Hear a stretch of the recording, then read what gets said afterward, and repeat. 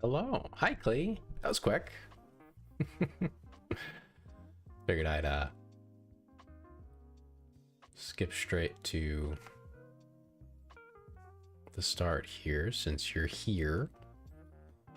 I don't have a starting plan here. Oh gosh.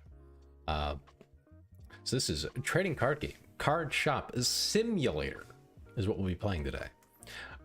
I have seen vague references to what this game is. Beyond that, I have no idea. I'm pretty good. Pretty good. End of the week. That's pretty huge.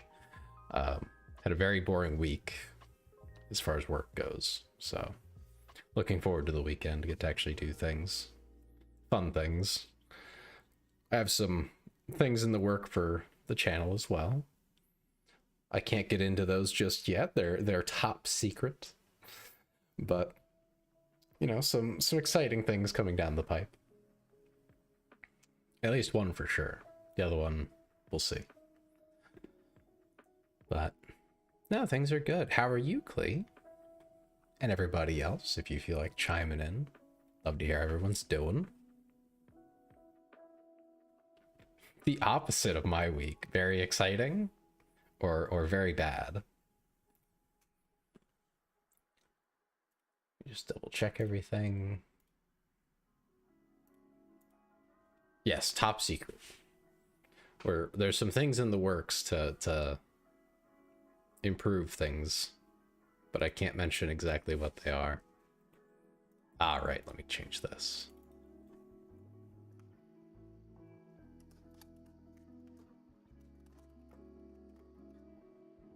There we go. That'll work.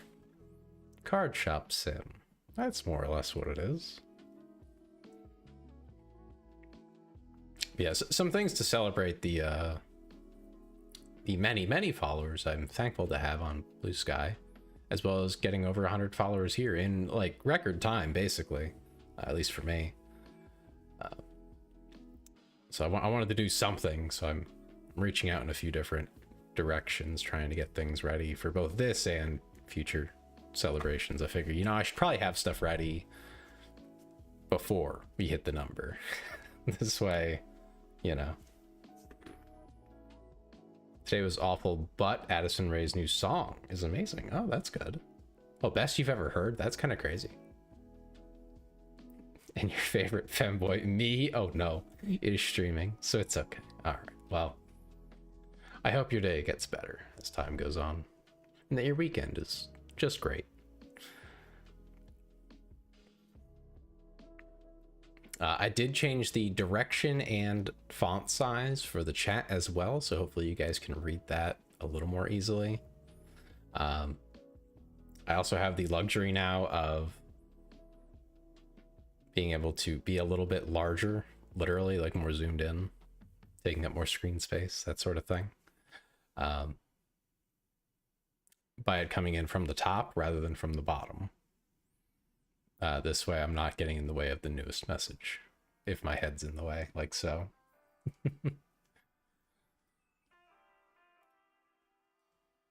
But anyway, let us start. I did say in the announcement, obviously some of you won't see that. I have no idea what I'm doing. Oh dear. Wow, that mouse sense. Okay. Turn that way down. Okay. Okay, we quit our day job to open our own little card game store. Why would you do that? Buy deodorant. What? What do you mean, Zippy? What are you trying to say? Can I sell it to my customers? They won't buy it, so what's the point?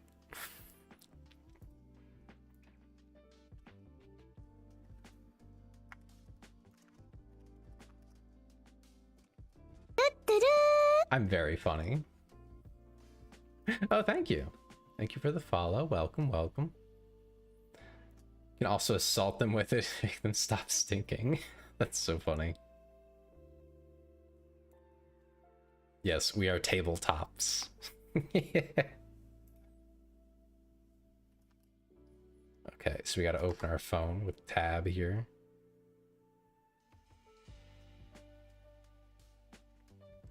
Oh no, pay bills. How you doing? I'm happy you like the name. It took a lot of creative energy. Okay, so clearly not in here. Stock. Okay, okay. How many can I afford? How many did they say I should get? I don't know. Let's look again. Just stock up, it says. Okay. I don't know. Buy 10. Can't hurt, right?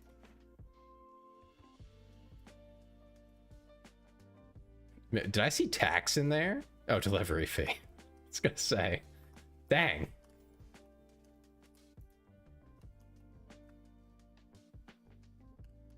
Hi, Bo. How you doing today? Oh. My chat's in the way of the... There we go. Okay, so...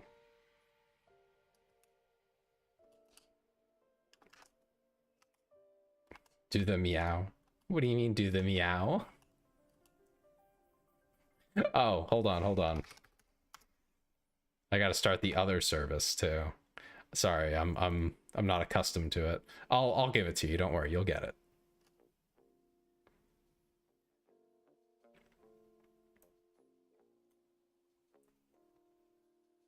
I just have to wait for Mix It Up to start. This will only take 10 minutes. Okay.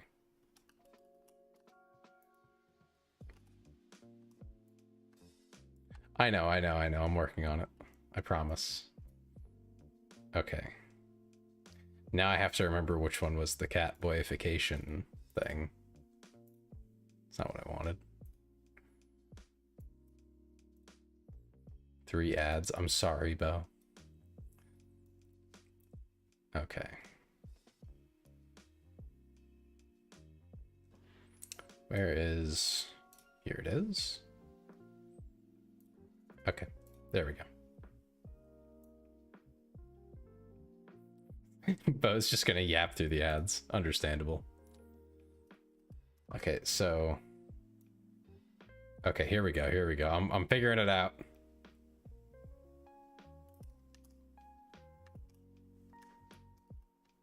Yeah, Bo is a little tiny little femboy.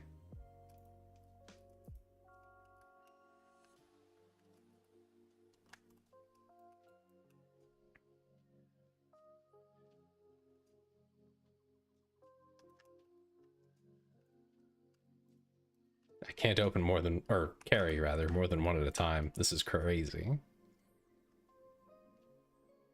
This really is like running a shop.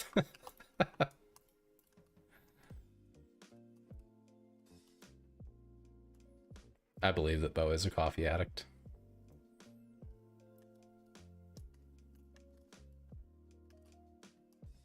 Higher than the market price. Okay.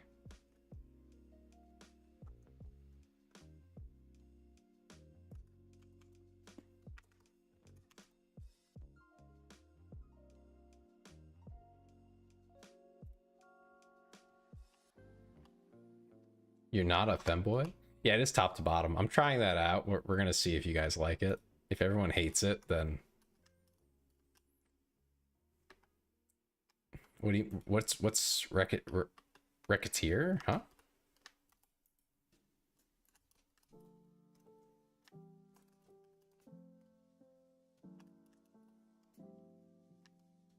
What's that? Capitalism. Oh no.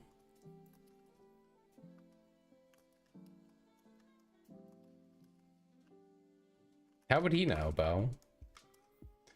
Actually, I picked this game specifically because I figured you're finally back, Zippy, so you'd be interested in this.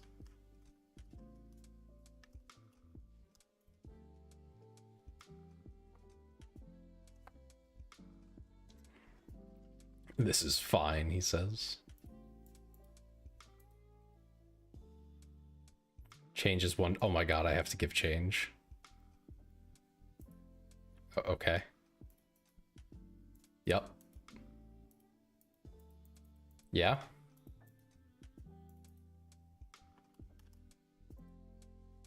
Oh, space bar. Okay, okay.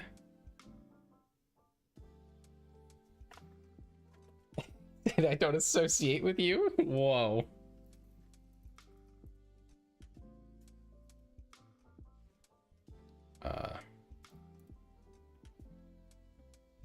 Okie dokie.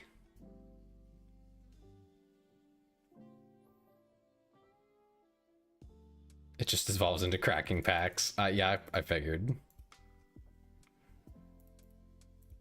I heard it had Gamba. That's why I was, you know, at least somewhat interested. I was like, oh, Gamba. I like Gamba. Can you overcharge them? Maybe, but that's a bad idea.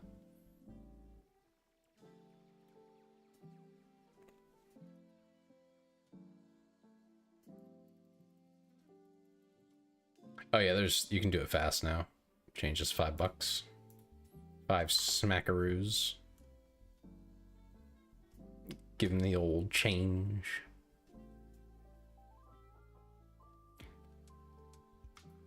Yeah, they're smart consumers and won't pay if it's wildly overpriced. I would expect as much. I would hope as much.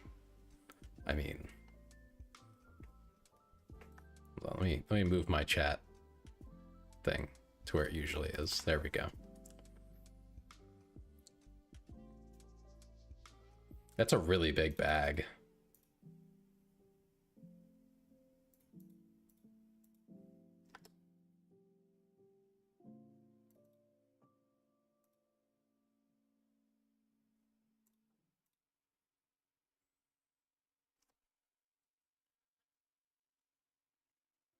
Yeah, I mean that's literally how overpricing works.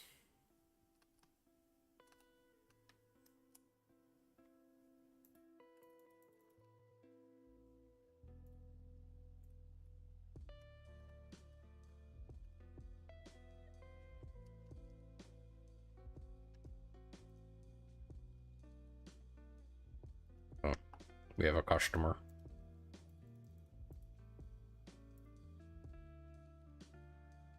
Changes 5.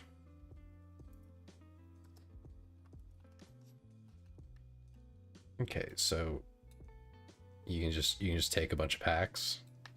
Okay. Open pack. Okay, yeah, we'll do that. 7 cents. Epic. Oh, we got $1. We got $1, guys. What? What are you talking about? Ooh, $5. Ooh, $1.37. Very shiny. I like it. Why do I only have one shelf? That's a great question. And I can't even help them while I'm doing this.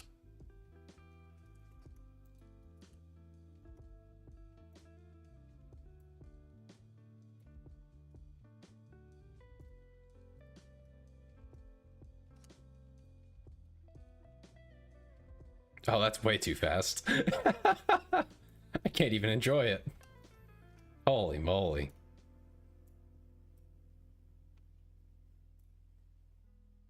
Okay, we'll do auto, but I want it to be at a speed where I can.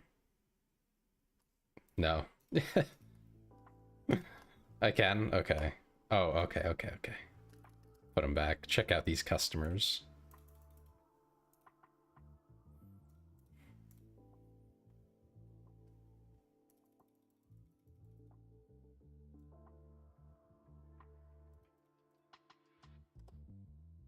Man, I should just open card packs for a living. That sounds like such a better idea.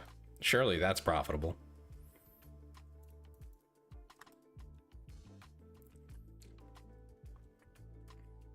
Don't you guys think so? Gamba? Just Gamba for a living? Easy.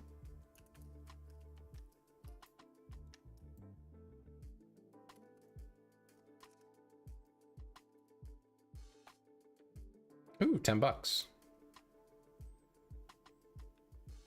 Nice, nice, nice.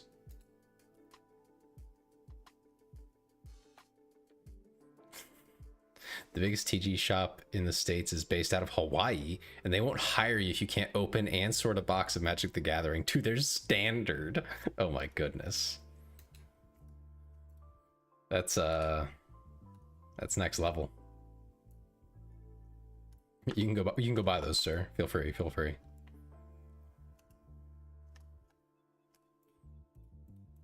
I mean, you'd have to pay me a lot of money to like get that out of me, you know? I think that sounds like a hassle.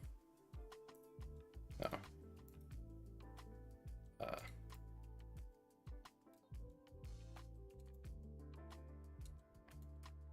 Oh, okay, that's weird. Interesting choice.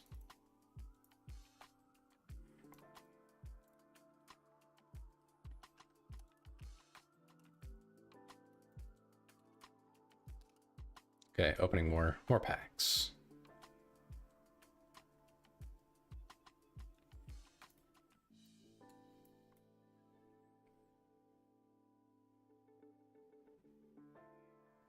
I feel like if every card shop did this, though, you know, there's no way. Where's Ben? I don't know. Where is Ben? Is Ben okay? Okay, buy a play table and put it in the shop. Okay. Play table.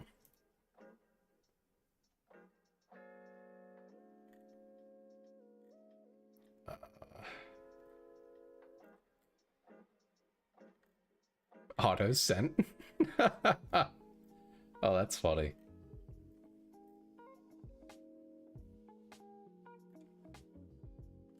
Okay, whatever. Oh, that's huge. All right. That bad boy up.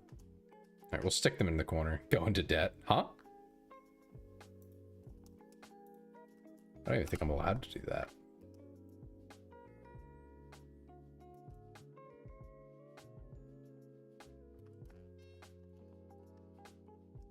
Oh, hi. That's a couple of cards there, sir. Now get the hell out of my shop. You're getting in the way of my Gamba. Oh, Jesus. Bro said just give me them all.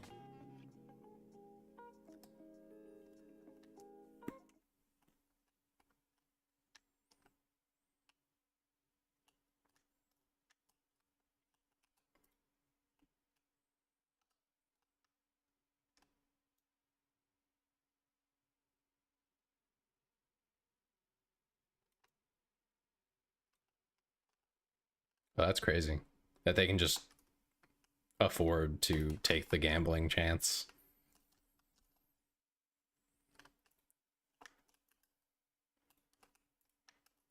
God, I'm too stupid for things like this. Gotta hit the right.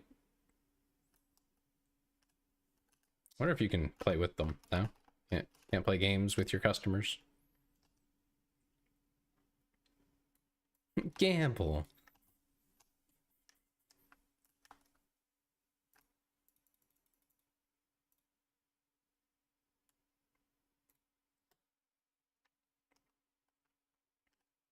Come on, guys. Let's go gambling.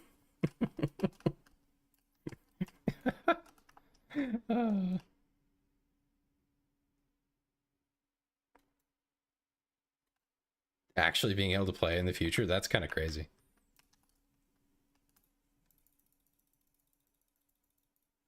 I gotta overprice these things. These they're selling out too quickly.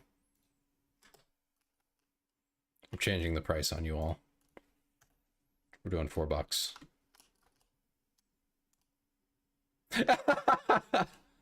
Okay, maybe 350. I love gambling. I wonder if there's any better gambling games that don't count as like actual gambling, so I don't get in trouble with the YouTube gods and Twitch gods.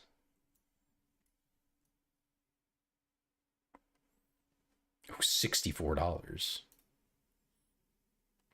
Someone made me red, I guess. Or did I press a button? I probably pressed a button. There we go. I pressed a button. My bad. It's on my numpad, but I reflexively type with my numpad.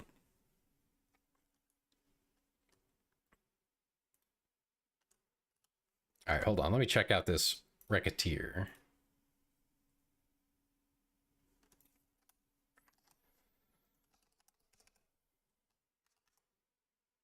Oh, item shop.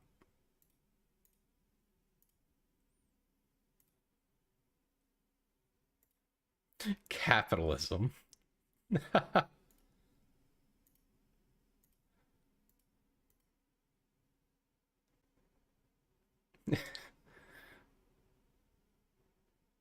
Well, no, the numpad on the right side of the keyboard, Bo.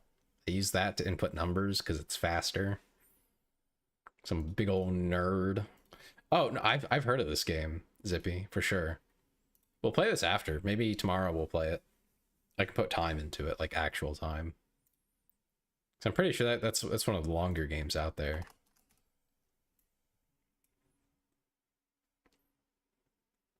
See, I want Gamba.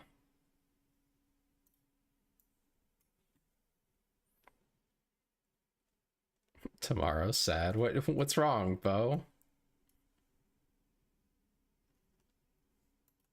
Bo, what's wrong? Why are you depressed?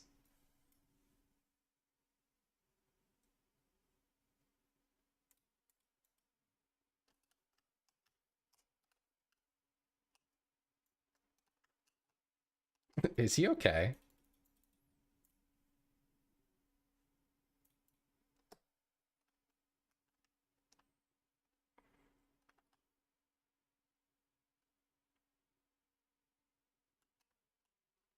Donkey. I think Bo's losing it.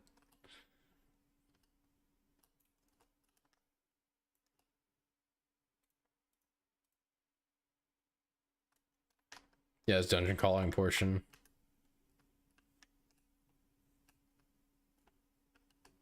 Yeah, by the host set high. As always, as always.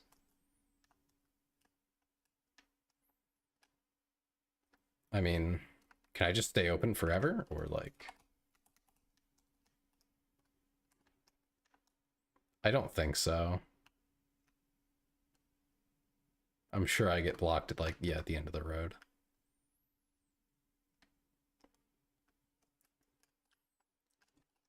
Turn on the lights. There's lights? Oh, that's crazy.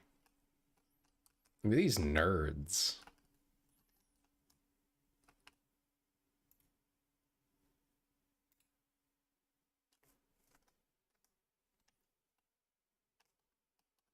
You miss her, but it's midnight. Yeah, yeah, that'll happen.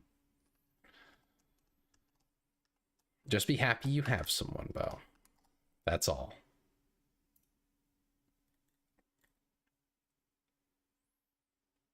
Okay, so what do I get? A card table? Oh, it raises my electric bill?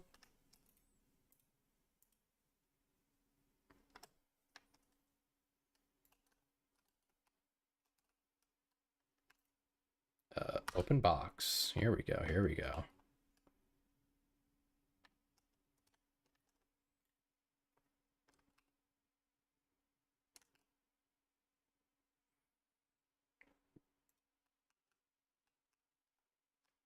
Oh, they're still playing. I can't kick them out.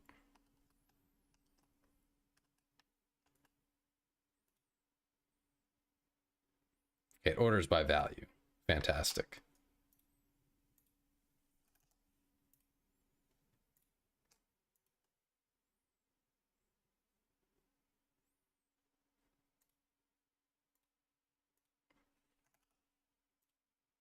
I can probably amp that one up.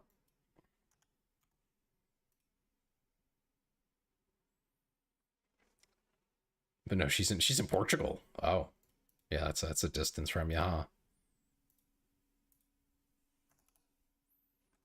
I keep forgetting I can't press those buttons. Oh God, a little too much.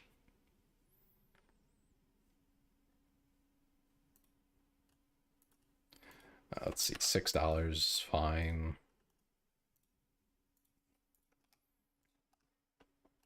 Overprice a random card, just wildly. There we go, $100 for that little thing. We'll see if it ever sells.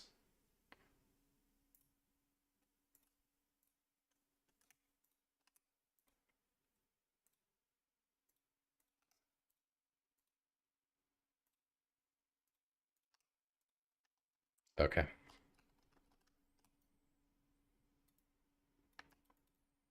Oh, I can't even, can't do anything. But weren't you just saying you're not a femboy? You're sending mixed signals here. Make up your mind already, man. All right, we'll start the next day. Before we're dissatisfied. Too bad.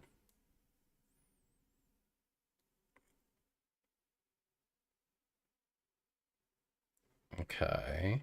Supply cost, upgrade cost. Oh yeah, I did spend money.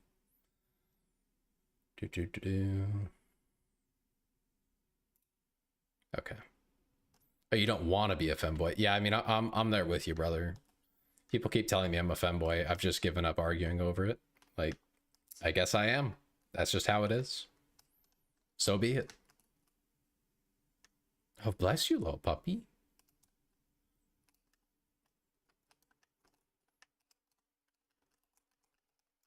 I have to open. Oh, flip it. There we go. A little spin. Come on in, brother. You got some hair problems, but it's okay. They think it's expensive at $350. You have no idea. Man.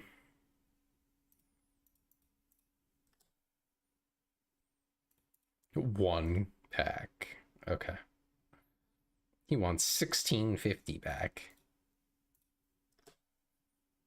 All right. Yeah, all right. Wow. A lot of people just buying one pack. People call you cute just because you're a femboy. Yeah, that's relatable.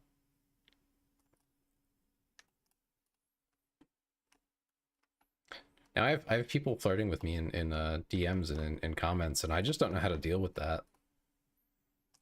I have not been flirted with in a even vaguely non-hetero way in God knows how long. By that I mean like guy to guy, you know, joking, making fun of each other.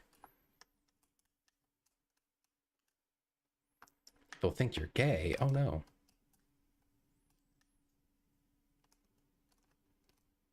They're complaining about the pricing. I guess I have to bring it back down. They're just not gonna buy it. $9.50. This guy's a pain. It's a scam. What's a scam? What do you mean? What are you trying to say? You think I'm ripping people off? Huh?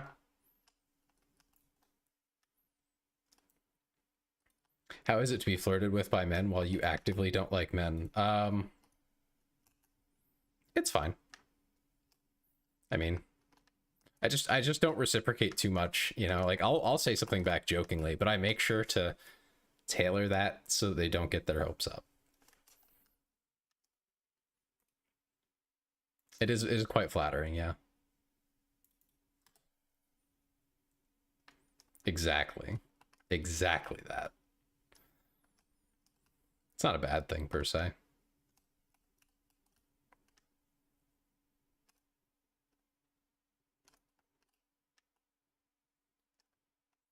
What? Huh?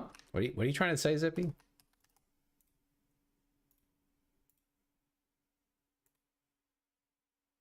$1 back. Yeah, I don't know what he was trying to type there either. I think he had a little... Oh, tailor that. Oh, okay. I see.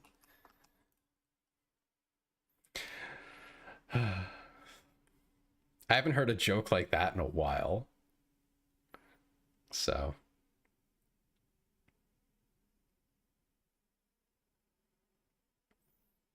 Yeah, this guy's... Yeah, he's a card guy. He knows what he's on about.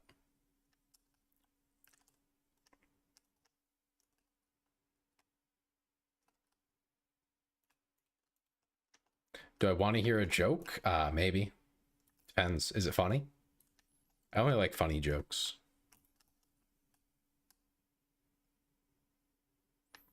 Oh, I think my most expensive card just went. Can it be a little racist? Probably not.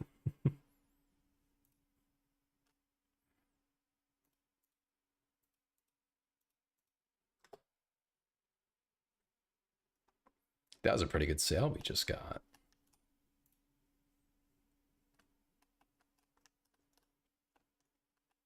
Wait until the stinky people show up. Oh, man.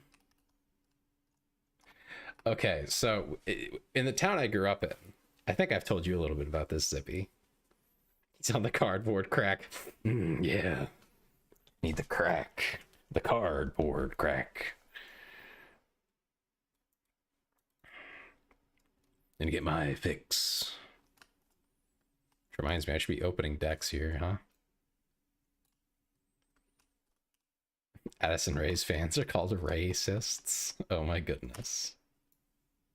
Hi, Ben. Ooh, $20.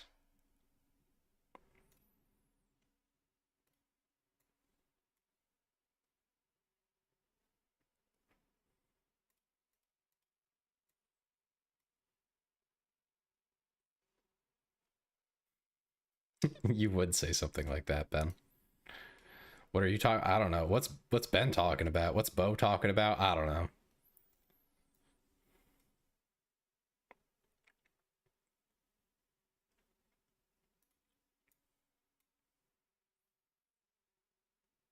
Okay, some decent value cards there.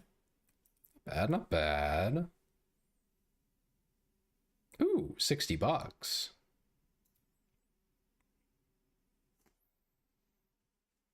Yeah, probably the one thing I haven't actually gotten into as far as gaming goes is trading card games. I've been tempted. I've played Magic a couple times with like a friend's deck and things like that. But man, I just don't want to I don't want to commit to that. That's expensive. Very expensive. The Pokeclone Smasher Pass? Oh no. Oh no.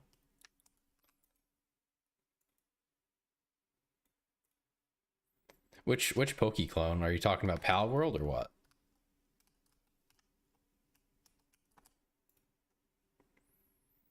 I mean, I'll play if I don't have to buy the cards myself.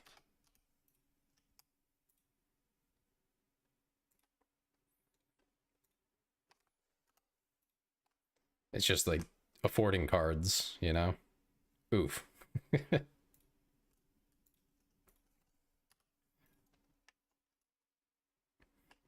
what? Hentai versus furries? Huh? You're gonna need to explain that one, Bo.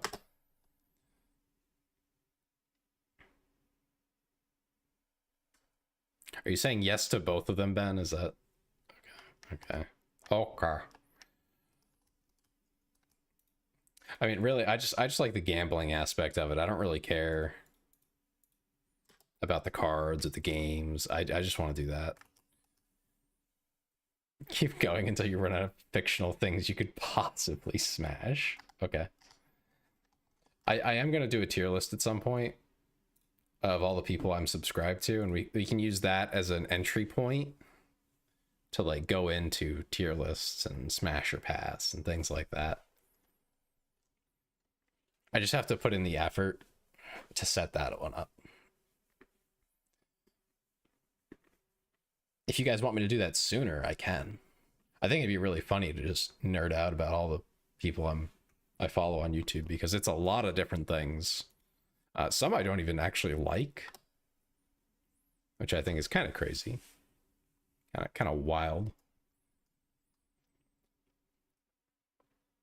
Oh, looks like that guy's losing over there for sure.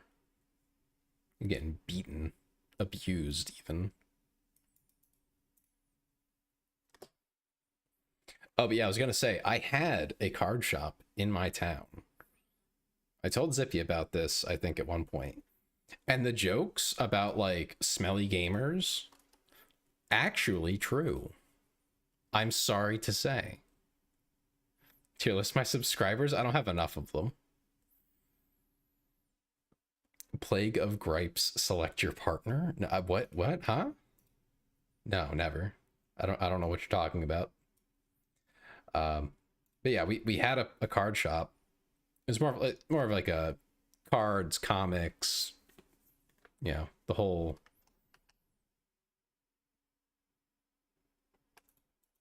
list.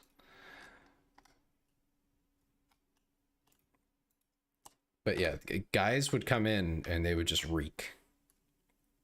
Now some guys, you know, like they have something going on where like they can't help it. But I knew some of them. I was friendly with them. I wouldn't say friends. I was friendly with them. They didn't have a problem. Yeah, like this guy. They just smell. They just show up smelly. They don't care. I don't know if their nose is broken or what. But the whole place just smelled all the time. Whenever there was an event going on of any kind, you'd walk in and it was just BO. And it wasn't mild like you'd expect at like a convention even. Because I've worked anime conventions. I've walked into those I don't know what to call them. The panels where they, you know, shove a bunch of people into one room. And these are all people who are like cosplaying and stuff. So yeah, they kind of are a little sweaty, a little smelly. Cause you know, they're walking around all day. You know, for like 12 hours. They're walking around, going to panels, hanging out. They're covered in cosplay, makeup, and all that crap. It does not smell that bad. It's time to order deodorant. It really is. Let's see. No, it's not here. Accessories. Here we go. Cleanser.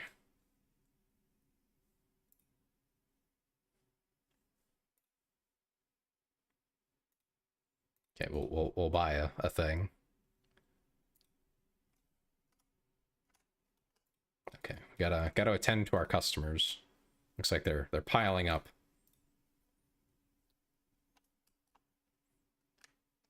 Oh shit. Here we go again. Oh, thank you, Demencia. Welcome, welcome. I don't really know what to do with these now. We're playing trading card game Shop Simulator. And I just had my first smelly gamer show up. Not Demencia. I can equip them. Okay, hold on. Epic. Oh no. How do I? Okay. I can just put it away. Sounds good. Demencia, yeah.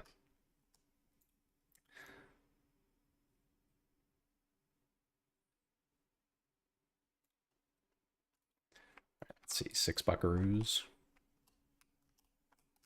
Indeed, the posts are now the other direction. It's so that you can see more of my beautiful face. Oh, how does this work? Collaborate? What does that mean, Demencia? I don't know what this is. I'm confused and scared. Oh, okay. It's gone now.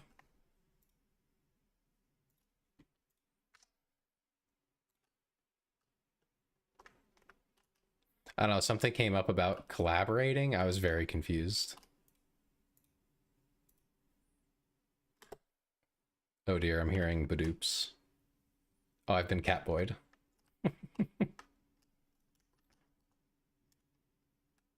The anti-stink robots. Oh no.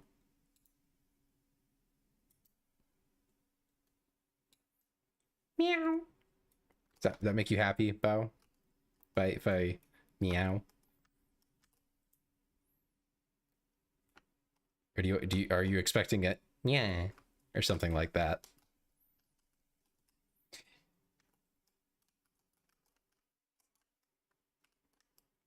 Oh, do I not have it where I can hear it? Did I screw that up? Here it is. Oh, I did screw that up. My mistake. Okay, now the sound should be fixed. Please don't. Yeah. Yeah. Why not? Just make Catboy a perma thing. Keep forgetting about the buttons. Curl up and start. No. Ben, I'm not gonna lick myself. That's weird.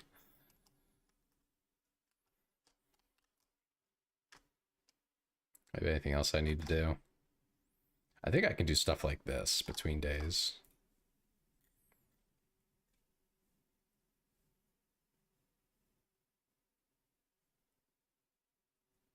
Yeah, like sell them.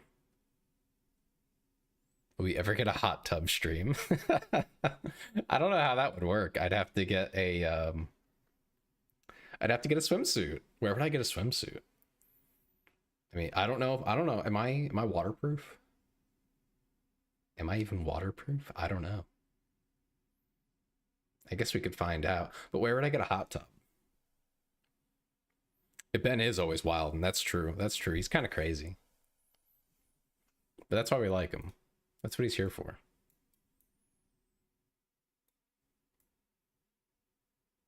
So what's like the point of these? Do you just move more volume?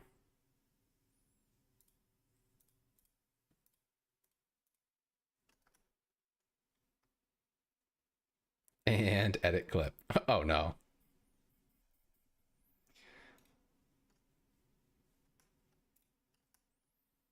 Here it is. This is what I wanted. Okay, so we have those. Don't really care about that. Figurines, awesome.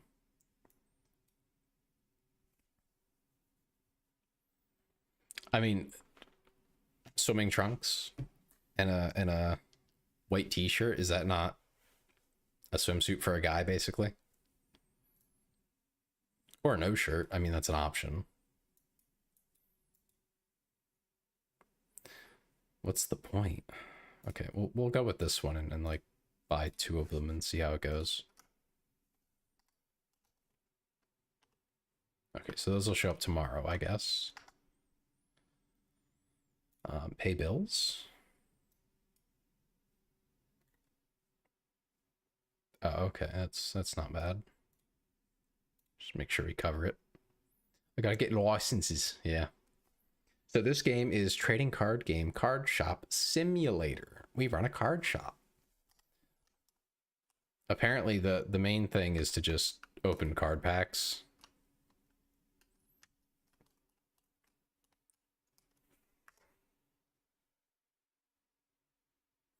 And you sell the cards and the packs both for money.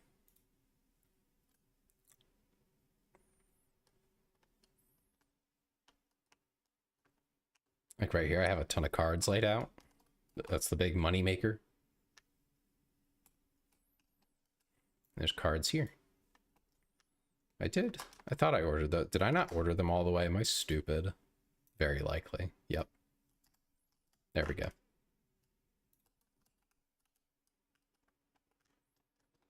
You can just sit in the corner and crack packs all day. That's hilarious.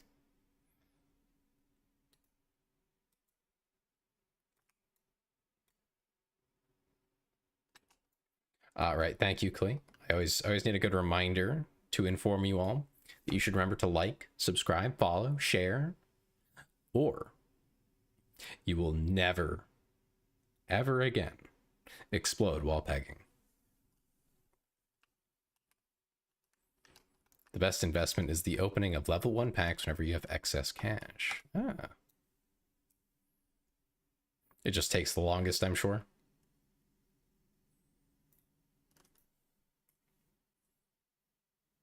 Got a $5 card in there somewhere.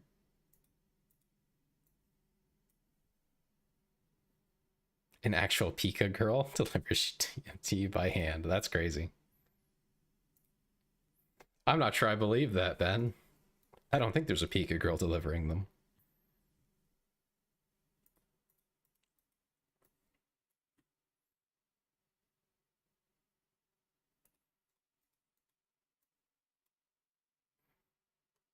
I can just be a goblin all morning and open cards until I open shop. That's crazy.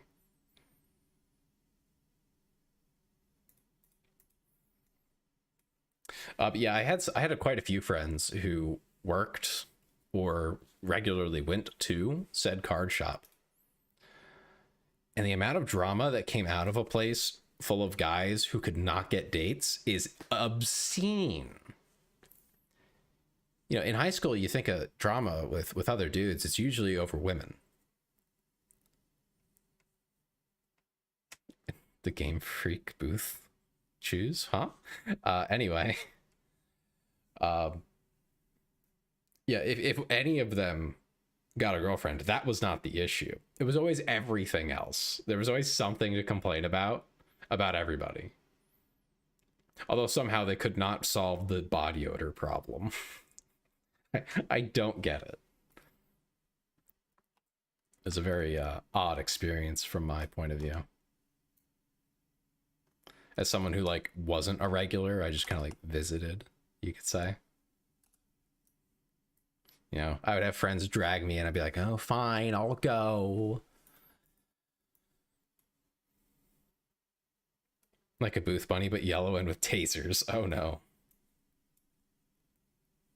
There's people who would be into that. Yeah, so that card shop was very interesting. People don't wash their clothes. Yeah, that happens too. And not just like Jack. Holy crap, $500. Hell yeah. And we got the Gamba here.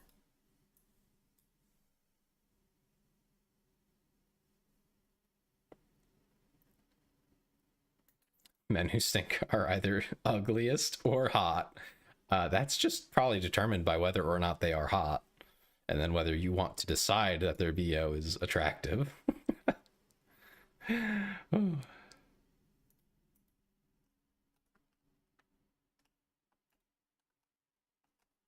we'll open up. We'll pull some cards down.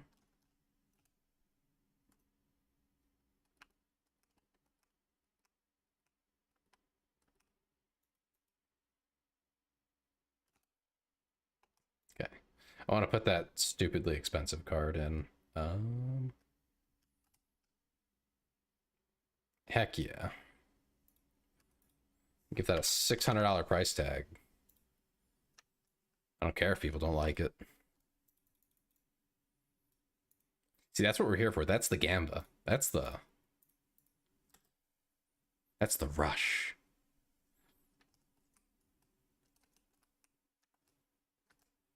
What are you talking about, Ben? What do you mean stop? Oh, this guy. Oh, he's actually this is the smelly dude.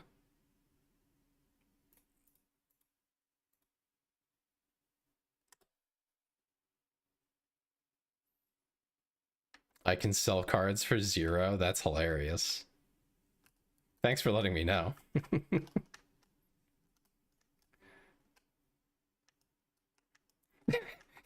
He's losing it over this virtual cardboard. I love it.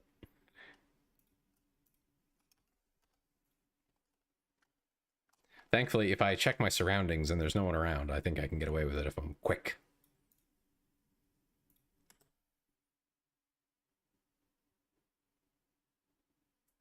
Broke ass. Yeah, you heard me. Yeah, go play your game. Loser. Sorry, that was cruel, but I just felt the need. I've seen too many guys who look roughly like that who are just God. They're all up in the drama in the place, and like it's always. I hated that card shop. Call me a loser. Yeah, Zippy, you're a loser. Are you happy now? Does that make you feel good? Did you want me to say that?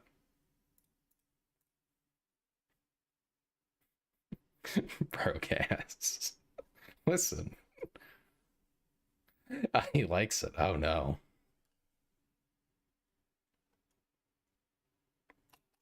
Let me get my cards inside. Oh yeah. Okay, let's open it up. Oh, this is just a bigger box of the cards. Got it.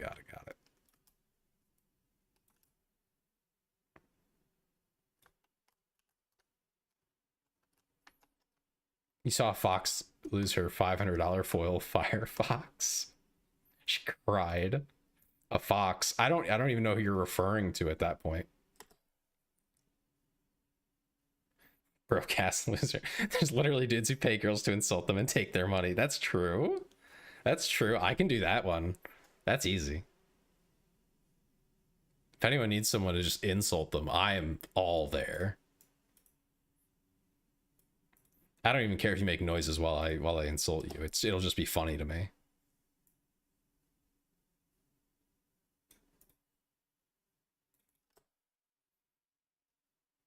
I was once a cashier. Now I'm a cashier again. This is crazy. I make a lot more money though. Damn. So when I was a cashier, and this wasn't like 50 years ago, I'm not that old. Our starting pay was like $7.50. And you want to know how much it went up? After 2 years. I just want everyone to sit on that and guess. I started at $7.50 as a cashier. I spent 2 years there. I was at the top. I was one of the best for actually getting items through. After 2 years, what do you think my hourly rate was? I'll give everyone a minute to guess, especially the YouTube people who have to we have to wait for, more or less.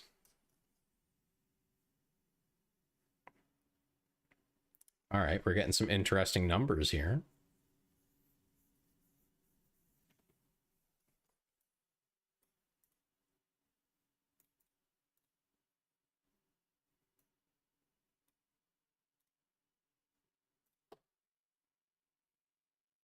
You don't do math good. That's okay. Math is difficult, very difficult for most people, including me. I didn't find it easy. I just forced myself to like get through the classes and stuff, you know. I did get a degree. I do have a degree that is very math heavy. I think I went up to Calc 2, more or less. Oh, good. Yeah, you should buy deodorant, brother.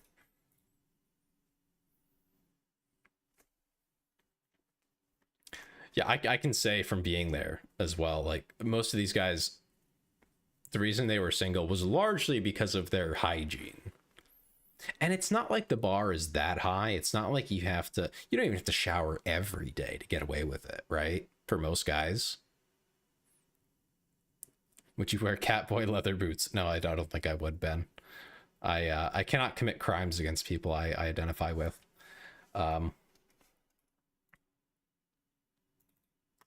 Yeah, if they just showered like every other day, washed their clothes after wearing them, I don't know, twice, they could get away with all that. And they weren't nasty people, most of them. Some of them were awful, don't get me wrong. But for the most part, they were cool. They were nice people. Nerds, obviously. The bar is kind of low, I'll be honest. Once you start dating, though, the bar goes up, to be clear.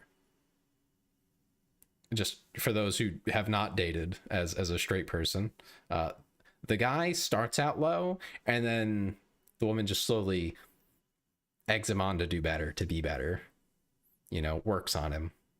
And it's usually on the mild things. You can't fix him if he's utterly insane. But like, you know, if he just kind of is a little lazy about some things because he just doesn't feel like it matters, you know? Do I really have to brush my teeth before bed, babe? Do I really? And then she goes, yeah, you do. It's gross. And then he goes, oh, okay. And now women are smart. They know they can't just say those things all the time. But like, once it hits a point, they're allowed to say it and get away with it. And he won't get like all upset. I mean, he'll be upset, but he'll just change what he's doing. Just don't expect massive changes. I'm talking, you know, these are mild things. Yes, go to a trading card shop and you will find plenty of nerds to date. Easily. Like that's the congregation spot for sure. That is where you locate them. You don't even need a radar at that point. Shop's literally just filled with them. If anything, the problem is you'll have too many nerds interested. Although, do be warned, politically and all of that, they may not align with what you expect them to. I'm not trying to not do that, Ben, so I'm not sorry. I'm really not sorry that I'm killing your boner, dude. Is that what you come here for? What a great game today. Shop Simulator, right? Welcome, Vari. I heard boner. I also considered playing the Power Wash Simulator. But I don't know. I heard good things about this, so I wanted to try it out. See, I'm really fast cashier. Pretty good at this. Yeah, Ben was telling me that I was killing his boner, and I'm very confused. This game is better. Your friend put 100 hours in the last week on it. Okay, better to watch or just better to play if you're an addict to the Gamba, you know, like two very different things. That's what I'm still trying to decide. I think it's at least a good starter for like, oh, power washing. Oh, okay. That's kind of what I figured. I was like, it's probably a better game. I just haven't committed.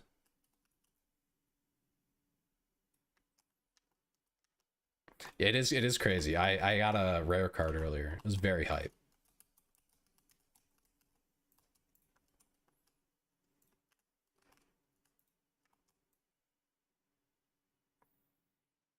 Any ghost rares? I don't think ghost rare. I had like a $600 card though. It's over here somewhere. Yeah, that one. Oh, there's items still left in it? Okay. Yeah, I'll check you guys out. Don't worry. Oh. Yeah, whatever. I swear I'm a good cashier, guys. Please don't fire me. The cashiers are fake as fuck, though. Huh? What are you trying to say? You saying I'm not good at my job? The foil gift bait. Oh my goodness. They take 6 seconds per item. Oh no. Yeah, no, that sounds like real card shop cashiers. They're too busy yapping with the customer because they're nerds too. If anything, they're the biggest nerds.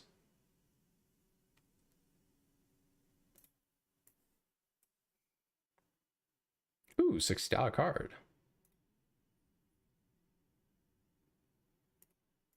It's getting dark in here, isn't it? Oh my god, I have to put the cards down. I only have one hand, apparently. Counting each penny. That's the most efficient way. What do you mean? Gotta make sure you don't overpay. Oh, nice. $20 card. God, I fucking love gambling on cards.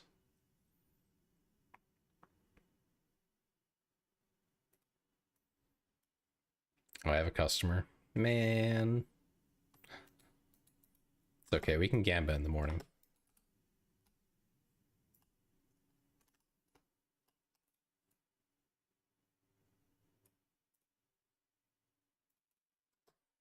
And I'd rather pay someone else for this than do it myself, though, to be honest. Yeah, you bet it is a fair price. I bet you like that. Nasty.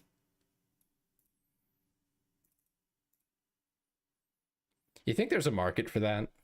A card shop where they just insult you when you come up to the register? They just talk smack the whole time.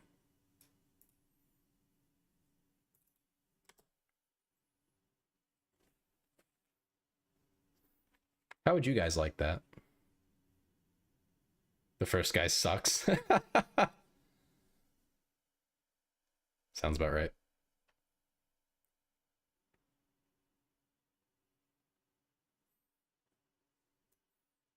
We got the secret agent over here. $1. Literally any card shop, though. wait. What do you mean? That's okay, Dementia. Just happy to have you here. Oh, yeah. No, okay. So, weirdly enough, the shop that was in my town, at least the people who worked the register, most of them, were pretty cool. They were all right guys. You know, they weren't turbo nerds. They were nerds, but they weren't turbo nerds. They could talk to you like a normal human being. Crazy idea, I know. But all the customers, by and large, like the ones you'd see regularly, were definitely turbo nerds.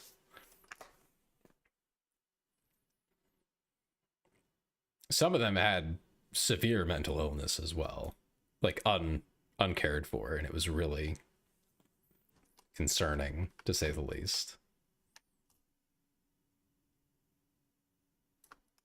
Okay, box is empty now. You went to buy Gunpla?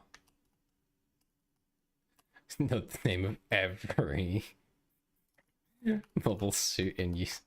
That's crazy. You knowing less than someone else in the first place, kind of wild. I'm not sure that's real. Second of all, yeah, it's like that. It's definitely like that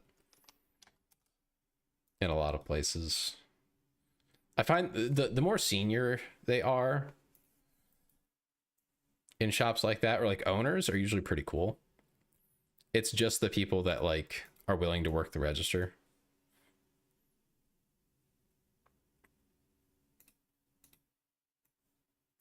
Nerdy and full of themselves. Yeah, there's a lot of hate for them in here, it seems. I don't think it's undeserved, but kind of funny.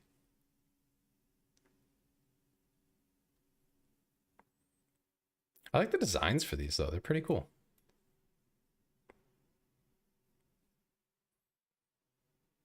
Your bunnies are raising vampire bees? I'm sure it's fine.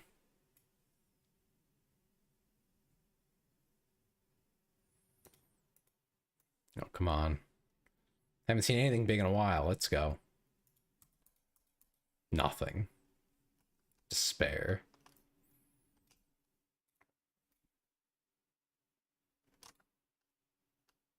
You had a GameStop employee insult you multiple times because you were buying Nintendo games. That's kind of crazy. Like, if he was just like, oh yeah, you heard about another thing Nintendo did? Yeah, that sucks. That'd be one thing, right? You know, it's the news, per se. But to just straight up be like, wow. You know, you're kind of a piece of shit for buying these games, bro. I can hear it. I can imagine it right now.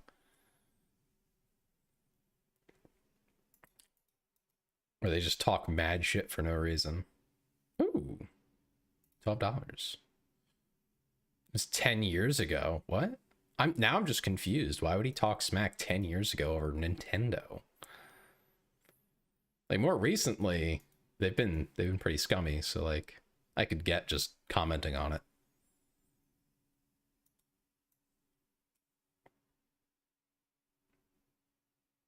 Yeah, they're kids games for the most part.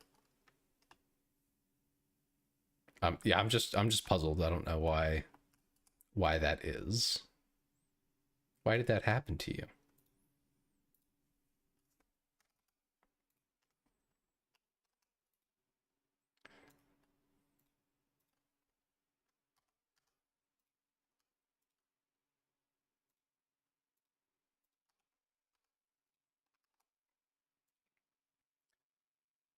Neat little cards.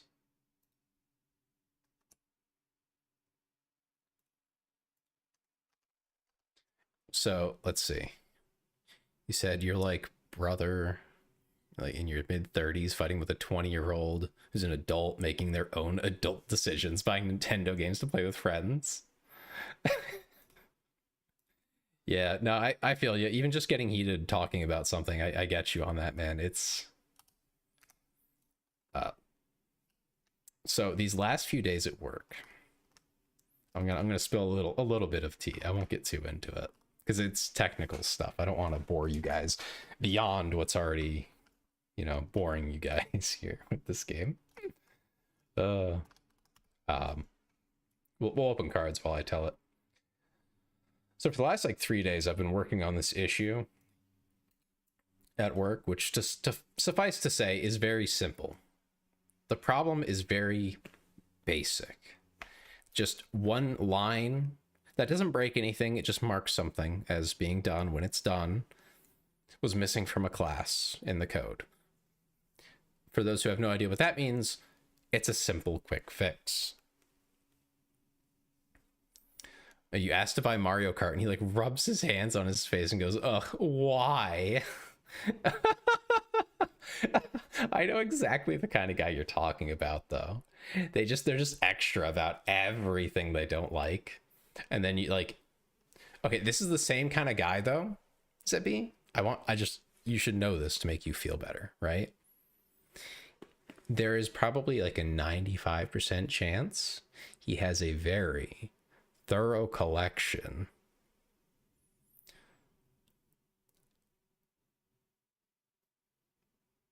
of Funko Pops. Detailed, organized, alphabetized.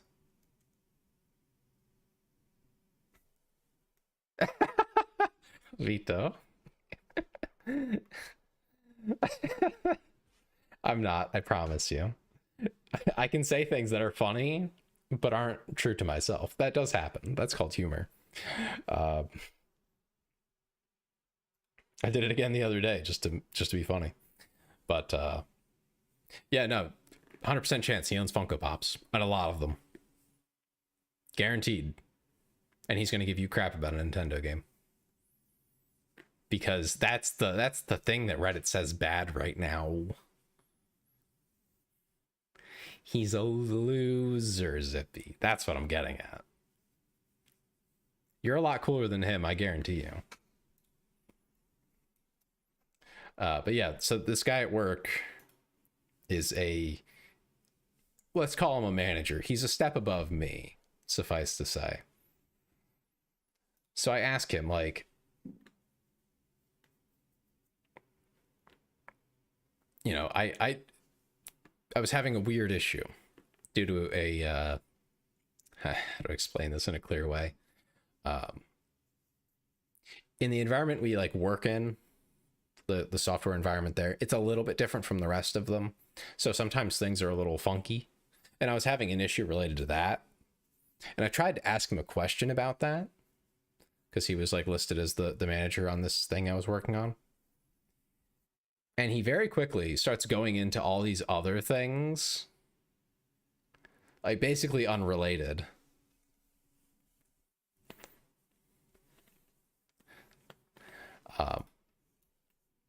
Being like, oh, there's these issues with the code over in this other class. That's part of it. There's issues here. There's issues over there. And I'm like, brother, I added one line. I didn't write this code. What do you mean your class? What do you mean your code? Who are you talking to? Because it ain't me. I don't know who made this. I was told to fix this one thing.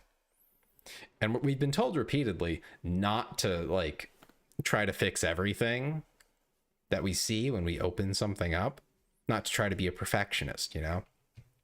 Things have to get done on time.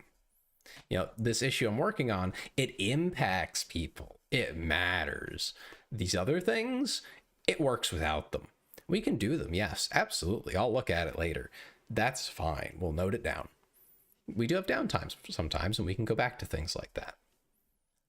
but I just need this one thing fixed. And I kept telling him, because I figured it out on my own, he wasn't very helpful, you know, how to actually fix that and get it to work in that environment. It was a simple fix, I just didn't know what it was. And he's like, no, this thing still has to be fixed. No, it has to be fixed, this other thing. And I'm like, but it works fine. Like, it runs, it works. Everything's okay. It's functional. It does the job it's supposed to. It's fine. And he just keeps hammering on, this has to get fixed. There's a problem here. I need you all to understand there's no problem. It's fine. It's all good. There's nothing wrong. And fix it. I know. I addressed some of the like nitpicks he had about the code, which were entirely pedantic. It didn't actually matter, but fine. Not best practice. We can fix that real quick. No big deal. But this other thing he's stuck on, he's still stuck on it now, by the way. Like, I left and we were still discussing it. I was trying to get him to understand that it's fine. You fell asleep. What did he do? He just keeps badgering me about crap that's not a problem.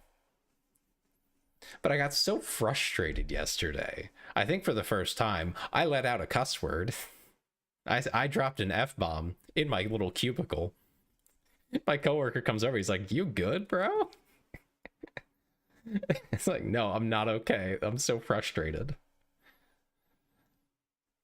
Have you tried shutting him up with a kiss? No, thank you. Even among men, that is not him. If I had to kiss a guy, it wouldn't be him.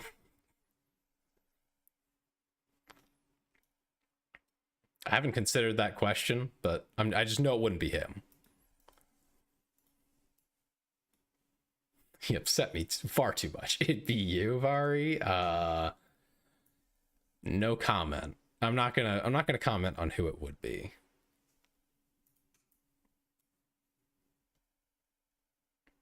It would be Hagrid. That's a story, you know.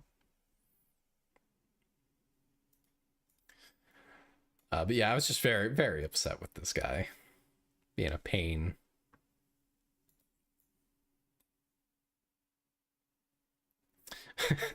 Bro, if your bro got a snake bite on their wee wee, would you suck the poison out? That's a 5th grade question for sure.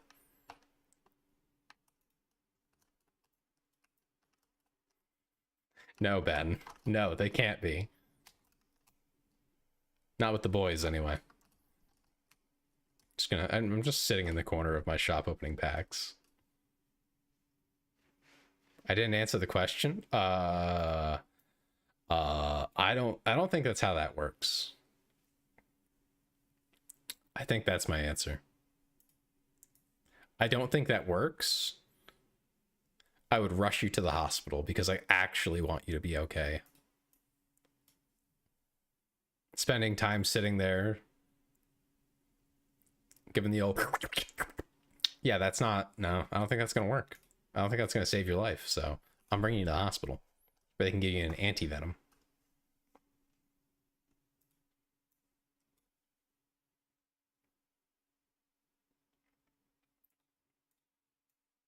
Or do you want to lose it?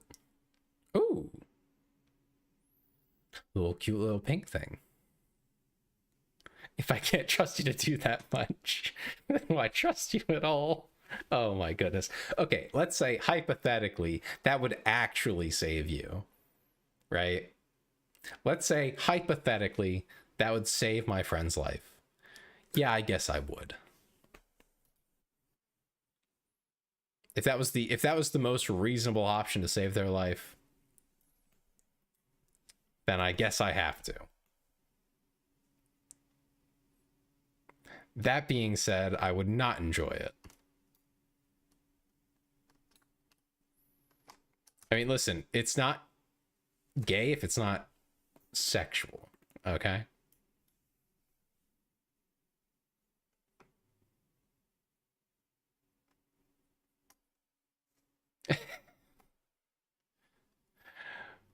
To install, would you allow someone to install a bionic lifter tail with a manipulator claw on it in you? I don't know what that is, Ben. Bionic lifter tail. Is that like a crane tail? A tail that is a crane? Is that what you're saying?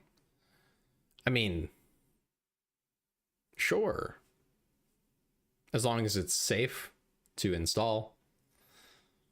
That would be the big thing for me. It would have to be safe.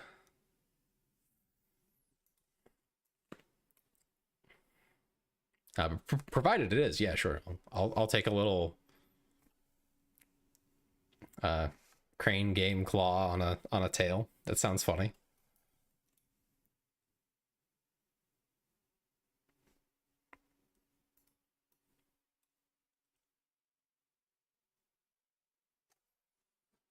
Industrial strength monkey with a wrench on the end.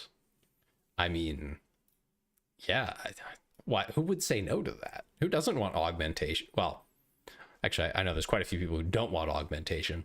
What sane person doesn't want such an awesome augmentation? That sounds great.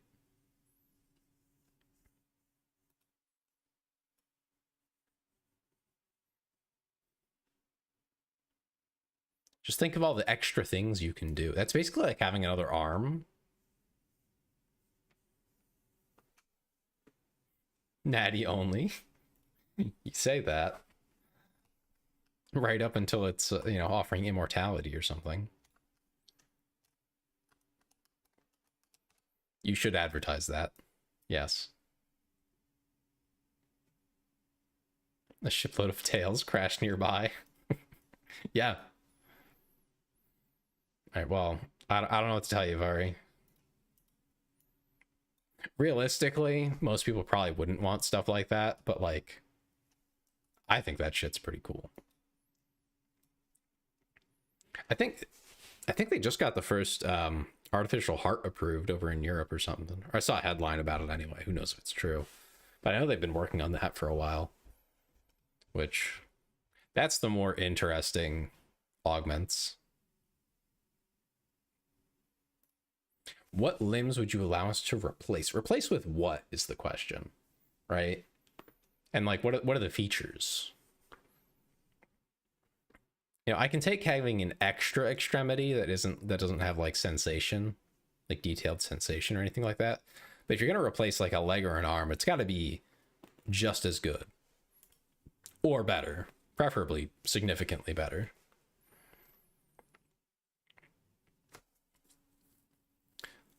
But yeah, replacing organs and stuff is the much more interesting side of like augmentations and physical changes, because then you can live much longer.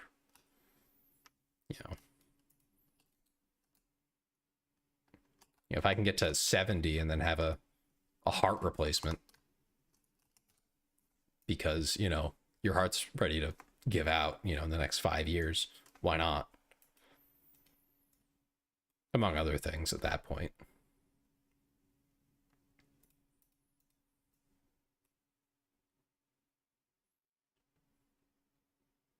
I'm so excited to live in an unreasonable length of time if things like that continue. Genetically perfect super limb. That's crazy. See, but if it's just the same limb again, but like cloned, I mean, my limbs are doing all right, so I think I'm good.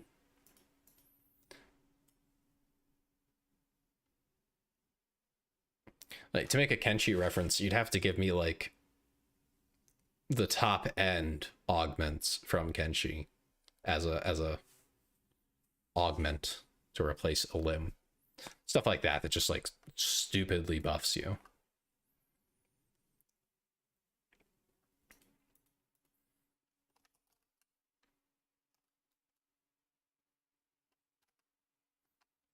Oh, the biosculpting pods. I know what you're talking about. That one. I would be interested in those where it just like helps your body get back to perfect.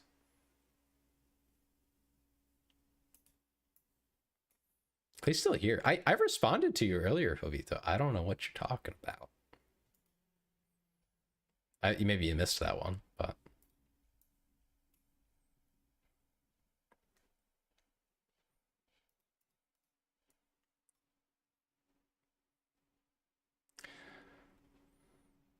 Minstar. Angie Star. Hostile. Smug. It's smug, isn't it?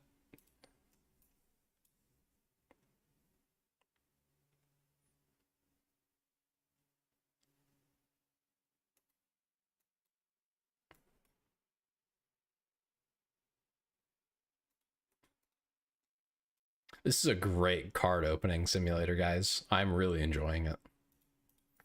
Anyway, where's my dopamine hits? This is I need the hits.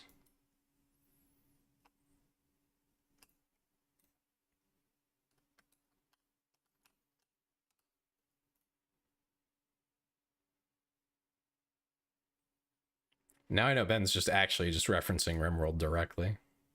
I don't know, getting a little lazy there, Ben. Hey, Nanomite.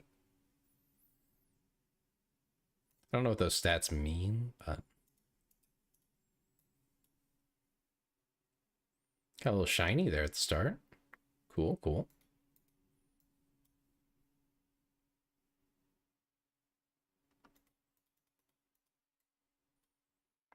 Dude, we're definitely making money on every single pack we open for the most part. It's just like selling that many. Oh, Shello.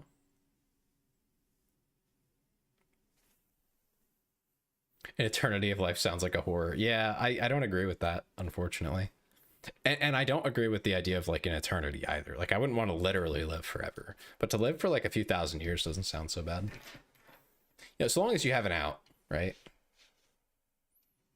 I know you were talking about RimWorld, Ben. What are you talking about?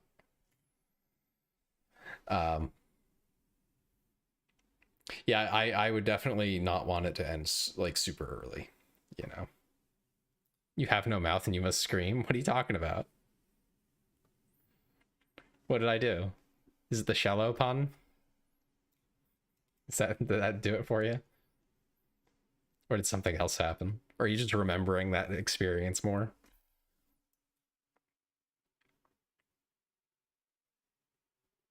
No, I don't get it. What are you talking about? Is that some kind of book reference I'm too not a nerd to understand? Like, what are you on about?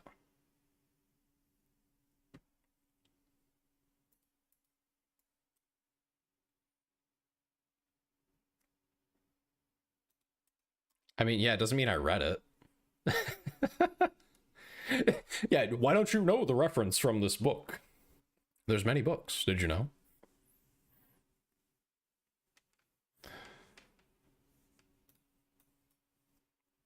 No, I don't read books. That's for nerds. Ooh, 114. I know of it. I just haven't read it. Why would I go and read it? Give me a reason.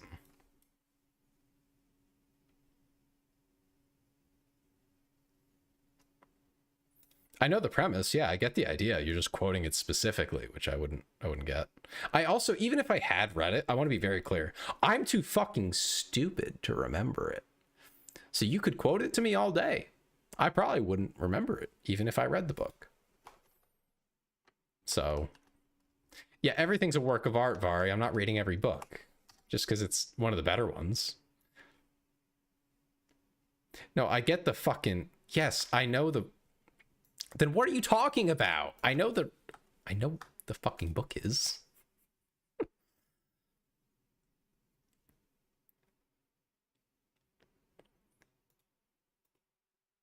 Oh, yes. Yeah. I just asked what you meant by it because it was vague. Like, what did you mean by you have no mouth and you must scream? Like, why are you referencing it? That's all I asked, and you guys are going off on me. Holy crap.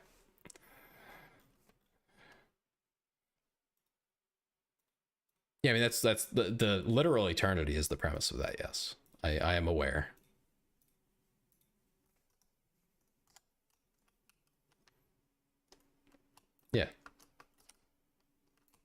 I know that much.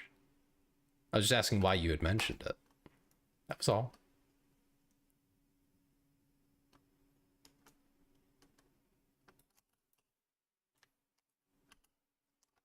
And then Vari immediately jumped into giving me grief. I'm not surprised.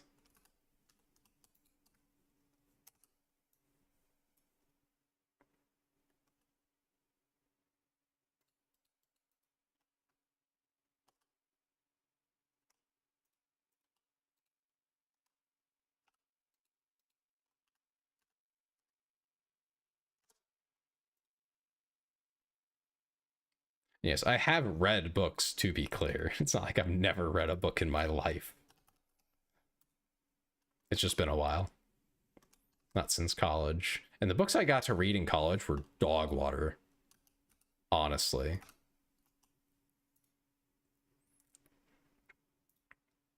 Hold on. Actually, I'm going to quote you guys from a book that I had to read. Give me a second. I'm going to find the picture. I have a picture of it.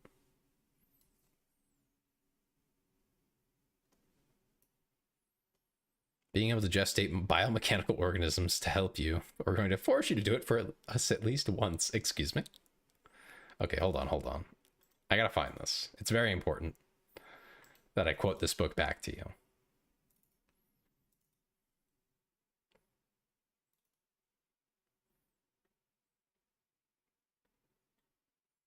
I know I have the picture because I posted it recently to Blue Sky. Okay, here it is. All right. Let me make sure I read this clearly for you all. All right, this is from a book called The Circle, and I'll explain the premise to you after I read the quote. His eyes went wild, and he struggled with his pants, trying to remove them. But just as he pulled them to his thighs, a sound came from his mouth, something like, "Oh God," or "I gotta," just before he doubled over, his head jerking left and right until he crumpled on the bed, his head to the wall. She backed away, looking at him, his shirt hiked up, his crotch exposed. She could think only of a campfire, one small log, all of it doused in milk. It's not even smut. Oh my goodness.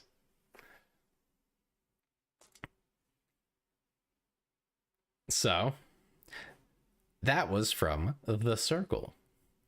Now, I would like you all to wager a guess. What was that book about? Feel free. Take a guess.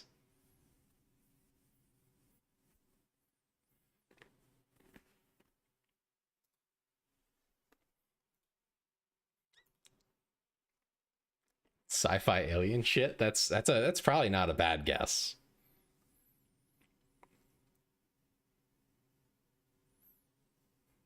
Like that would actually, I don't know, you could somehow have that in there. Blue Ring Octopus Attack. Yeah, sci-fi is pretty well known for that. But yeah, no. It is not sci-fi. I can tell you that much.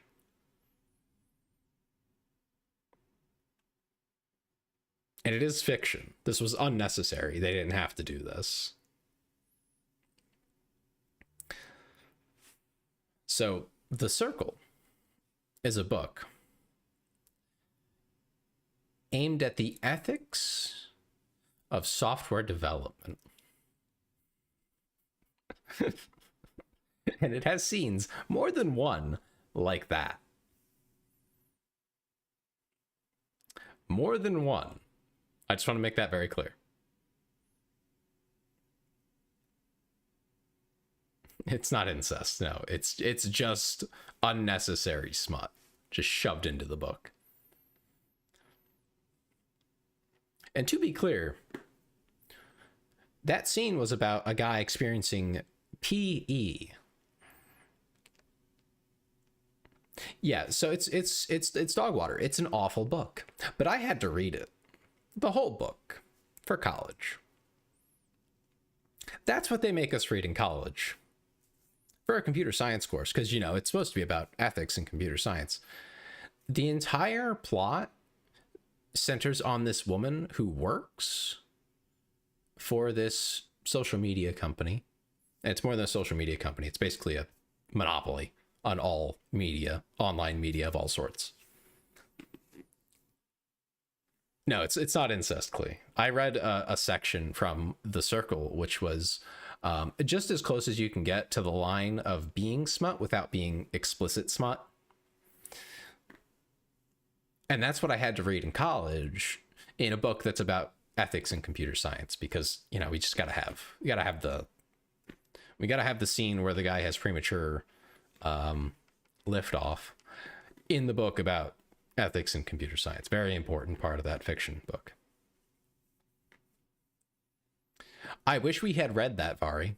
I wish we had read Do Androids Dream of Electric Sheep, but we didn't. What I do want to finish reading someday is the Robot Trilogy from Isaac Asimov. That's one I've read the first book. I just need to read the others now. Working on that.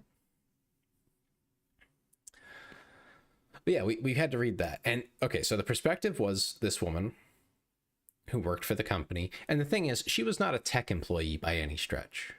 Her job was basically PR. She was like HR or something. So you didn't even get a perspective on the tech side of it, like how they were making these decisions and what the actual like info was, because it turns out the author's kind of an idiot. He was never a tech employee. He never worked in the tech sphere. He was just like, you know, a tech bro, basically, but not like in the field, just like watching the field. And he thought he could give some insight. How's the shop been? It's been closed because I've been opening packs. So yeah, the entire story just follows her and her, I think it was her ex-boyfriend's descent into paranoia, because the company she works for, this social media company, literally tracks everything you do. Like from the moment you wake up to the moment you go to bed. The only exception is when you're in the bathroom. That's it. That's the only one you get. And it's like, no, this is just dumb. The premise is too over the top. Yeah, the author was a horny tech bro who wasn't even involved in the industry. They get to one of the climatic scenes. Now, spoilers here if anyone cares to read this crappy book. But they get to one scene where they're looking at like the core processor, the mainframe, they called it. Now, this is supposed to be in the future, mind you. The future. And this was not written that long ago. These guys, he could know what a server rack looks like. He could know what a server room looks like, what a data center is. No. They walk in and it's this big open room. There's nothing in it except for an obelisk in the center with pipes and wires coming from the walls feeding into it. It's all super dramatic, way over the top. I think he thought he was going to get a fucking movie made out of it because he was trying to make it, you know, all dramatic. But it's the future. Yeah, I fucking hate that shit, dude. Holy crap. It drove me up a wall reading it because I'm just like, no, this is awful. It wasn't that far in the future, mind you. It was like maybe 10 years. I think we're coming up on when it was supposed to be. We're not that far off. It's just a shitty book by a shitty guy who just wanted his weird... I don't even think he wanted to push his weird fetish. I think he just wanted to talk smack about the people in the industry. I think he just had a weird hate for actual like software devs and stuff, and was trying to, through that character who experienced a not great experience, basically like call them losers. Blood Dragon hacking level, I don't know. I couldn't tell you. But it was just bad overall. It was just a shitty book. Some parts of it were okay. Most of it was mid. There were some pretty awful parts. Therefore, overall, it's a pretty bad book. We also read... Oh, I'm trying to remember the name of it now. I think I still have it. I got rid of the other one. I got rid of The Circle. I didn't like that. There was another one about it was nonfiction. It was just a biography of people who worked on some of the first like mainframes They literally fist the computers. I mean, yeah, that sounds, yeah, it's roughly on that level. They did use some tech terms, but they never got into it, which was the frustrating part, because it's like you didn't actually address any of the reasons, any of the problems, any of the concerns for why these things were created, right? Like they made systems for tracking people. Okay, but like why? Like one of them was a chip that could track your child for you in the event of an emergency. You're a grandpa. Yeah. So stuff like that. And it's like, okay, but like, is there some epidemic of children being kidnapped and murdered? Like, I don't know. They barely got into that. They barely touched it. They just kind of smoothed over the whole issue that brought about this concern and this rather radical solution. They glazed over all of the like, okay, well, what's the pushback? What do people feel about it? Why are they interested in doing it? All these very important questions never answered. That's where the ethics lie. If there's some awful problem, if people are dying and the alternative is, okay, you put a little tracker in the wrist of your kid that you can take out when they're older and more able to be more responsible for themselves. Okay, and like if it's that bad, maybe that's a valid solution. I don't know. We've never seen something like that. That's not like a thing. But I don't know. They didn't explain it. They just make it like, well, that must be necessarily bad. It's like, well, it's all circumstantial. That's what we have to grapple with in the entire industry. Very frustrating. Meanwhile, in the other one, it's very much the best tech I know is your mom's gay. That's a different kind of tech, but all right. Yeah, just very frustrating to have to read that and be told that like, oh, you have to like extract the ethical dilemmas from it. Like, what do you mean ethical dilemmas? The ethical dilemmas she faced were very basic. It was like, oh, do you involve yourself in excessive tracking of oneself? Because she did this to herself. For clout. Do you do that? I don't know. Maybe. It depends. Is it worth it to you? Do you not mind? There's some people who would love that. I don't know. That's very person to person. Personally, I'd hate that. I wouldn't want to be tracked all the time. Just to get some social media clout for it. But yeah. I'll get off my soapbox now of bad tech book. But yeah, that one drove me up a wall. That was probably the worst part of my entire college experience as well, which is saying something. So I had some negative experiences otherwise.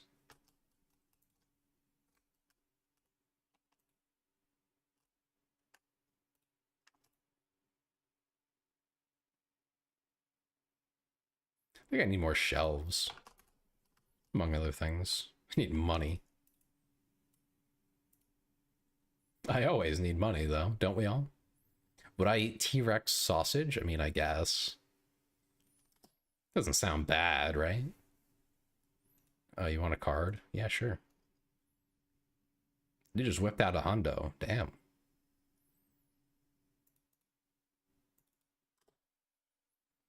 Where's my my $100 bill checker? Where's that thing? I need my marker. I always hate when like someone pays me or something in $100 bill or a couple $100 bills or whatever for something I did back when I was like a teenager doing odd jobs and crap. It's like, I do not want a $100 bill. I really don't. Because then wherever I try to spend it, they're going to give me grief of some kind. I've had $100 bills just be outright rejected because they look too old. It's just, oh, I don't know if that's real. It's like, what do you mean? Use the marker. You gotta lock in. Good luck locking in, Dementia. I hope your videos come out fantastic. Thanks for coming by as well.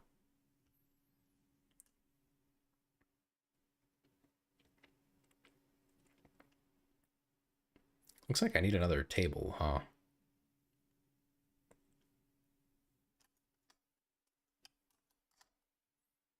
Let's see, what can I get?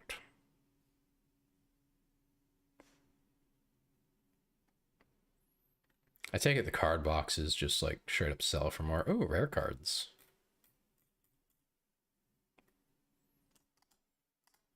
I don't know, my customers are kind of broke. I don't really know that that's going to be worth it. No, that's not where I want to be. Here we go. What are our options right now?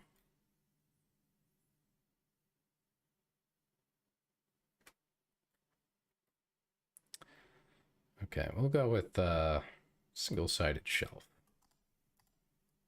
Oh, hello, sir. Yes. We'll get that processed for you. Why do we have a cheap-ass checkout system? Not a bad price, but I'm broke. See, that's what I'm saying with these guys.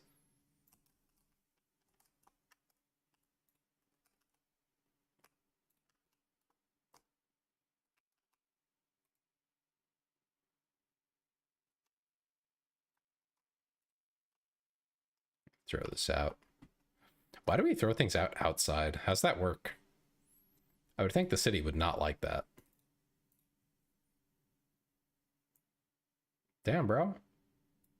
Okay, maybe my customers ain't so broke.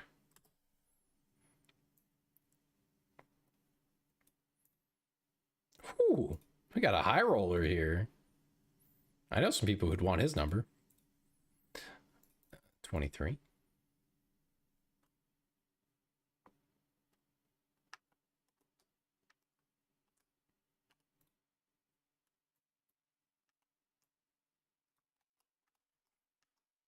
Get rid of that box. Nice, nice. Nice. You gave me exact change. What a nice fellow.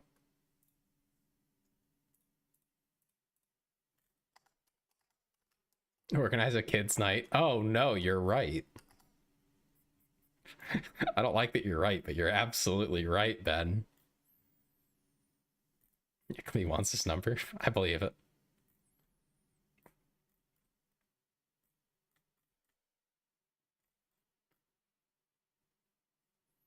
Let's get another play table, and we'll order more stuff to put out.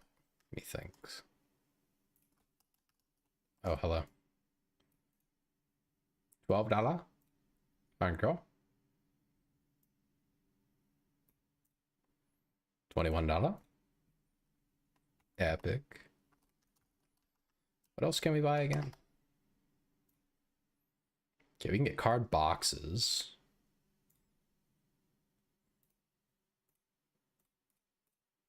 Let's get 5 of those. I want to see what they're like. Oh, right, you gotta hit the order button.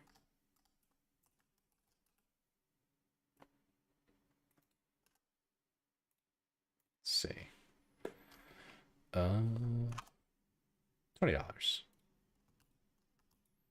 Oh, Zippy, I have a bunch of redeems now. I don't know if you noticed that. I mean, you probably noticed the Catboy one, but there are quite a few.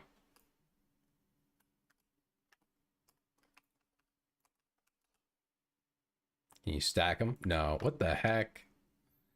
This is not fair.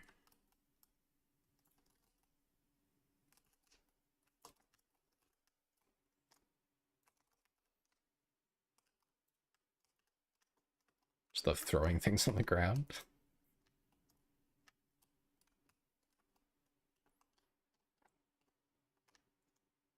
Most two-legged dinosaurs taste like chicken. There's so many of those. Huh? I would think that's a good thing. People love chicken. I like chicken. We can get this license, but not right now.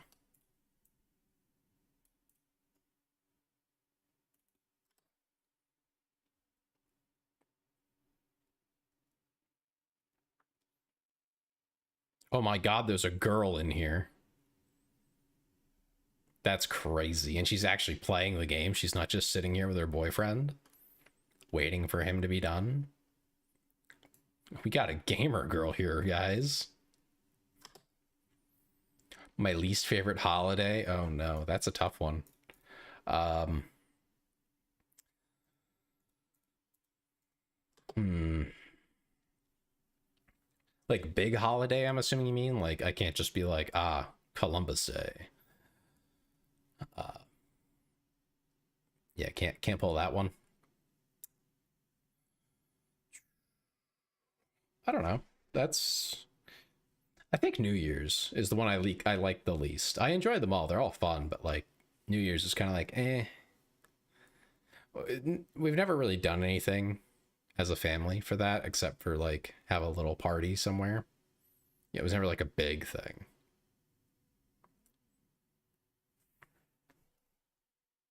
Oh, yeah, finding a guy at the card shop who doesn't stink. That's going to be tough.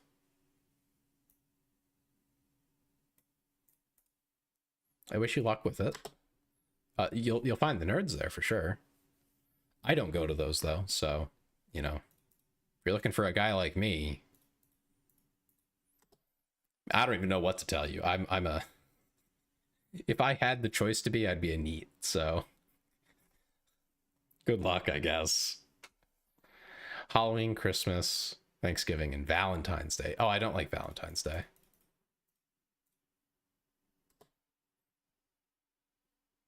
I don't think I've ever had a girlfriend on Valentine's Day, actually. Yeah, New Year's is everyone party, but I got work the next day. Yeah, I don't like it for that either. I've never seen the point in it because it's like, yeah, I got things to do tomorrow, which sucks. Buy some card boxes, dude. Please, I'm begging you. Buy the card He's not buying the card boxes.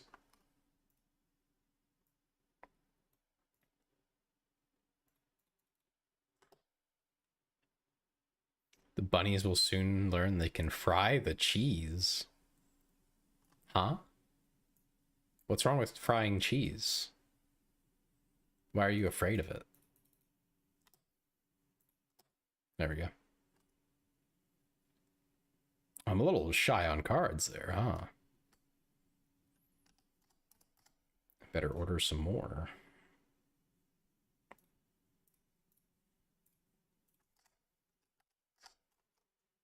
Oh, God.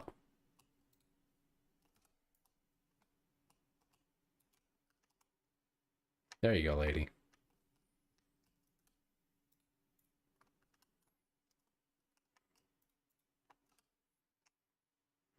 The secret to actually making, what was it, Ben?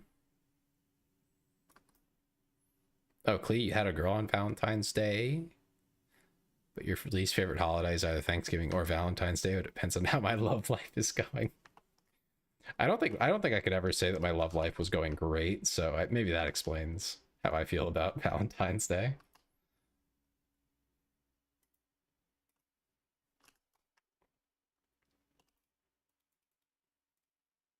Is it overcharging people, Ben? Is that how you make money?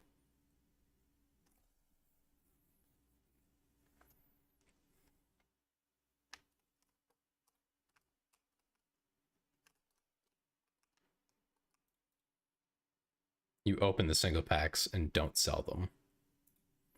See, I want to do that, but people are not buying the cards very much. I need the money back like sooner than later.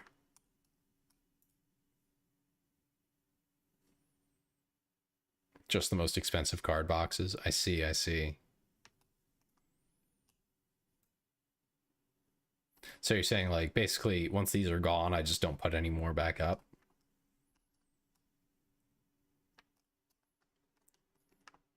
Clay says it's weird they've had 3 girlfriends because they feel like they're very gay.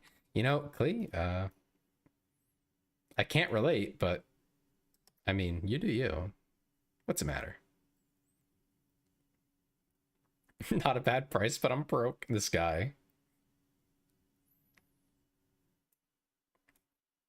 Oh, nice.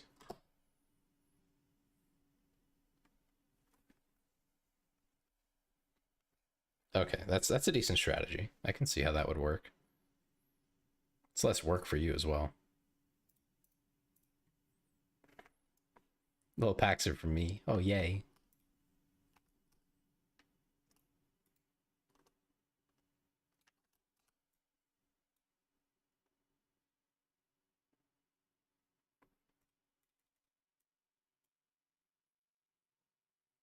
$20.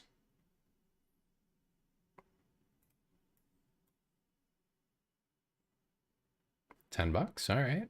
Not bad, not bad.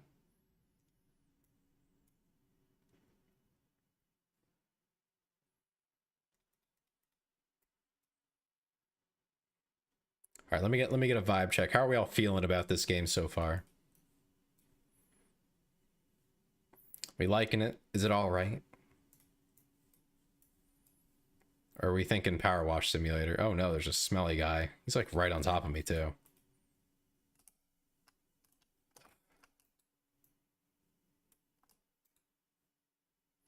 Okay, sir. Thank you. It's gaming. It is gaming, that's for sure.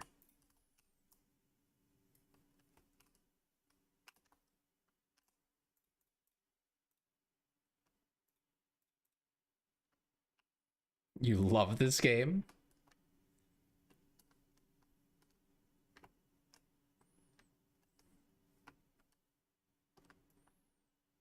It's super chill for your high ass. Okay.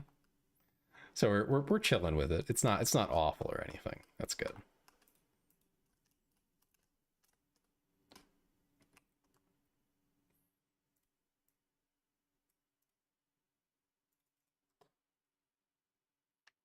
Oh hey Yoshi. We're playing the other Gamba game.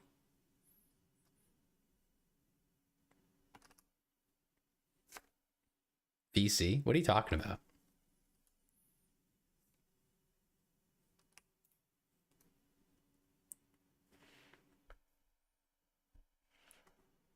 I'm confused. I'm talking to chat.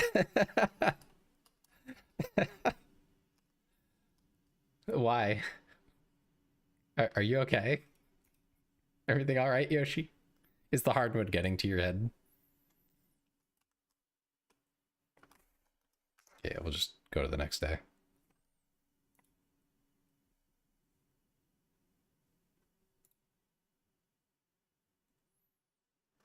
Play like a slumlord. Gotcha. I mean, why not sell the more expensive cards, though?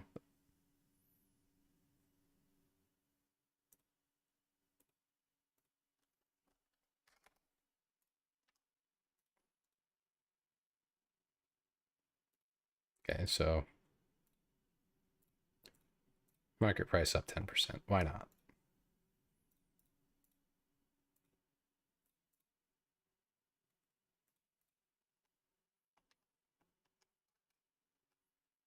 Little sprinkles of rare card cocaine to get them into buy box crack.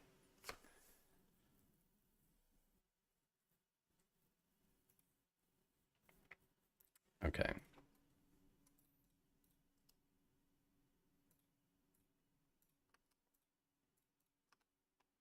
Oh yeah, you can hit round. That's nice. That's nice. I like that. Rich people will pay a lot more. Oh, that's crazy. I kind of want to move a decent volume though, you know? That way I can actually move product. Like 50 to 75%, that's insane.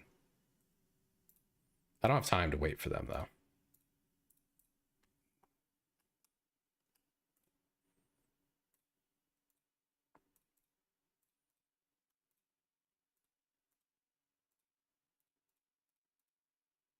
Broke ass. Yeah, that is what I called that guy.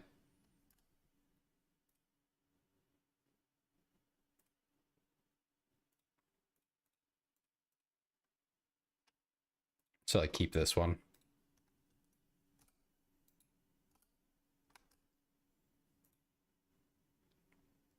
But like sell the like $10 type stuff. 1 to 150. Okay, that's a decent range. Your new vocal stem is broke ass. Yeah. Listen, I don't know what to tell you. Just don't be so broke. I think that's what Vari would say, right? Channel my inner Vari. Like, just don't be poor, stupid. Because it's just so easy, right? Just Gamba. Clearly it works. I mean, we're running a shop doing exactly that.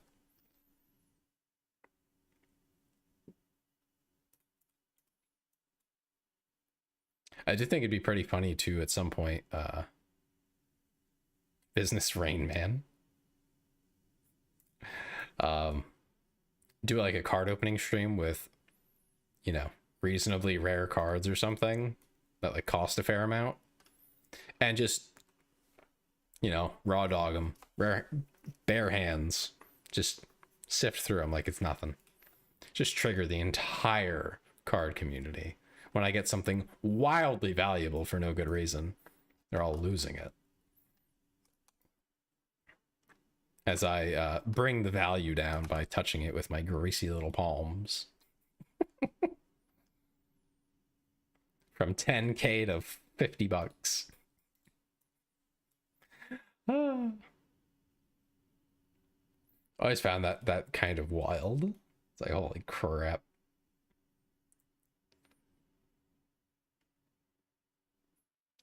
But of all the cards, which are Smash?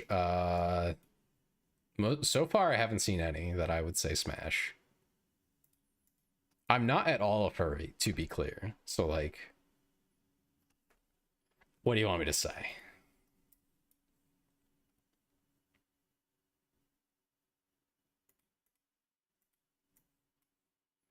The best I can do is making jokes. But even though they feel very cartoony, so it would feel weird, to be honest. I guess I'll just stand here like a goober right in front of the cards. There's not that many of them though, I'm noticing. Like there's really not. You've seen a few, huh?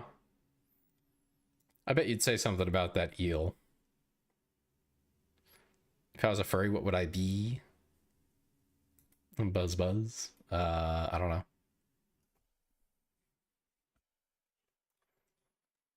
That's a tough question, actually. I don't know.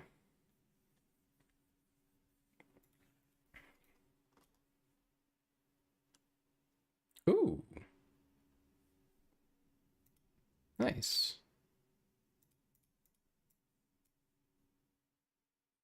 Mostly just cuddly. Yeah, there's plenty here I would cuddle. You know, they're very cute. You know, pat them like a dog. Belly rubs, that sort of thing. But like, you know, Smash? I don't think so. That'd be really weird. As they get more valuable, they evolve / grow older. Okay. It's like Pokemon capitalism.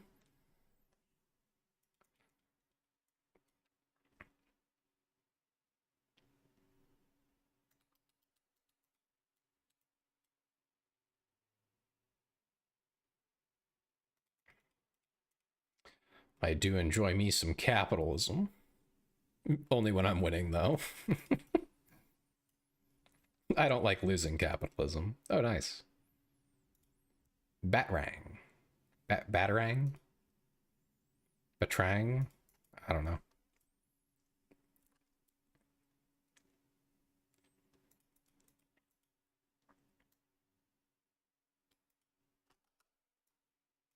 Okay, this will be the last set of packs I'll open here, and then we'll open the store, get some things moving. I think I can put one more card shelf down too. That would be good.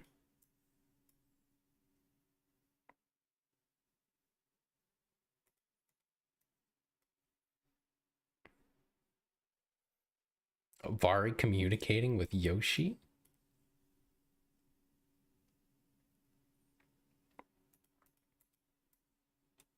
I don't know if he's still here, to be honest, Vari.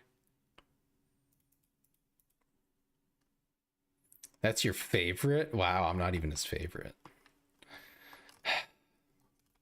It's so over.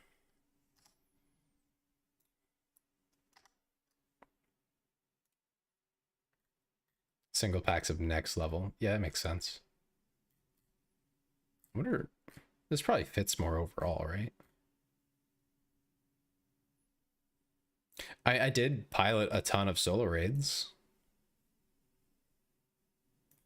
Listen, I don't have Yoshi's talents. I could not get away with that and still keep like a couple of people in stream. I ain't got that Riz game he's got. What can I say?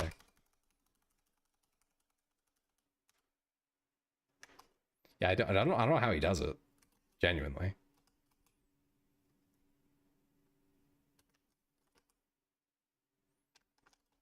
He's also just like better at the game. It's not what I wanted.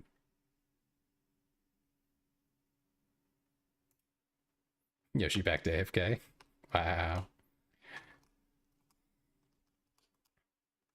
Pokey Bezos is the god.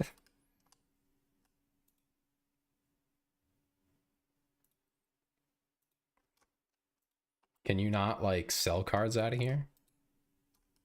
Is that just a display to like show it off? Is that literally all it is? That's so whack. Oh well. Personal collection. Yeah. That's okay. I'll use it.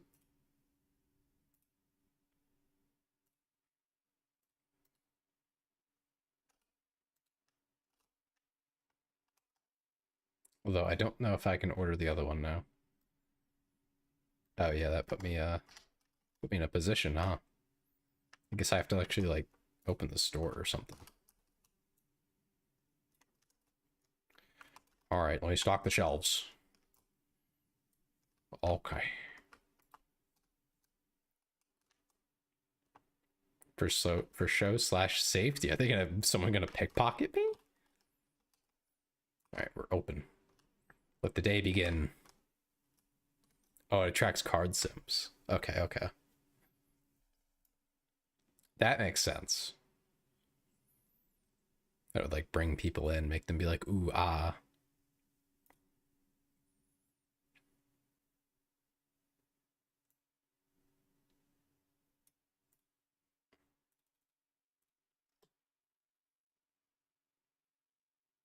That I set to a high. No, people just complained about the price. Eventually I'll do that, but that'll be when I get more wealthy customers that want to pickpocket you. Oh no. No, thank you.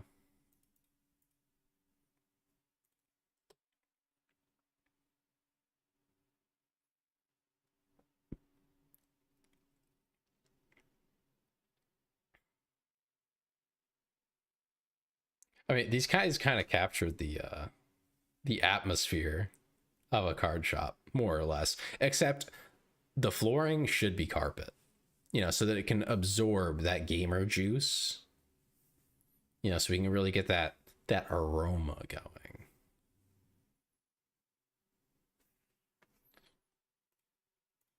The shop cat girl collar. Oh no.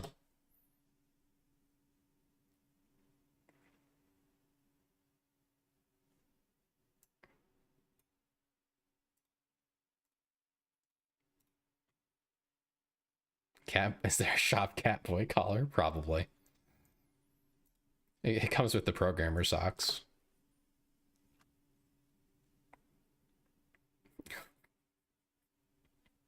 Yeah, you really want to get the juices into the carpet, let them really sink in before you do any vacuuming. That's how you really open the place up. That's how you properly run a shop. And I'm not kidding. I'm pretty sure every card shop I've been in is mostly carpeting. It's kind of gross. Like, I know the people coming in there. I know that they drink and eat food all over that place. It's in the carpet. There's a lot of ugh in the carpet. Gross.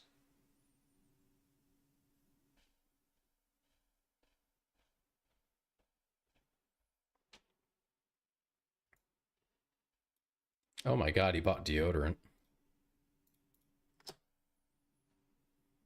That's actually pretty great.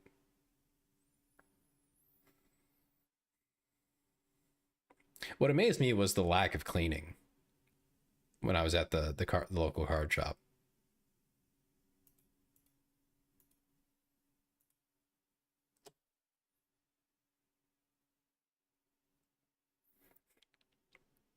What what role playing are you doing over there, Ben? Snark? Oh god, imagine if you were a male cat, they put the cat girl collar on. I don't even know what that's supposed to mean. Where are my hairballs, human? That is pretty funny. This guy's back?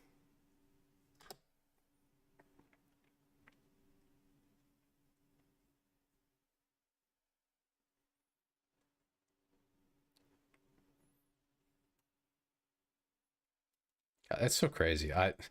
Gamer girls, you know what? Never mind. I don't think they really capture the experience of being in a card shop. The male to female ratio is something like 1 to 30. It's actually wild. It is such a sausage fest.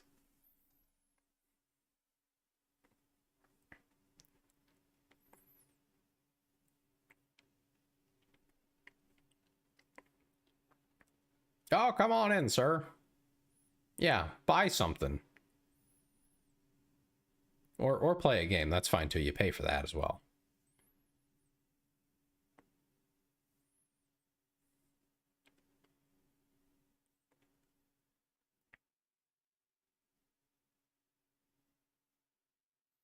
All right, we got a high roller here. Got a suit. Wait, what are those? What? Bro, what is this? What do you mean? This man's wearing a suit and sandals. He just got cucked for his chair. I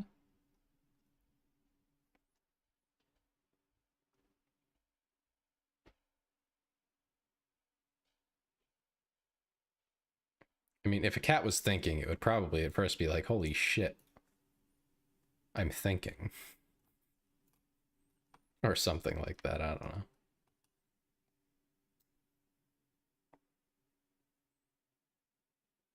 Start taking these off so I can keep them for myself.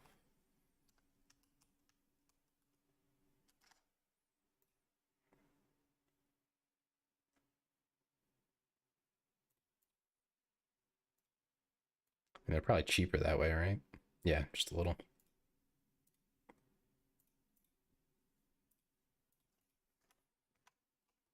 I require more nerd gathering spots. You're right. I really do. Someone stinky just came in the shop, didn't they? Get over here. Stinky, smelly, gross.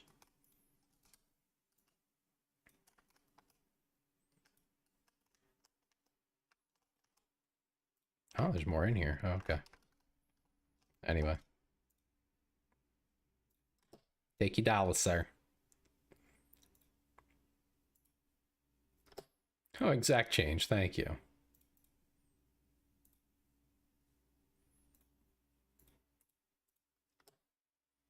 A neat economic trick? I don't know. What is it? I might regret learning this. This forbidden knowledge.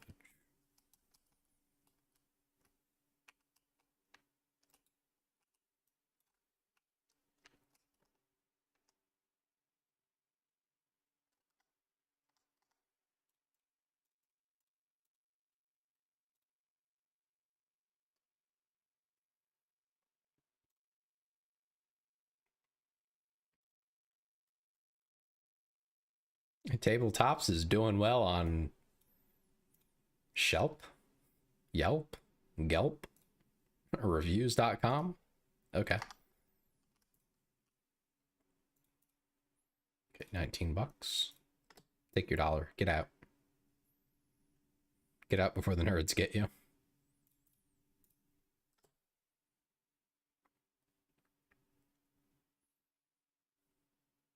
Yeah, she's already gone.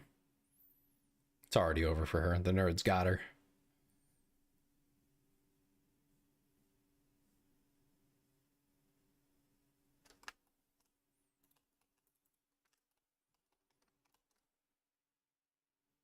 Clay, this happens every time.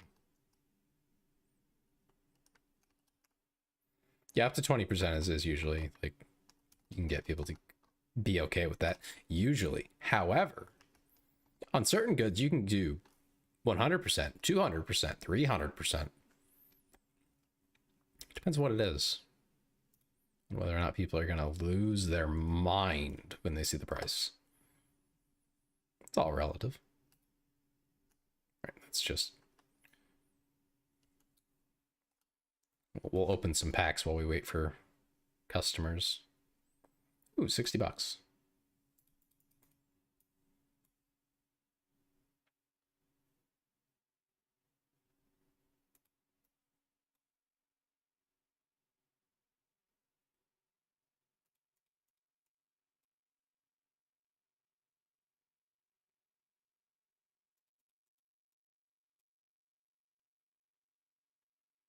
They just posts a jack-o'-lantern.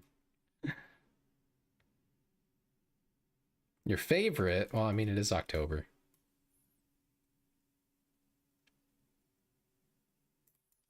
Yeah, I did notice like the MSRP on things was significantly higher than the cost as you go up.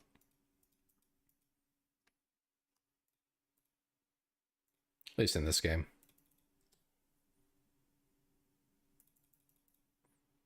Oh, this guy's a massive nerd. Why are you friends with him? He knows what he's doing. He's got a goal.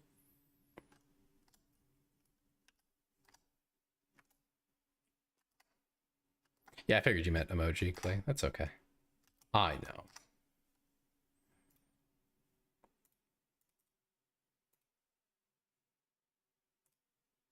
Are you okay?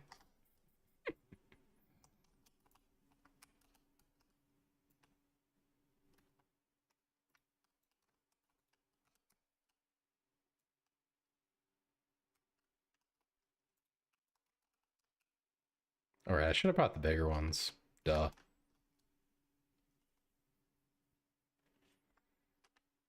You love nerd boys. I guess that's why you're here.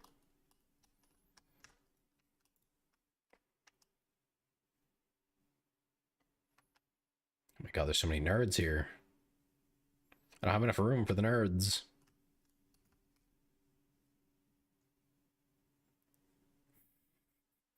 Slip free condoms into the bags of nerds and give them a knowing nod. They buy large amounts of product. It boosts confidence. Yeah, I don't think that'll work, Ben. I think they'll just not feel happy.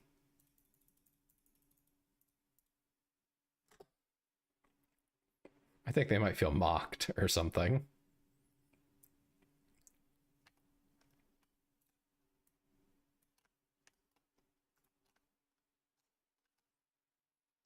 Although I do remember the shop locally as well, having far taller shelves. Put in more nerd feeders. I'm working on it. I'm working on it.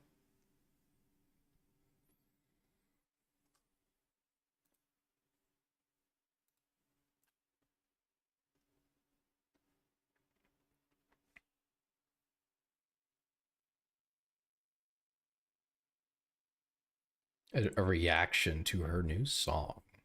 Not right now, but I'll make a note to go listen to it. Why did I get pinged a bunch? Oh, it's Zippy.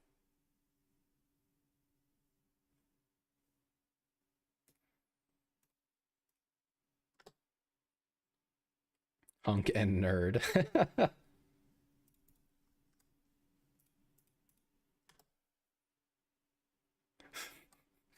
They're withering away standing there, Ben. Okay. Yeah, let me get my notepad up.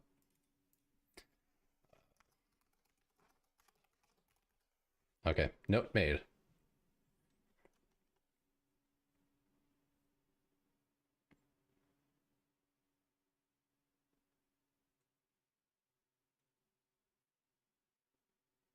It's a shame I can't give you guys the stuff from Twitch. Trying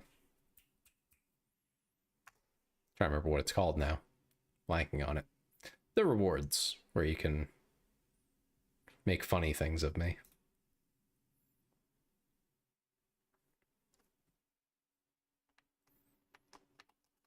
I need another one of these. Can I afford it? Probably. Nice. Yes, I can.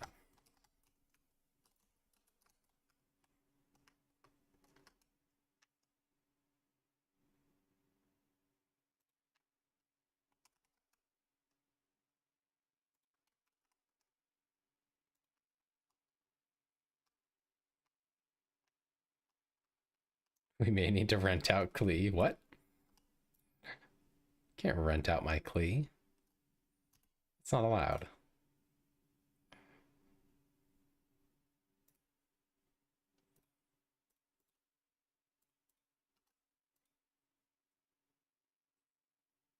You do need to find a script, yes.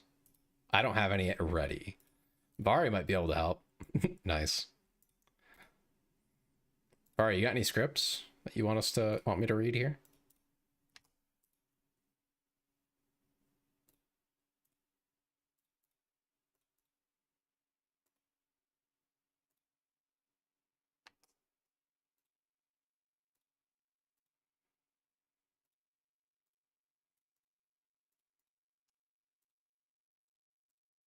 Just organizing my cards here. We're getting there. We're getting there. Wish I could just set like a, oh, do 10% over and round.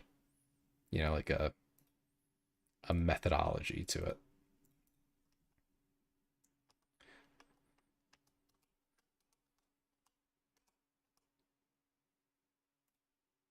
%60%. Klee gets 60% of it? I don't know.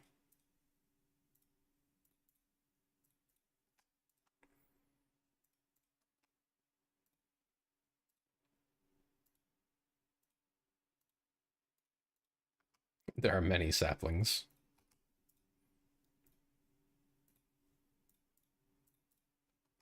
This is turning into a proper card shop where we just sell cards.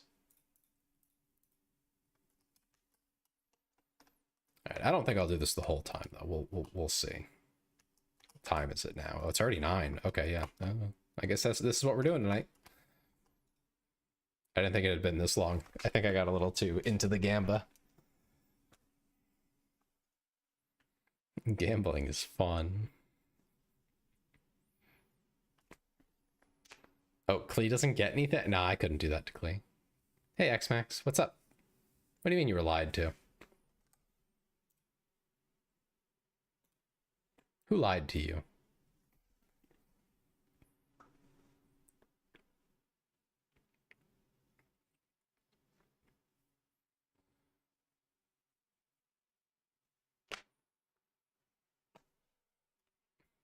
Web fishing? I mean, we could swap to web fishing soon enough. I did web fishing the other day as well. I don't know if you were, I don't know if you popped in for that one.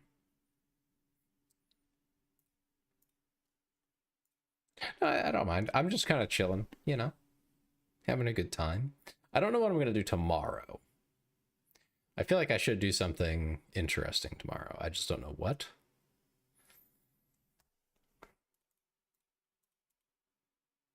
But the week was a little stressful in like an odd way, so I'm kind of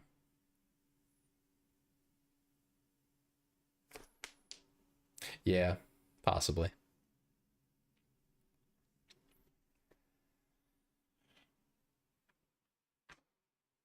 Racketeer. Whew. More horrified puppet videos. I don't know. Last time we got a wow, my voice cracked. That was bad. Last time we had a pretty not great, not fantastic, not kawaii thing happen. So I don't know about watching YouTube videos that I haven't screened. I don't think we can do that.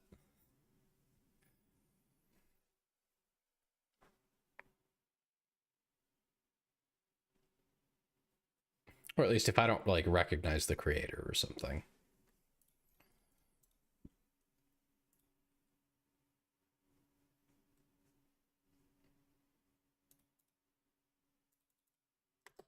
It's okay, Clay.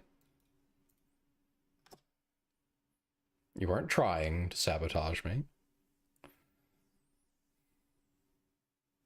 That was a bad representation of my culture. That's one heck of a way to say it.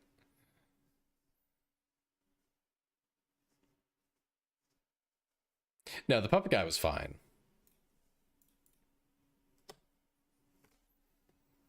People who have something to lose by doing stuff like that, you know, it's fine, you know. You'd be surprised at how many YouTubers I will recognize.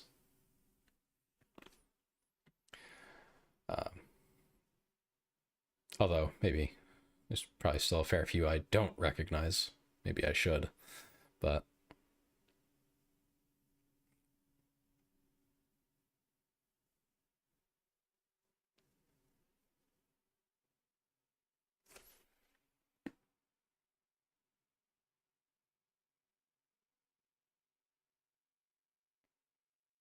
Yeah, I don't know how many of you will be familiar with this, because it's a little specific, but I do want to complain about it just a little bit, if I'm allowed. Mix of gross and wholesome. You know, it was good content. I liked it. Very funny videos. Gross, but funny. With moving to Blue Sky for social media, I've noticed that a lot of what people post, aside from their usual content and stuff, there's like a handful of like types of people that I've seen. Some I think are afraid to actually say anything, so they just say like vague niceties, and I despise that the most. I don't hate them for it, right? Like, I'm not saying like, oh, I wish they'd stop, but they just say really basic things, very simple stuff, and it's just like, okay, who are you telling? Because I didn't need to hear that, and I don't think most adults need to hear that. Be things like, you know, oh, don't just give up. Like, okay. And the thing is, I don't know you. Like, you're not my friend. If my friend tells me that, I feel much better. But most of us don't know each other. And if we did, you wouldn't just be saying it out into the void of social media. I'm not saying they're wrong for doing it. I don't want them to stop. It's a nice bit of positivity. It's not the worst thing. There's worse, and I'll complain about that too. But if you're going to try to give people advice, quote unquote, I think it's always a $125 card. This guy got cash, or he's really bad with money.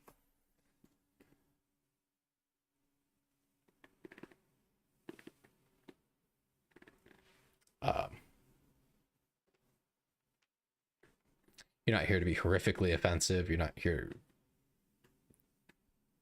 to screw the YouTube rules. I don't know what you're talking about, Ben. I'm a little confused. Yeah, bland and basic things, when they're vague posting, all those things, it's like, I would just prefer if you just said what you mean, even if it offends some people.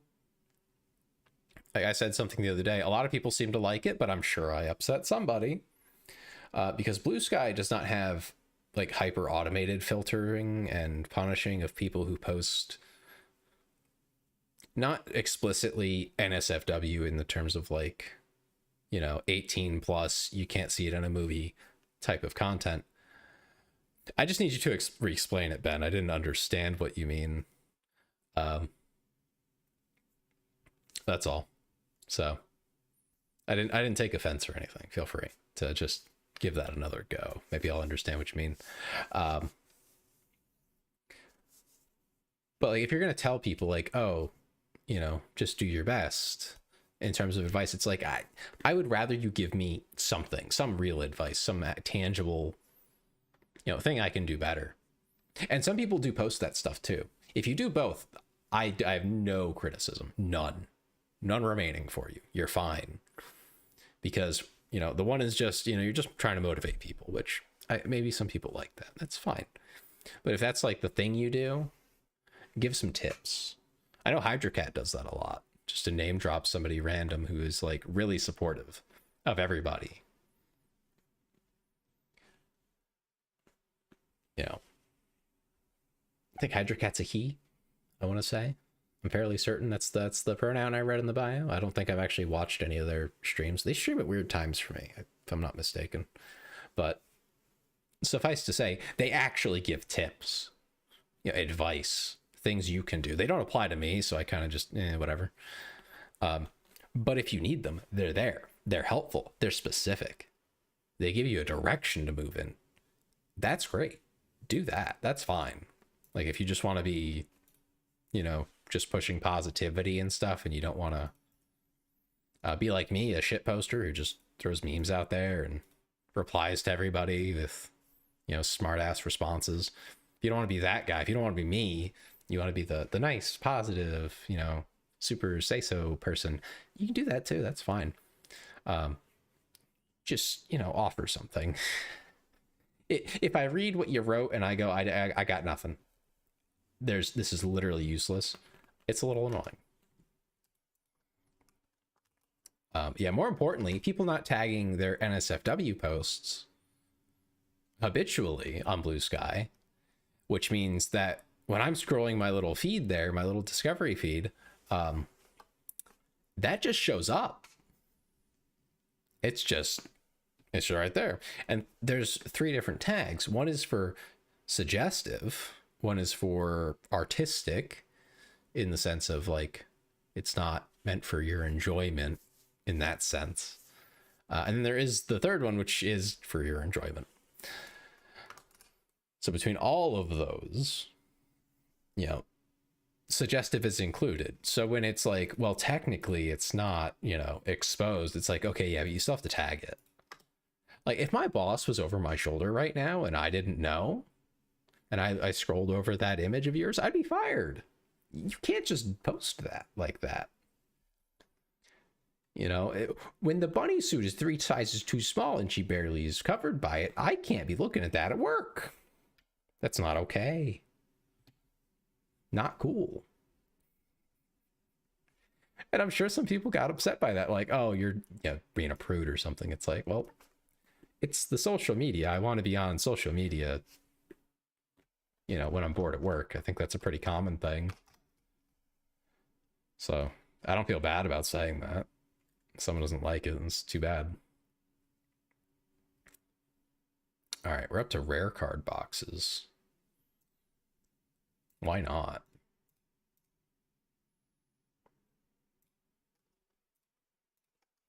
Huge margins. Let's go.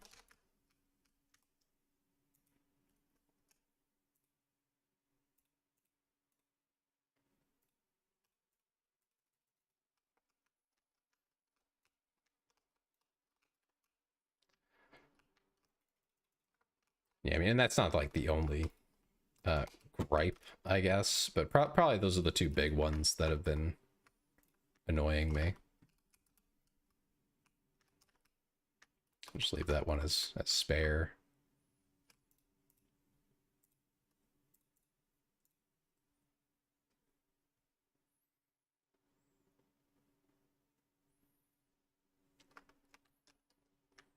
Yeah, I'm hoping that's just like a teething problem. Yeah, I can't be doing that at work, unfortunately. And you know, and like there's filters you can configure for that, so it's not like it hurts your reach. I still see them, I just can't, like, if they're tagged properly, right, it'll show up in my feed. I just have to hit a button to show it, and that's fine, because if I'm at home, sure, I'll look at that. Why not, if I feel like it.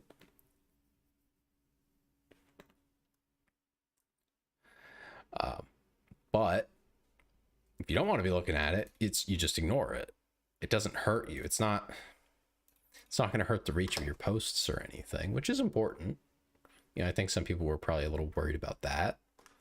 Oh no, it's stinky. I don't have a solution for that right now. Oh yeah, here we go. Oh, it costs too much. Oh, I'm broke now. Uh-oh. Oh well. I guess Stinky is here to stay. No, I think you should try it out if you haven't tried other social media. It's actually pretty fun. Like, you can just follow a ton of people. There's starter packs that just help you get started. And then you can just like comment on their posts and stuff, and they'll talk to you, which is crazy.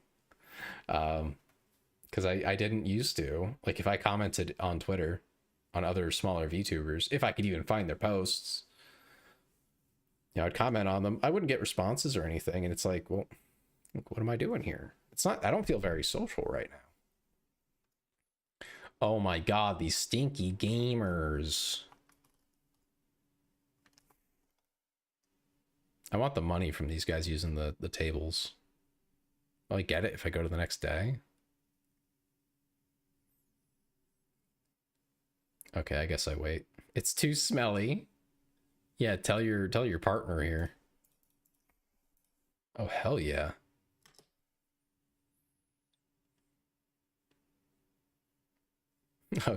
A fair trade, it seems. Stanky boys. He's got the green lines and everything too. Like, it's bad. She's buying things. Oh, good.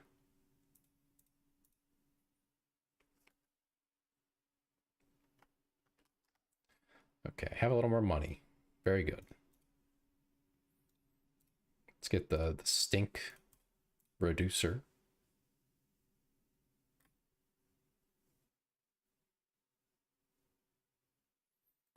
$130.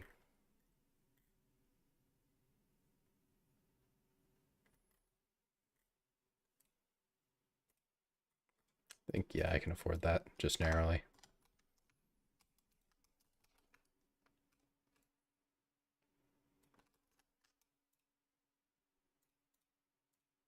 Okay, yeah, it was at the right price.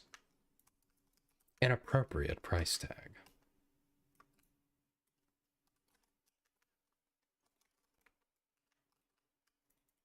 These things move decently quick. I gotta fill out the cards again. What?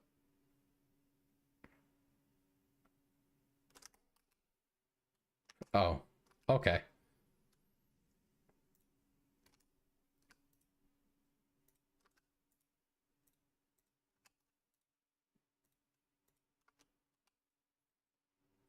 Read it aloud. Okay.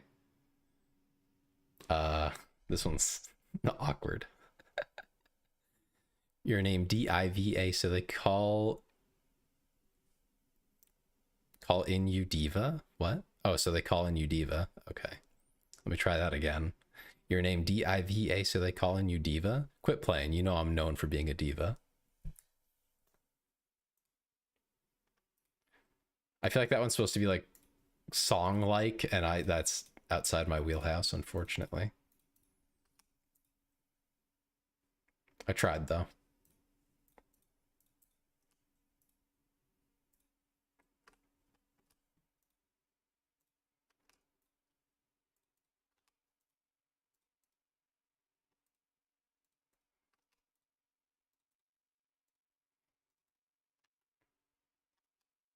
Okay, we can go straight to the next day and open the shop.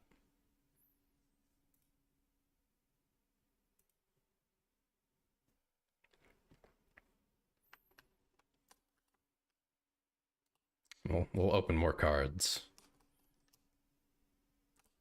You're welcome.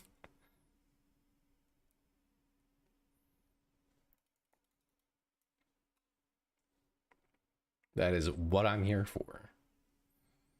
More or less. Ooh, 1115. Slightly more than the other cards.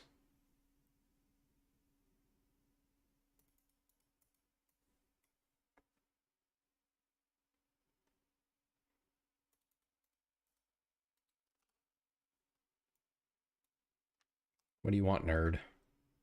Yeah, cheap card. All right.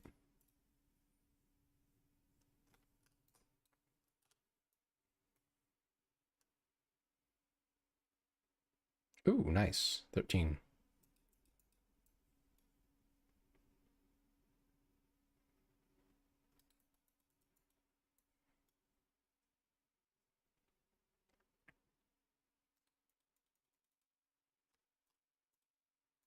Oh, good. Yeah, you should buy that.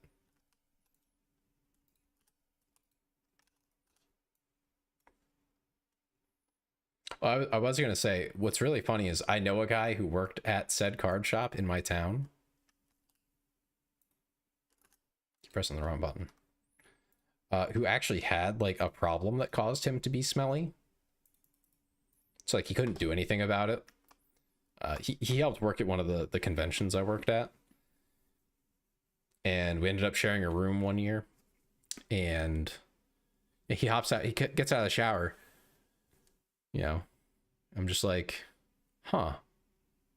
I thought you just like, he's a big guy, like very tall, very wide, heavy set a little bit, but just because of his frame, it's like you know, he probably sweats a fair amount just because he's literally a large person.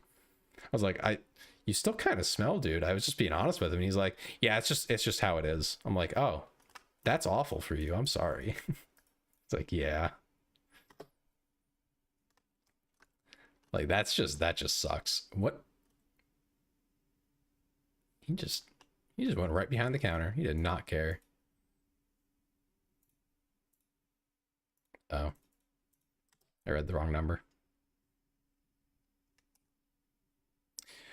No, like literally, he had just showered. He had just scrubbed his body head to toe. I mean, I didn't check, but I assume he did. He's not stupid. He was actually one of the cooler guys there. Um, yeah, and it's just didn't solve the problem. It was basically the same. He just had a smell. He was literally smelly. Pay someone in just coins. I can do that. We can definitely do that.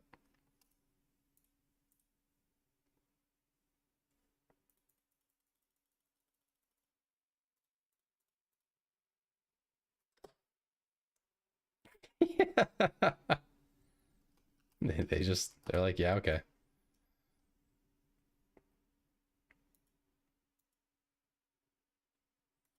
Nice, nice.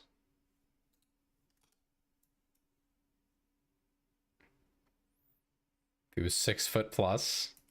Yeah, he was. He was he was taller than me, and I'm 6 foot.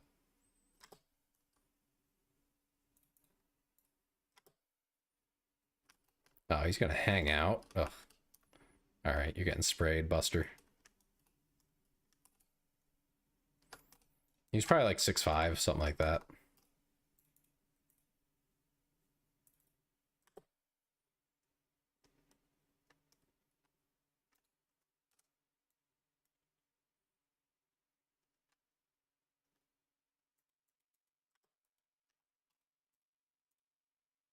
The thing is, it wasn't like BO. It was a different kind of stink. I don't know what it was. I mean, obviously it's his like odor, but it wasn't like sweaty, icky, smelly. It was still, I still didn't like it, right? It was still kind of like gross, but it was a different smell. Yeah, I'm 6 foot.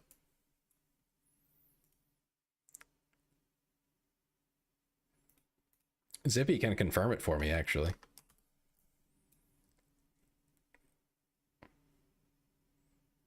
You thought I was a short man? Wow. Thanks.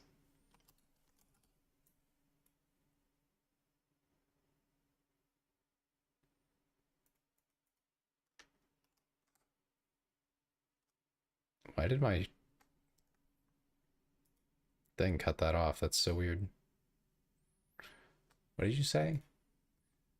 Triple check your candy. The packet was folded over and hit a 0 on the dosage. What? Oh. I'll let Ben explain.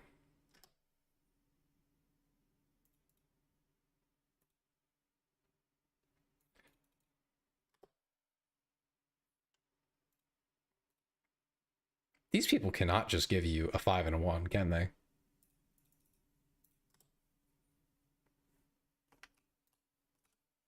Just want to open my packs, man.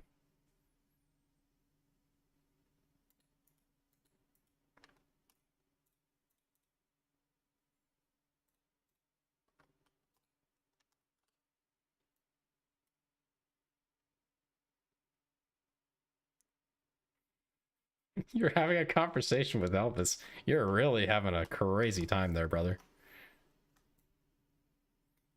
What what do you mean, Restream? Why do you have a massive scroll bar? That doesn't make any sense. Okay.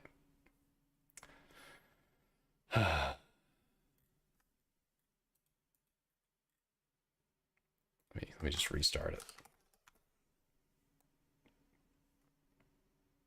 See if that fixes it. Okay. I definitely missed a message. Oh, yeah, no, that's definitely, yeah, Ben.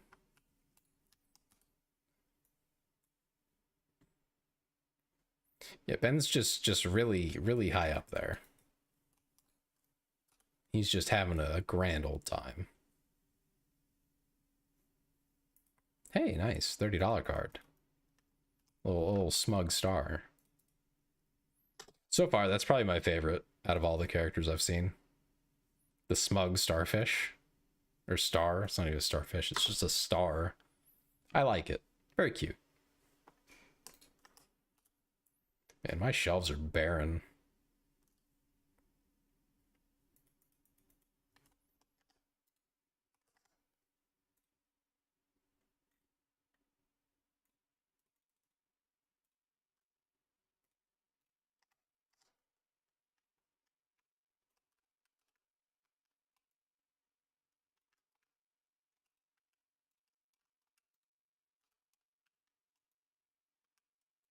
Medical issues. I'm sorry to hear that, Clay.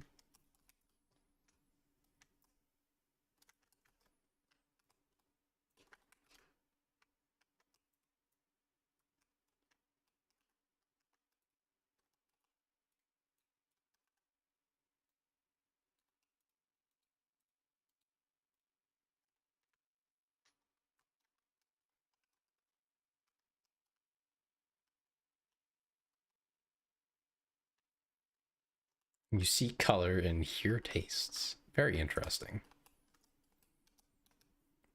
What about your hearing itself? What does that trigger, Ben?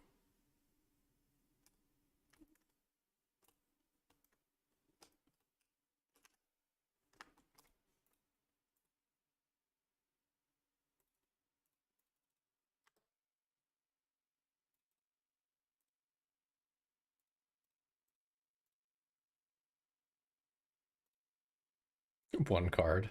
All right, buddy.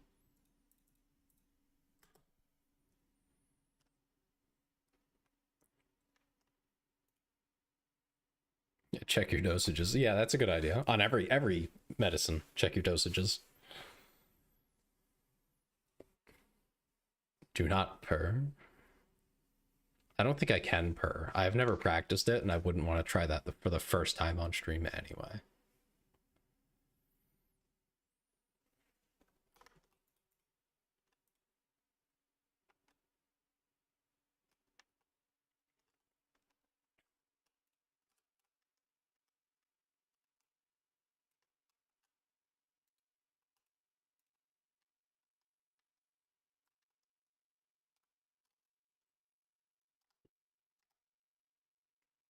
Okay. Welcome in, sir. I'm happy you could find your way to that chair.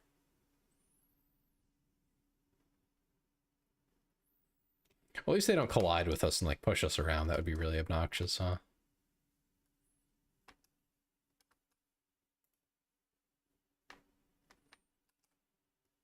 Panic that you did something stupid? Don't worry, you did.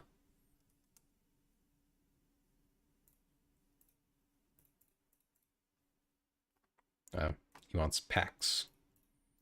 And cards. Oh, he's a high roller. Nice.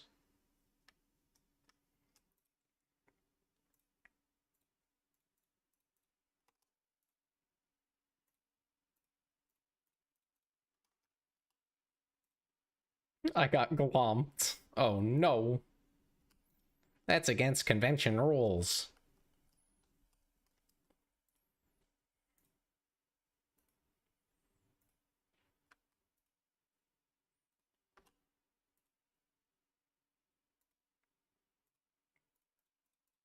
You missed your friend. I'm sorry to hear that.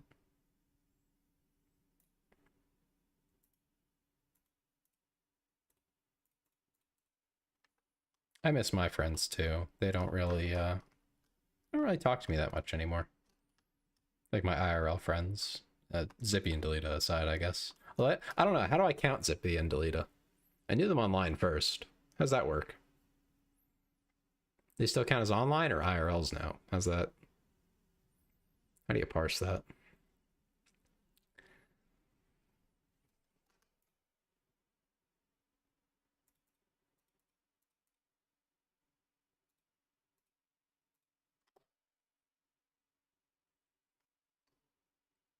Online, yeah, that's probably more accurate. I mean, that's where we interact the most by a large margin. Only the finest of billionaire cat boys in your establishment, and so rich you may tase the common nerd on sight. What a dream.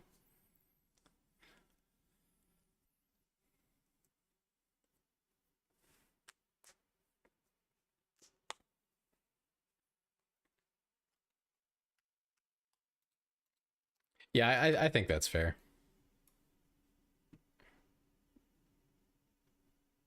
That's what I was thinking was, more online than not. So like,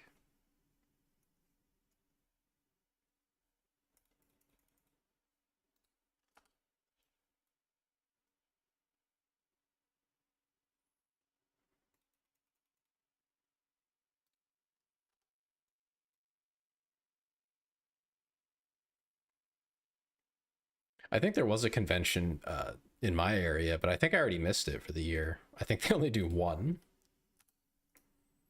Horrifying RimWorld ethics questions. I mean, the answer is almost always you shouldn't really do that, but I guess you could. Isn't it? I mean,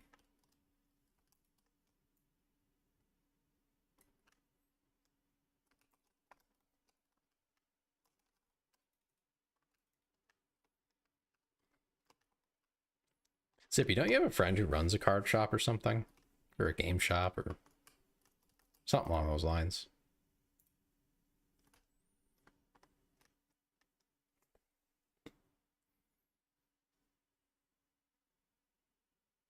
Oh, your best friend got in a fight with her family. Yeah, yeah. Oh, you just have a good relationship with your local game store. That's good. That's good. The owner of the local one from the town I was in, the guy I was friends with who was there, the smelly guy, nice guy by the way, like probably one of the better people there. Usually, it's all relative. Because I was friendly with him, I ended up helping out when the owner's dad's or his, I don't know, something like that. Someone in his family, their house burned down. So I was there the next day after it was all, doused out and considered safe enough, rummaging through the burned down wreckage of it.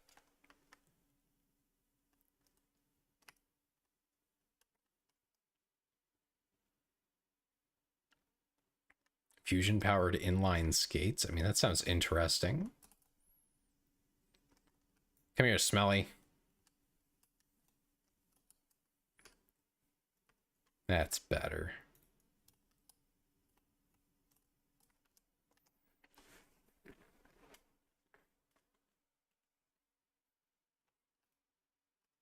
Assault with deodorant, yeah.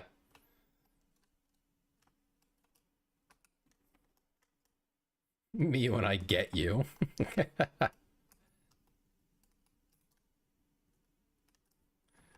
Favorite way to demasculate, like emasculate them to make them not feel like men? I don't really do that, so I wouldn't know.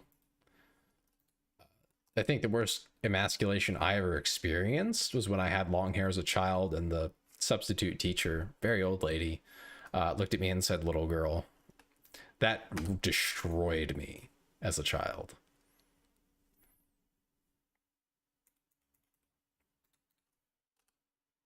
Oh no. We have a stinky on the loose.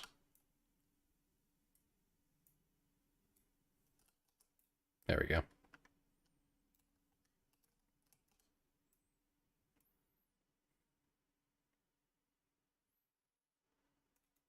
But I suppose the funny answer that I can give you, if you really want a good laugh, is the answer's obvious. I'm an expert in it. It's called pegging. I have a trophy and everything.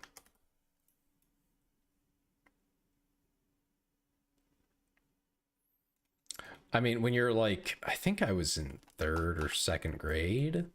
So the distinction between boy and girl at that point is not huge. And when you're really old, you know, this lady was probably like 70 at least. Oh man, Stinky's in town.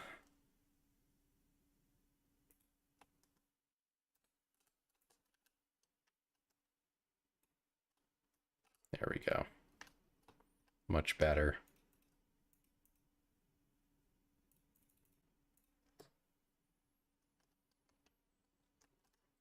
Yeah, I am going to try to grow up my hair. Not to do anything crazy with it, but just, I prefer it that way. I have nice hair too, which is great.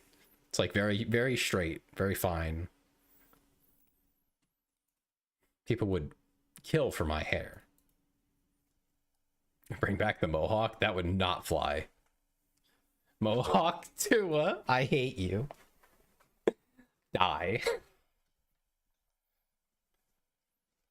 I'm not saying win, but die.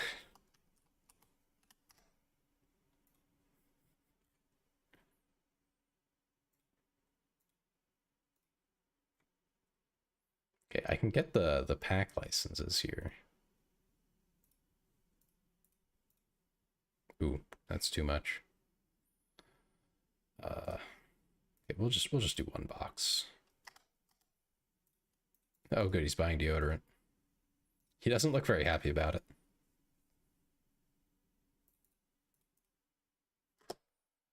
Would you accept having your face removed in exchange for the Borderlands Ninja style faceplate it will replace it with? You get super senses. Ooh, I don't know. I have a pretty good looking face, generally speaking. Like, it's at least a 5. So I don't know. That's funny, but I kind of hate it at the same time. Do I have the, well, yeah, I have the fan art. It's saved on my desktop. It's just gonna live there forever now. Until one day someone asks me, you know, questions about it. And then I'll be like, all right, let me go look at it.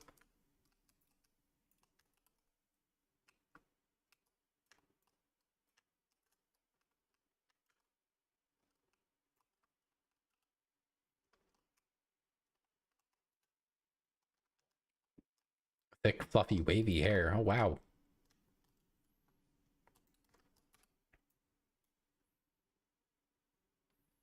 Yeah, that's a pretty nice type of hair as well. Some people just have like... Oh, really? I mean, the biggest problem is baldness. It's going bald. Male pattern baldness is very much an issue. Would you like it in a jar? Would you like to see it from afar? No, I don't think I would, Ben. I think I'll pass on that, actually.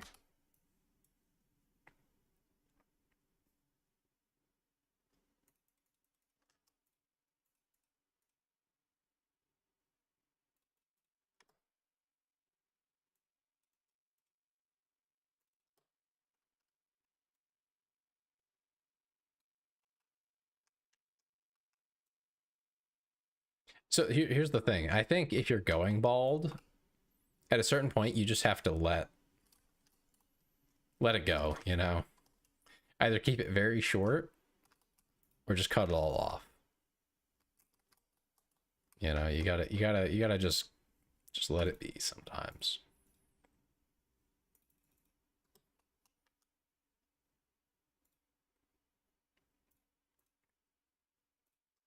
$1. $1. All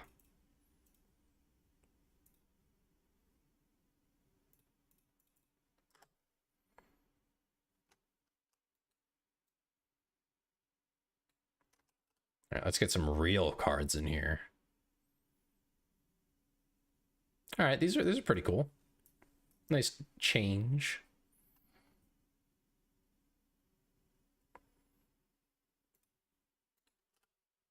All right, yeah. I'll help you, sir. Sorry, that was my best impression of a guy who works at a card shop. Yeah. I'll help you.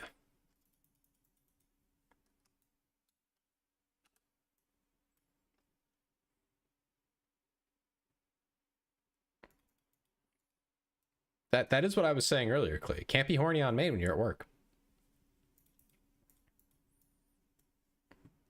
I'm hard at work. I can't be hard at work.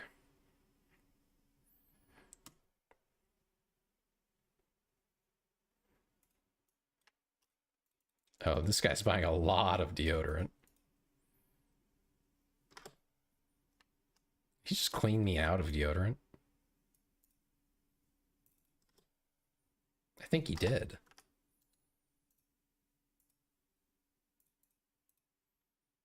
I'm gonna have to start charging more for the deodorant.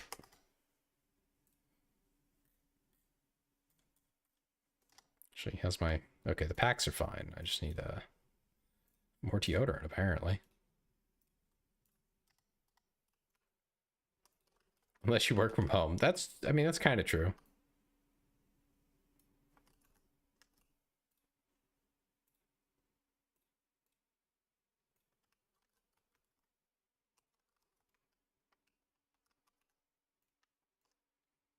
Although even that, I mean, you probably shouldn't.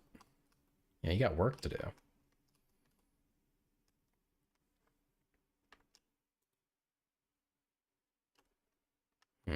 Okay. Oh, this guy's gonna buy something.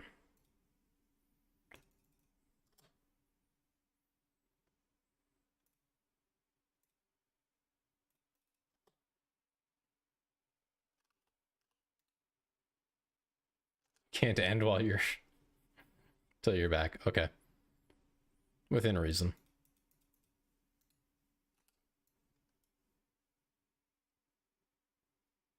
Ooh, a $6 card in there. That's not bad. These seem a little less reliable for getting good money out of them, but...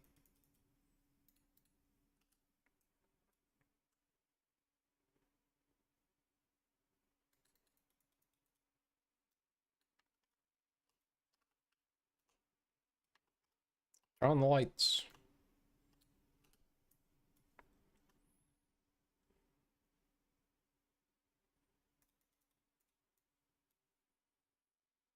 From Beyond. I don't think I have, Ben. I don't know why, but that reminded me of a movie I saw on Sci-Fi. Or maybe a show. I don't know. But there were these people in an airport. And there were like chompers running all around the place, just eating everything. And they had to figure out how to get on the plane and take off before they got eaten up by these orb chomper things. Trickstar evolves from Minstar. The Star so far is the greatest character. I love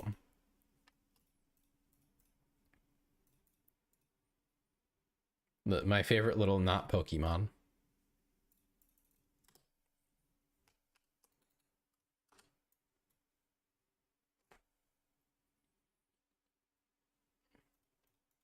That doesn't sound very HP Lovecraft, proved to be hilarious and glorious. The Langoliers. Yeah. I feel like I remember that being something like that, yeah. Weird movie. I saw it as a very small kid, so another Trickstar, nice. Oh, Scarlios.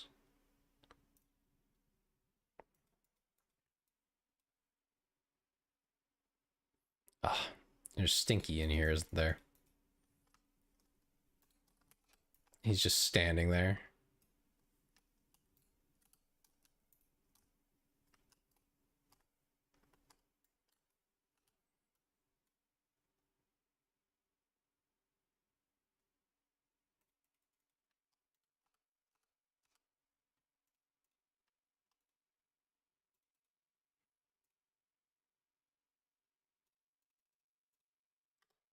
Something like you're scaring the little girl, huh? Is that a quote from that movie and I just don't remember it?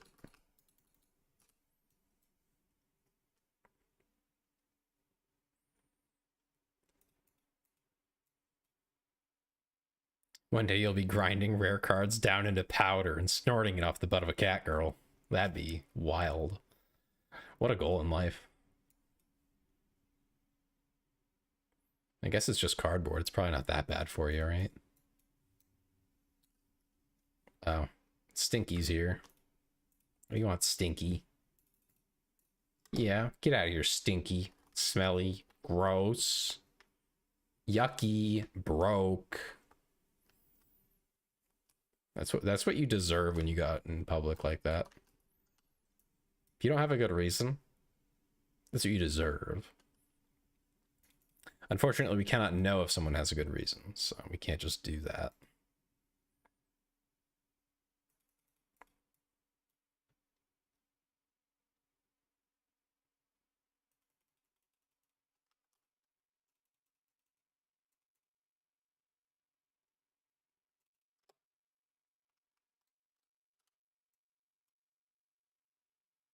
You know, I made a cat girl mod at one point for Songs of Seeks. If you guys know of that game by any chance. I'm sure Ben knows, but I doubt anyone else here knows of that game.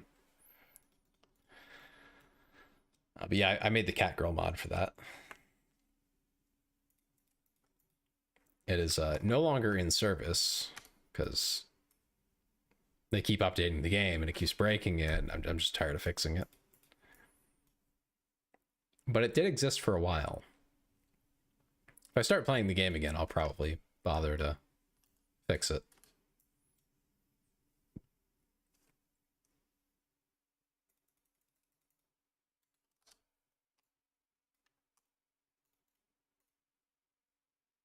You're making me stay open late for one pack of cards. I hate you.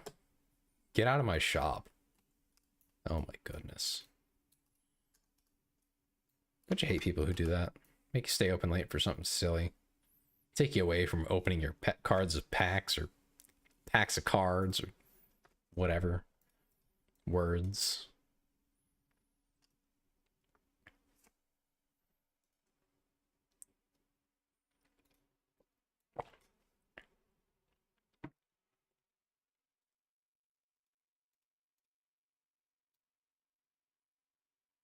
Pokeverdos. Poverdos. Oh, I can't. Oh, I can. Okay, good. I was hitting the wrong buttons. I'm just stupid.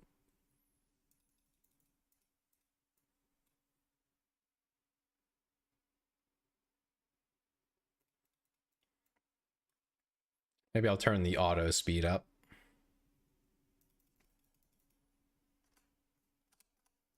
Get through these a little quicker now that we're just opening a ton of them.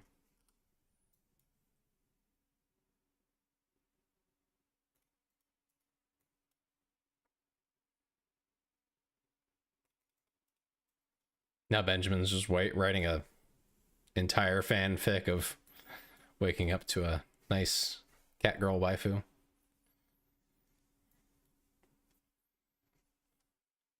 The dream of every man, I'm sure.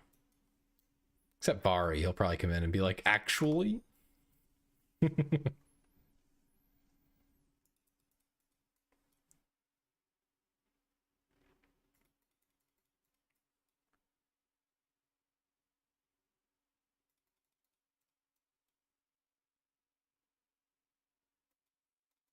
Just watching the numbers go by. I'm waiting for like a big hit here.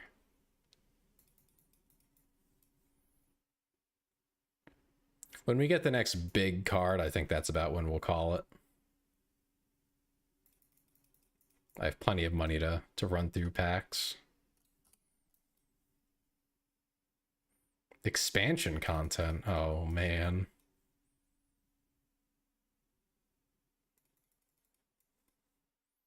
Unless you're talking about just making the shop bigger. I have noticed that's a thing.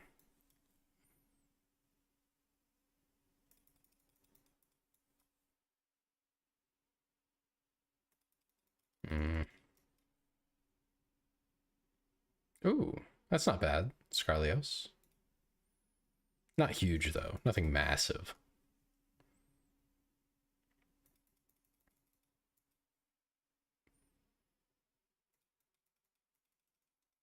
Come on. Oh, we're almost out of cards in this box. Oh, 50. Not bad, not bad.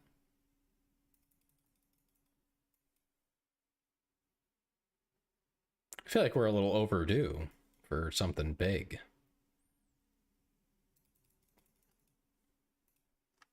Empty box. Is it good or evil to let homeless people fight a giant moth for the spare clothes your people don't want? Well, I don't know.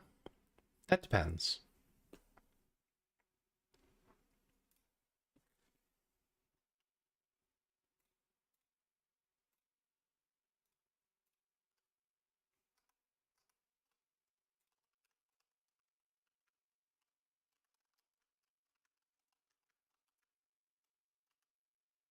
I mean, it's probably not good, but it could be okay.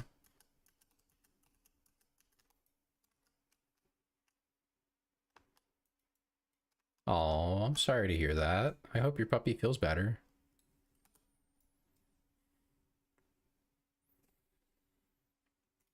We're just pulling until we hit a big card. Then we'll probably at least call it for this game for tonight. I did want to see if I can find something on a quick Google.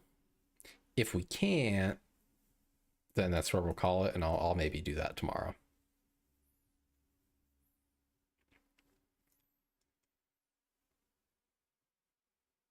Fair warning, I might start stream early tomorrow, depending on if I find that thing and what I think of it.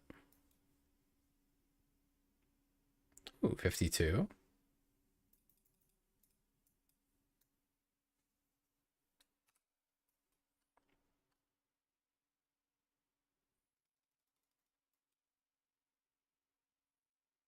Nothing on that one.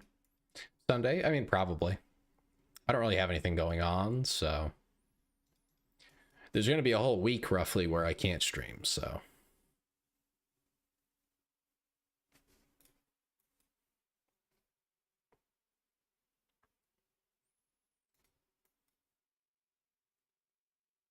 Actually, there's going to be 2 weeks coming up, not in a row, but Thanksgiving and Christmas weeks, I will not be able to stream at least most of the days in that given week. Tuesdays for sure, there's no shot. But probably not Friday, maybe not Saturday. We'll see. So I might be missing a week here and there for holidays.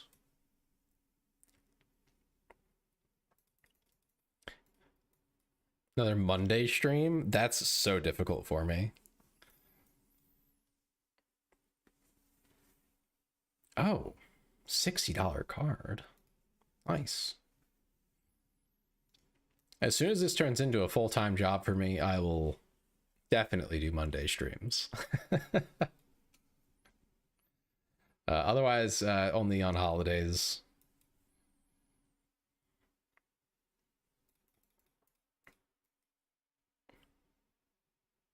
It's just too hard to keep up with everything otherwise.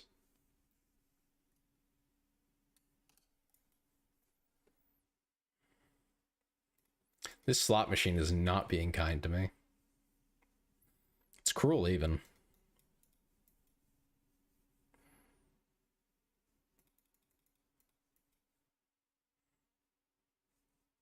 Ooh, Giga Jar. What? That's so cool. I actually love it. All right, we'll finish this stack, I guess.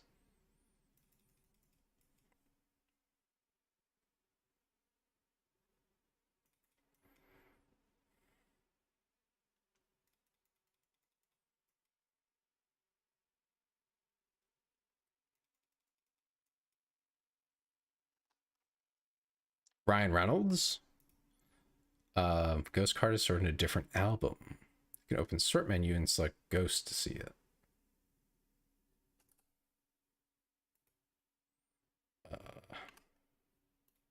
Okay. Oh, cool.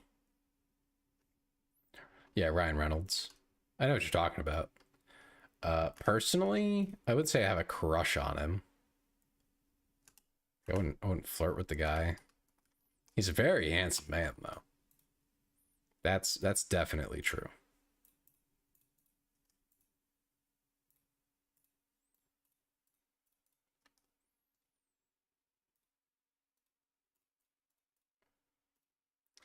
But I don't agree with the other guys who are like, oh yeah, I'd be gay for him. Like, no, nah.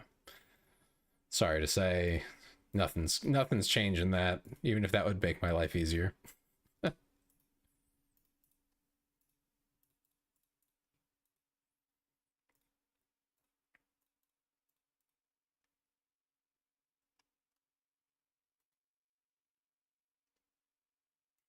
Oh, now you're just turning it into a coliseum, Ben. That's definitely not okay.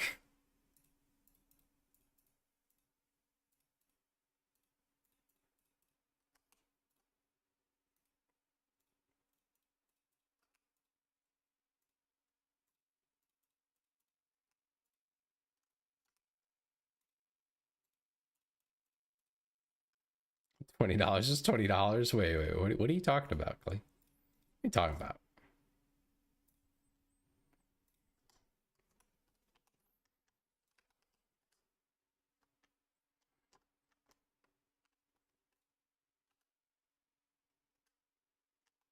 Okay.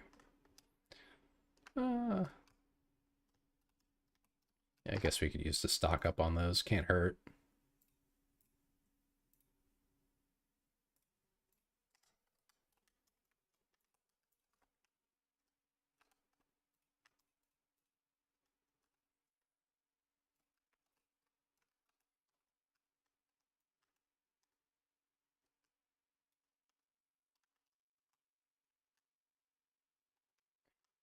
What has changed from before, and is it not bringing joy, such as that had by the viewers, a good thing? Oh, and is not bringing joy, such as that had by the viewers, a good thing. You know, I don't think that's how that works, Ben. I don't think encouraging others to make poor decisions for your own entertainment is poor decisions that harm them severely. I should be clear on that. You know, very poor decisions, maybe not the best thing. Maybe not a good. I don't think the average works out.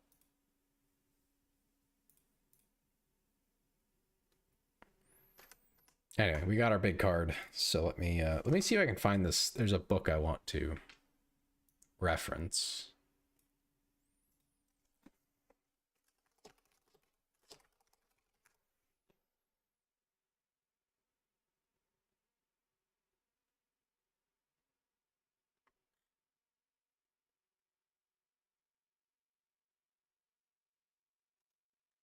The giant moth is 50 pounds. Oh, they could totally take it in a fight then. What's going on?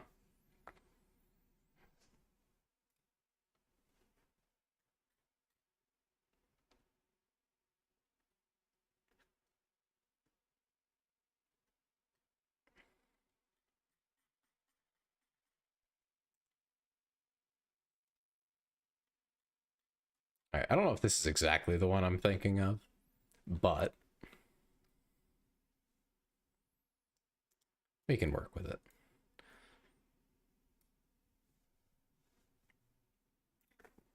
So we'll do this for a little while.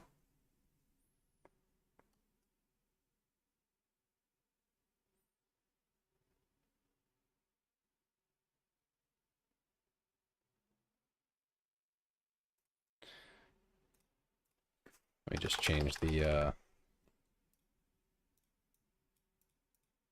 what am I doing? I'll tell you in a minute.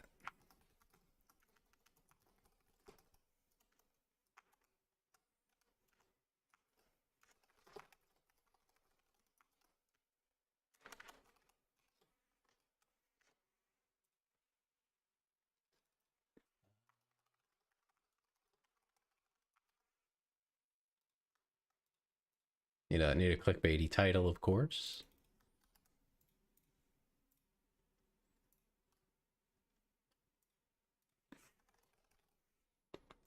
Gotta change the thing on Twitch.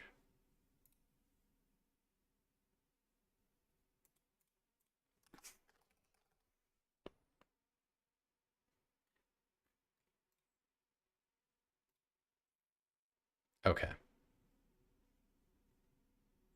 It depends on whether they have a chance at succeeding, right, Ben? So, like, if you say, hey, you can have these clothes if you can beat up this Chihuahua, or not even beat him up, just beat him in a fight for the clothing, basically take it from him, then that's just entertainment. You're not killing them. You're not killing anybody. Yeah, that's a little too much, Clee. I don't think I could say that. Right. So, the title now is Asking the Real Questions. And we'll be going over, I don't know if this is the same book, but it's not, that's not the point. It's the Book of Questions. Let's see. This one is by Gregory Stock, PhD.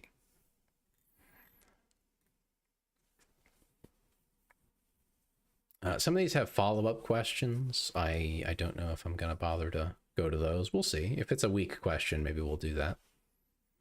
Anyway, these are questions you may have heard of before. You know, you may have heard a different version of it or something like that. But these are questions to ask yourself and answer to see how you feel about different topics. Things that are important.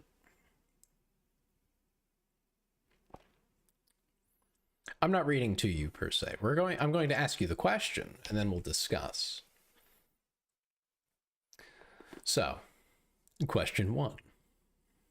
For a person you love deeply, would you be willing to move to a distant country knowing there would be little chance of seeing your friends or family again? This question's aged somewhat poorly, I would imagine. I don't know when this was put out, but in the modern day, you can still call them over the phone and, you know, FaceTime and all that sort of thing. Oh, let me answer Ben's question. Which is more accessible to ranch for meat/skin? Ren pandas or Troodons, the smartest dinosaur ever? I'm going to say Troodons. They're probably not as cute. Cuteness does matter.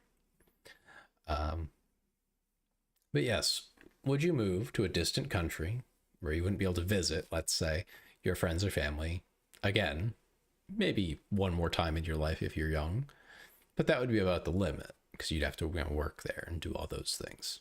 You're not having some extraordinary circumstances that let you get away with not dealing with it. So this is the love of your life. You love them deeply. You care. You're romantically involved with them. But to stay with them, to be with them, you have to move to some other country.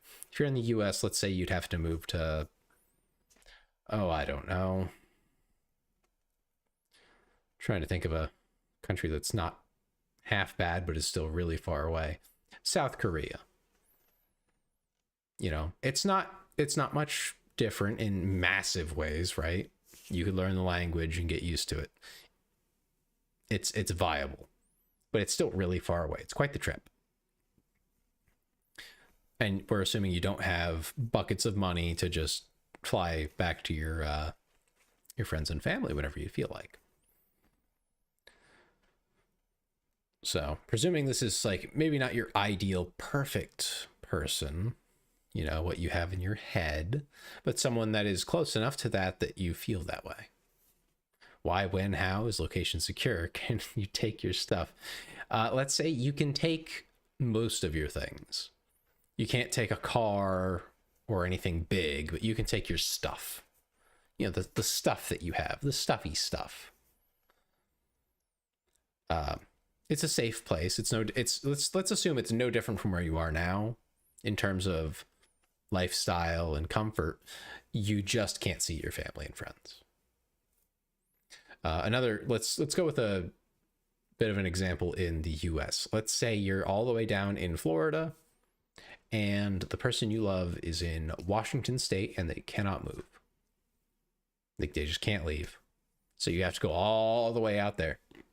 Can you go home to Florida sometimes? Sure.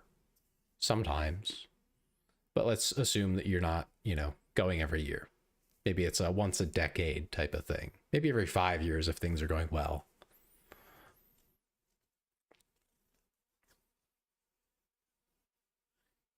Even if you weren't doing it for the love of your life. Oh man. Yeah, some people have very different feelings on that. I don't know. That's a tough question for me. For people you met a month ago, screw love. Man. I don't know. That's difficult.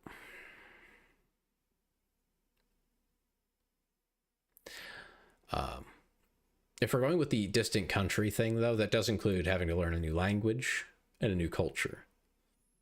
Again, assuming it's all safe and comfortable. I don't know. That would be tough for me. I don't know. I would have to be in the situation to decide. I think I would try it. I don't know if I'd commit, like if I'd be able to, but I would try to do it. But that is a big change for me. I'm having very much trouble just being a few states away from my family right now, but I'm also alone, so that probably isn't helping. If I wasn't alone, I'd probably be a lot happier with it, but that's still, within driving distance of home. So being, on the other side of the world, I don't know. That's one I would really have to think on. And I don't know that I could decide, and because it's been so long since I've had a deep love for someone, like in the romantic sense. I don't know. I'm gonna go with probably, because I'm a bit of an idiot about love. Once I'm in love, it's just over. A bit of like you say, a bit of a hopeless romantic. Family is pretty big for me, so I have a large family in the first place, and they're all great people. So I don't want to just up and leave if I can avoid it. Yeah. So yeah, that's a tough one for me. Let's see. Number 2. Do you believe in ghosts or evil spirits? Would you be willing to spend a night alone in a remote house that is supposedly haunted? Supposedly. Let's see. I wouldn't say I don't believe in the supernatural, because I can't prove a negative, right? I've never seen it. I have no evidence for it. So I don't believe it. But I wouldn't say that it's completely impossible. I would just say it's very unlikely. But could it be? Maybe. I don't know. Would I spend a night alone in a remote house that is supposedly haunted? For what, though? Right? Like, are you giving me something? Or is it just a dare? It sounds like it would kind of just suck, right? Spending a night alone in a remote house. Wrong kind of supernatural, Clay. Regardless of it being haunted, just going to a remote house and spending the night, that just kind of sucks. What's the point? If we assume we're getting paid like a fair amount of money for it, no spirits going in house. If there's like $5,000 on the line, yeah, I'll go. 100%, I'm in. Because the odds that I'm wrong in my assumption that there isn't one, like near zero. Right? It's so tiny. So, yeah, why not? To get like $5,000, yeah, a filter mask and white noisemaker. I mean, I think it would be the supposition, or not the supposition, the presentation of it as this is a haunted place, so it's spooky. That's what makes it kind of scary to go. If they didn't say it was haunted in the first place and you just went and you like heard something, you would think nothing of it. The house you're probably going to is old. It's not a new build. A little bit of wind comes by or something, you hear some creaking and pipes bending a little. You wouldn't think of it. Most hauntings are caused by hallucinogenic molds or infrasound. The hell's an infrasound? Um, I think the closest thing I've ever had to a supernatural experience was, what cuss word does YouTube hate most? I don't want to know. I don't want to find out.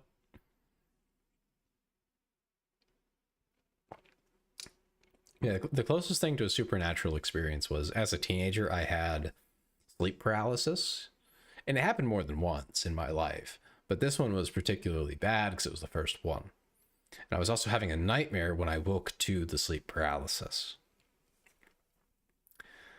This one does creep me out. I don't like this. I don't like telling this story because it like freaks me out. I'm a bit of a paranoid person. So, yeah. Anyway, ultra low sound, it triggers instinctive fear in humans and makes us hallucinate shadow people. Yeah, so I'm pretty sure that was in a commercial at one point.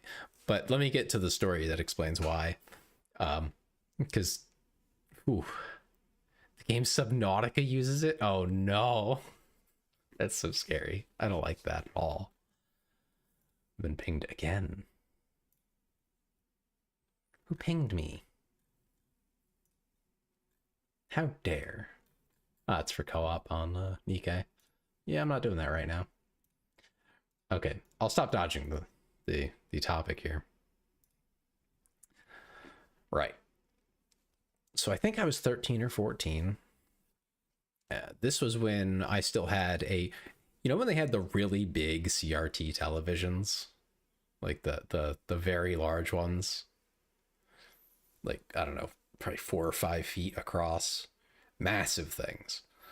I had one of those in my bedroom because, we had a flat screen in the living room. I think my dad won it through work or something like that. So I had this big old tube TV.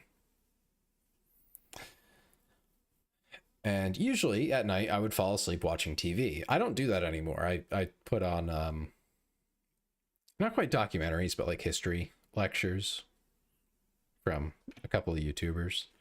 I cycle that through now, but I used to just watch TV. And this is part of why I stopped doing that eventually. Yeah, the creature can't hurt you. It'll just look at you. If it's shadow people, they just stare at you. I really don't like that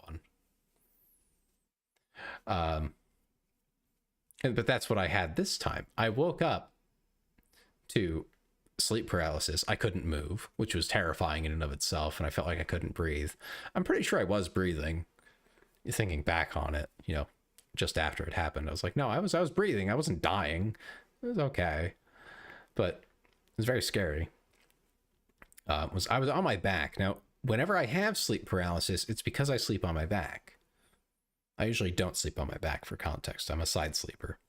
But if I do happen to roll over onto my back and sleep like that, because your brain imagines it, it's what you're afraid of. Anyway, the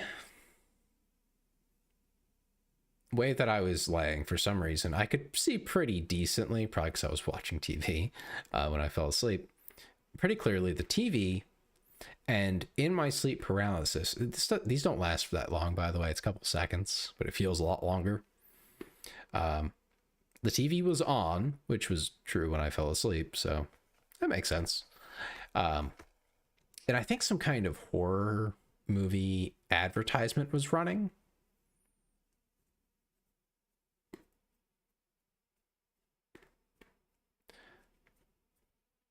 What are you talking about, Ben?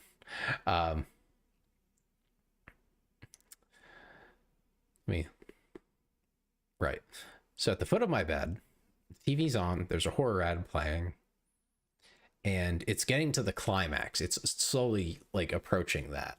I forget what the words were exactly. Long story short, right next to the TV, just to the left of it, again at the foot of the bed, is this shadow with bright red eyes. That's the only detail. It's just shaped like a person, vaguely, right? And just blood red eyes staring directly at you.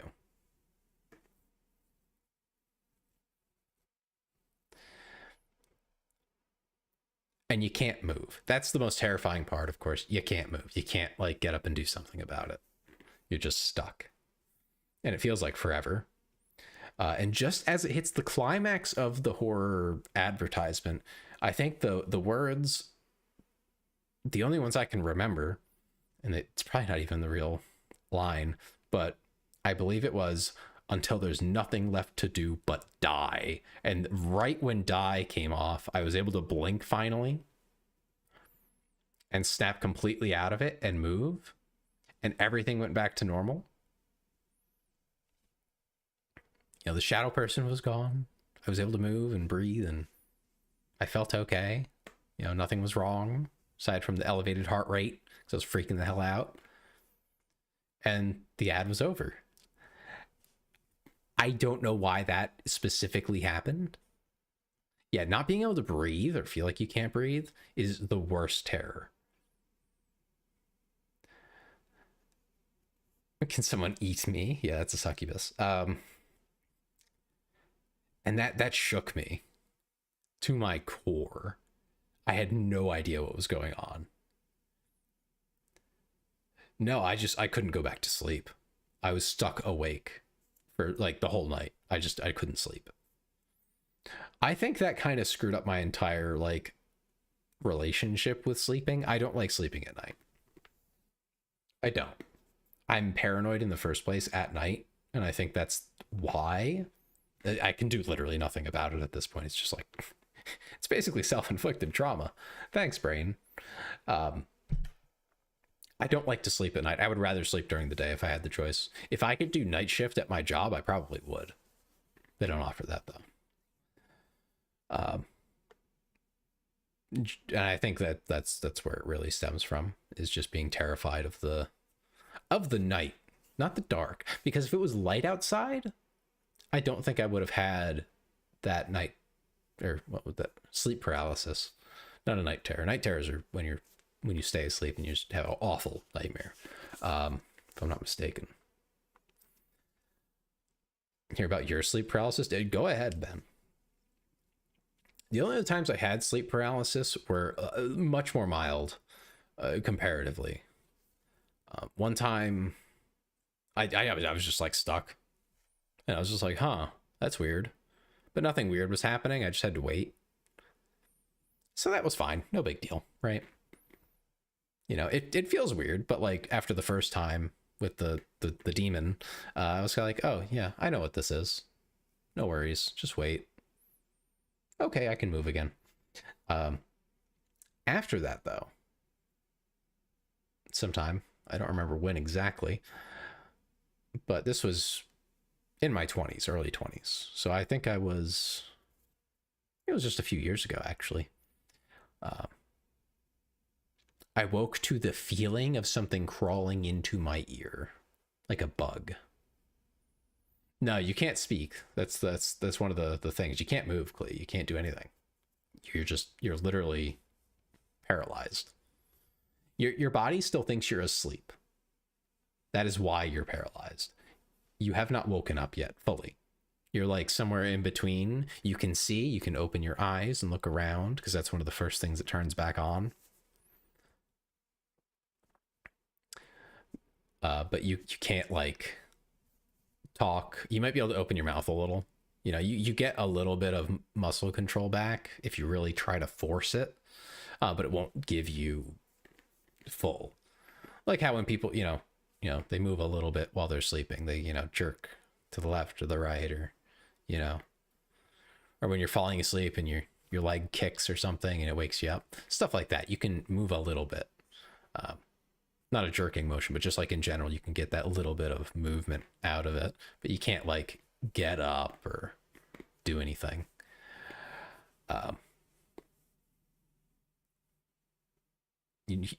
Ben, you would hear a sound like super tinnitus, like a dial tone, but in your soul. That's awful. Like dial up internet going off inside you. Oh God, that's just abysmal. But yeah, the other time was it felt like a bug crawled into my ear slowly while I was in the sleep paralysis. And the thing is, nothing else was weird.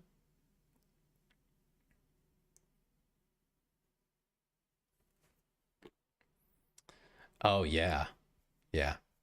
It'll happen until it like gets really bad, I feel like. I feel like I had quite a few sleep paralysis experiences until I had the bug ear thing where it was just like whatever, it's mild stuff, but I didn't like open my eyes or anything for those ones. Yeah, it's like they're weird. And yeah, I don't know. That's why I say like I cannot with a definitive statement say that there's nothing beyond the reality we know. I don't think it's real, but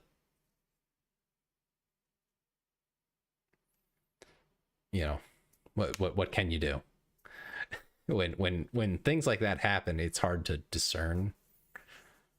Obviously it's not real, like you can't go and touch it. But it's weird experiences like that where it's like, I don't know, maybe I'd entertain the idea. One time you woke up and had a pimple. Yeah, I mean, that's pretty bad too. Not a good day. Yeah, physically holding you down, leaning in closer and closer. Yeah, they'll do, no matter what it is, it's always going to be something that is just utterly terrifying depending on your state of mind and how you're feeling. Like I was terrified of horror movies and stuff like that, like Chucky, etc. Terrified me.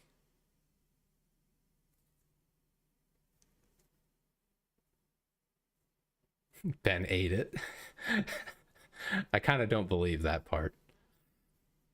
I'm going to be a little skeptical on that one, but that's a pretty good story, no matter.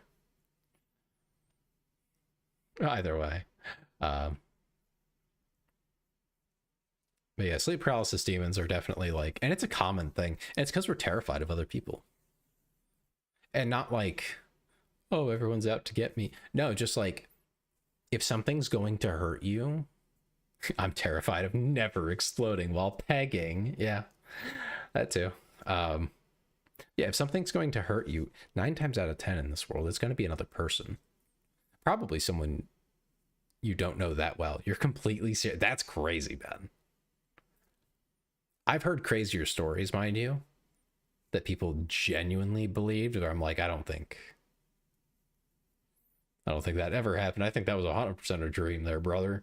But that one, I mean, yeah, some mix of, yeah. And that's just overcoming the fear, I think. I think that's kind of the point of it, from a survival standpoint. And that's why we go through nightmares, right? Is so that we can analyze, why do we fear these things? Can we deal with that? How do we feel about it?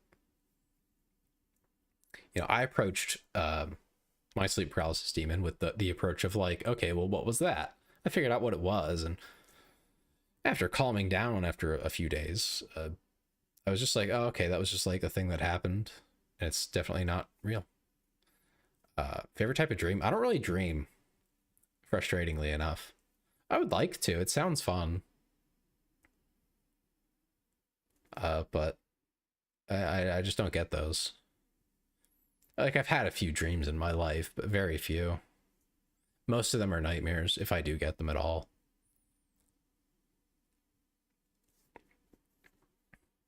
Here we go again. Yeah.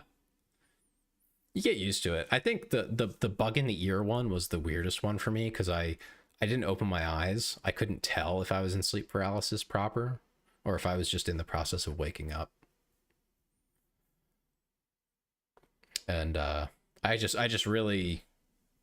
probably hurt my ear a little bit, but I put some peroxide in my ear, cleaned it real good with just like on the outside to try and encourage anything weird to get out of it.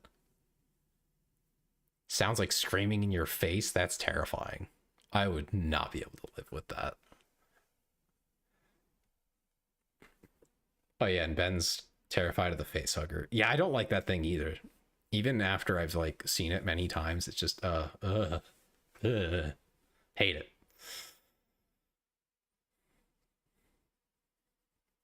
I've never had one that was like loud or anything. But I think I just generally dislike loud noises to the extent that it's like, yeah, no, just don't do that. Do the creepy stuff. And that's what it ends up doing. But yeah, I listen to something as I sleep as well. And I think that is important for me not having these things. It probably also discourages me from having dreams. But I'm okay with that. If that's the trade-off, if I never have to have another sleep paralysis and the trade is ain't dreaming either, that's fine.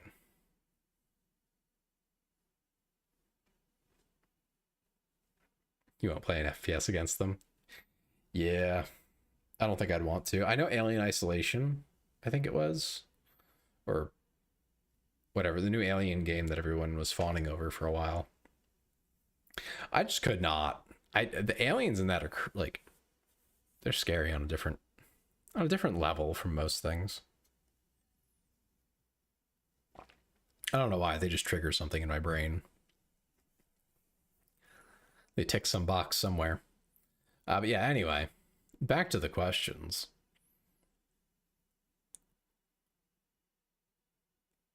Number 3. Oh, this is one everyone should have an answer for. You don't have to tell me, this might be personal. If you were to die this evening with no opportunity to communicate with anyone, what would you most regret not having told someone? And why haven't you told them yet? Oh, that's tough.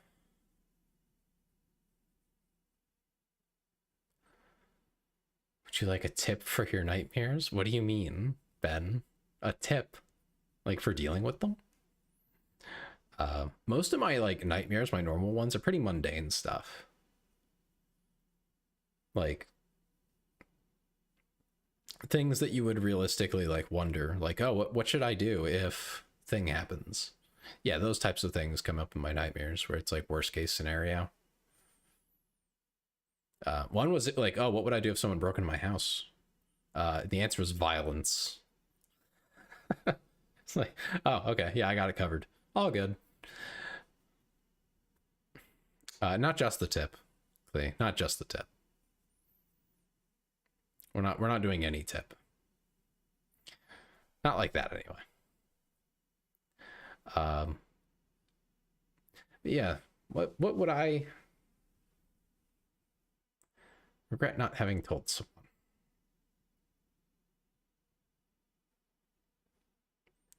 I don't think there's much that I haven't said, at least once. Like, I would want to tell my family I love them, you know, again, but it's not like I don't tell them. Oh, I know.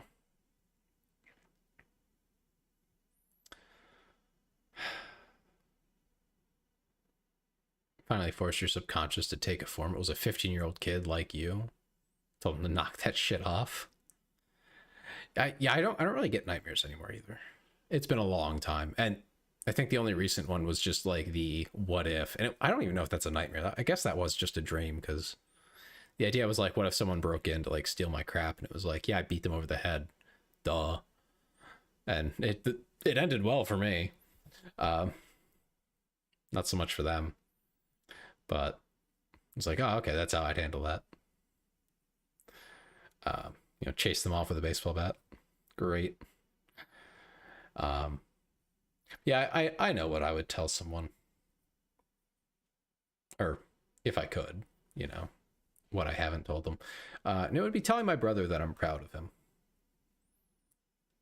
He's gone through a lot. Like, a lot. And he's got his life back on track. It took him a long time. Over a decade of struggling. And the reason I haven't told him, I don't know. We're still working on our relationship again. So it's a little odd. I think I've implied it, you know, but I haven't just said it outright. That I'm proud of what he's done, what he's gotten out of his life.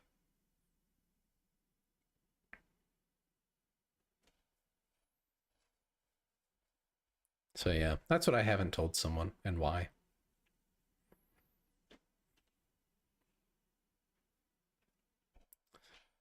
Ben woke up singing a song that doesn't exist. Yeah, I mean, makes sense.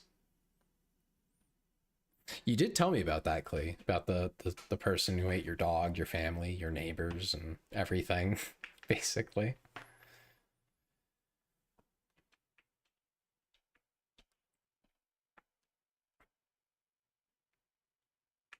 All right, this one's a little more community friendly. Yeah, it doesn't make you give out your personal information.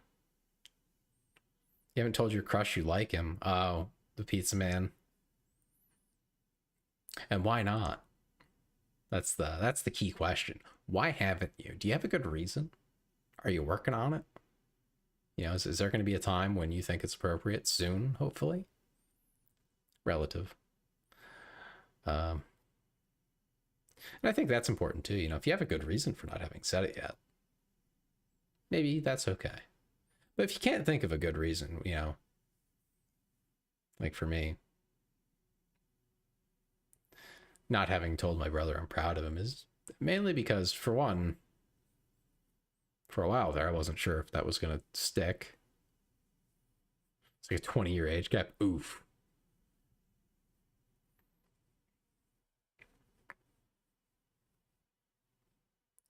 If mankind were meant to walk on the back of a lizard, all roads to the ocean would lead to a lizard. Interesting. Yeah, no, a 20-year gap is probably a bit much, Clee. I'll be honest.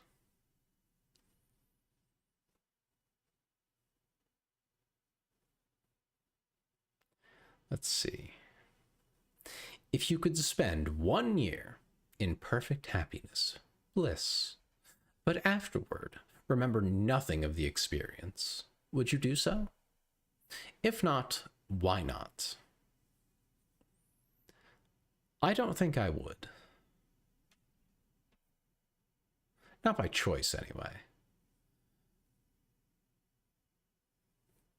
I can see why you might, but I don't think I would. It's only 1 year. There's a great mountainous sea of lizards in that universe. Yeah, maybe. Yeah, a year of happiness sounds great, but if you can't remember it afterwards, what's it worth? You spent a whole year of your life that you can't remember. You don't have any stories. You can't socialize with anybody about those fun things that you did. You can't tell that story to your nieces, your nephews, grandkids.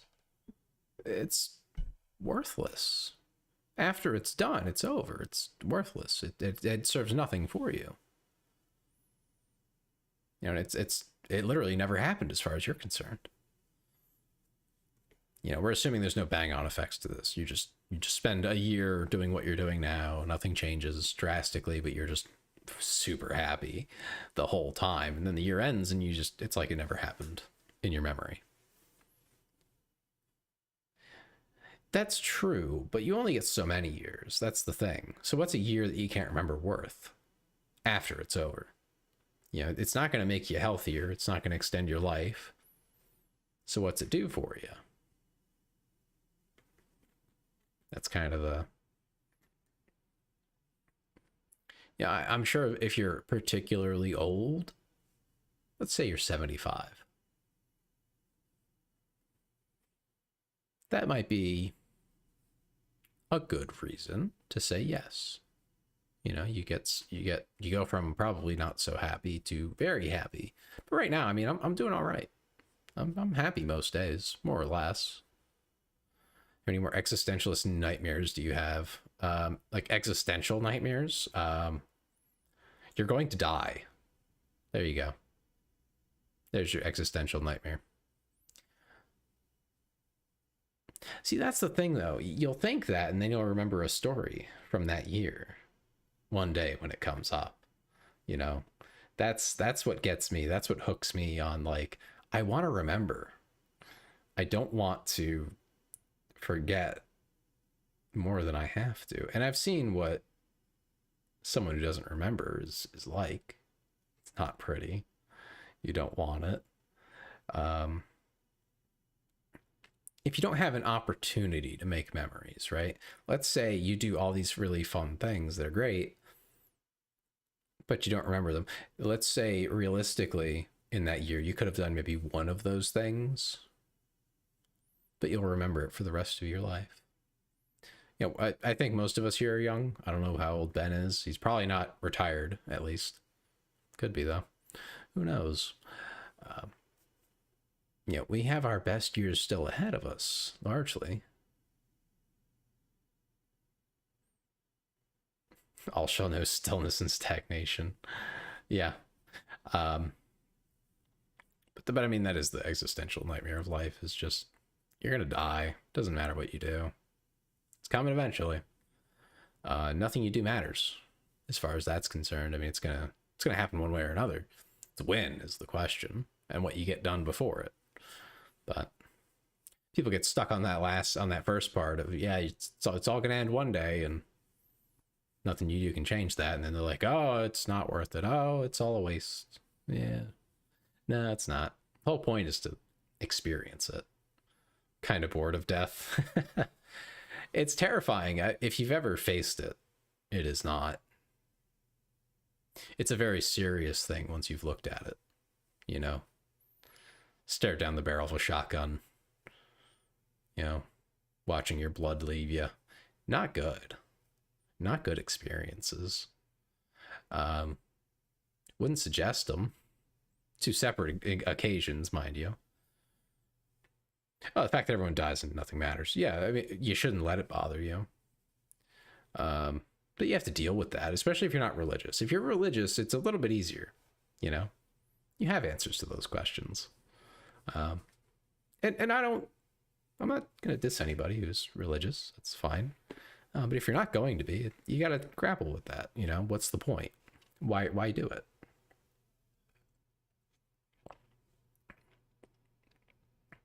Yeah, but have you accepted that you're going to? That's the hard part. You know, thinking, especially when you have stuff. I think it's a lot easier when you don't have much. You know, when I didn't have anything worth mentioning, you know, it was like, well, if I die, it's whatever. Like, I have a cheap, crappy car and my computer. You know, I don't have to worry about it. You know, I don't have debt. I don't have, you know, family relying on me for anything, etc. Yeah, death is not frightening. Oblivion is. That's, yeah, true. The whole, then it ends, end of story. That's not fun. Mostly spiritual, yeah. Yeah, and if you're religious in any way, it becomes a lot easier to deal with. The end, per se. I'm personally not. My family is. At least my parents. They're quite religious. Not strictly. They're in a very specific subsect of Christianity where everybody's allowed in, and they're cool with everybody. Just love life, having fun, try not to worry. Yeah, I think it's when life gets a little more mundane that you start to notice it a little more, where it's like, you know, what am I doing? That's something I've been thinking of. It's actually what pushed me to get into this, because I needed a hobby, something to socialize. Yeah, if you know me isekai, you'd be out there playing real life GTA. I mean, yeah, you'd probably take a lot more risk, right? Probably be cool with like risking it all on gambles if you really knew that something was going to be, you know, maybe if you'd had another shot at it afterwards. But yeah, personally, I don't really believe in anything like that, so it gets a little difficult to deal with.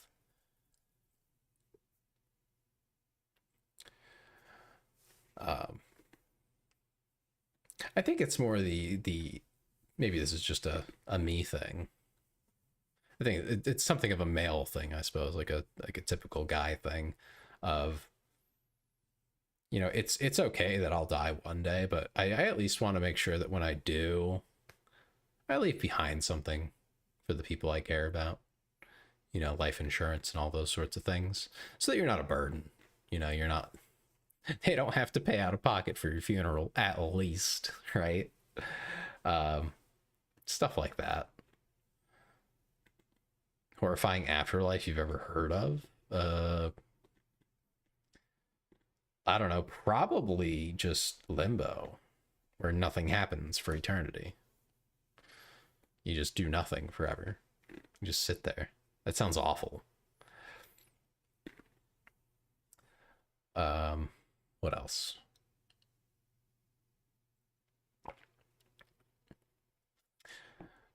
Right. So I would not take the year. I'd want to just have the experiences so that I can remember them later. What's the next one?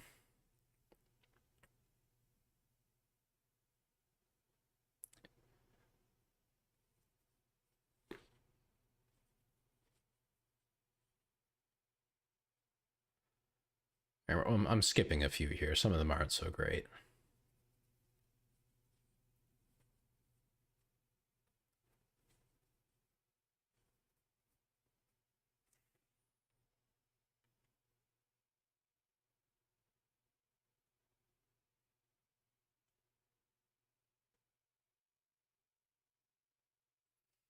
Okay, here's a neat one. I think you guys will have answers for. Einsteinian loop. Energy never gets created or destroyed. Consciousness is energy. When you die, it snaps back to your birth. Oh, that would be crazy. I don't know. That the assertion that consciousness is energy is a bit of a stretch, though. I don't think there's any actual evidence for that. I know someone tried to like measure a body, quote unquote, but I think that's been done several times since. No, you make other people happy. Well, but that's kind of the thing, right? If you have family you care about, you know, like I have my nieces and nephews. I care a lot about them. I want them to have a happy life. You know, to be reasonably comfortable, to be reasonably secure. Um, you know, they're some of the people I want to make happy. So that's where that goes.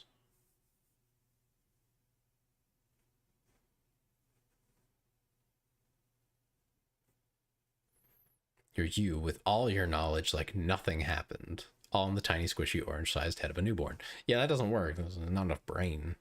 Um, right. So this next question, this is question 11. We're skipping because some of them are kind of eh. You are given the power to kill people simply by thinking of their death and twice repeating the word goodbye. People would die a natural death and no one would suspect you. Are there any situations in which you would use this power? Well, for the most part, rarely. I could see using it in the case of, say, a violent hostage situation. You know, someone is hurting hostages. They're not just holding them, they're hurting them. But you can't do much because they have so many hostages. Being able to just end them right then and there to end the threat to the other hostages, that sounds useful. Yes, if you were actively trying to be killed. And it all degrades in real time, so soon you forget you were ever alive as all the new sensation pushes out the old. The same way forever. That sounds, I don't know, awful. Yeah, that's probably just awful. But at least you're not aware that it's awful. But yeah, I don't think about the whole energy thing. Yeah, the ability to kill people with thought, essentially. That there's very few situations, because in many situations you can't know things, right? I know some people will be like, oh, but you know, if they're a convicted whatever, pick your awful heinous crime, then you should get rid of them. But why? How do you know? Even if you saw the evidence, do you really know well enough to be the judge, jury, and executioner? That's the tough part.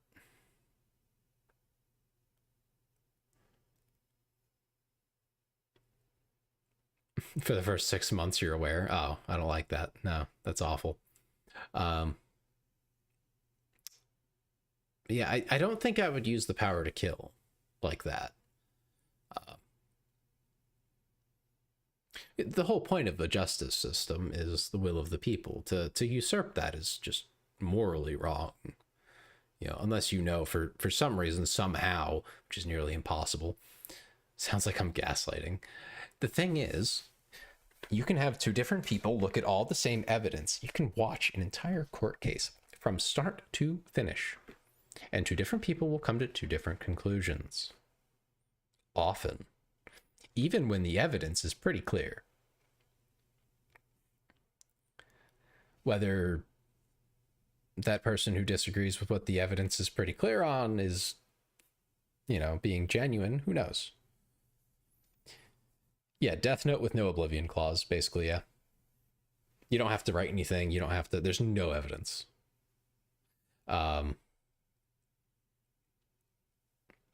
you can just do whatever. I would probably not use it much. It would be very specific situations where you know for sure that the person that you're going to kill with it has to die for like really good reason. Like I said, like a violent hostage taker who is in a position to hurt lots of people has proven they are going to do that, and you can stop it because you know their name and their death. You can do that thing. You can get rid of them.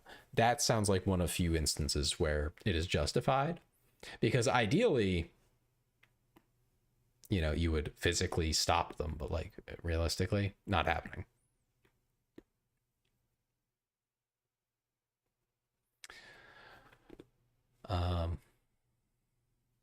Yeah, I think that's about where I would want to use that.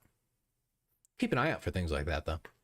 You know, because anything else would be too poisoned by my own perspective. You know, how would I know? It's very presumptuous to think that you would know for sure that, oh, this person's awful, they're evil, they deserve to die. Maybe not, probably not. You know, and even like I said, with the court cases and with the way things are going, it won't be long until people are fabricating evidence that looks very real and is hard to discern. I don't like that reality that we're heading towards, but anyway, that's why I would say no.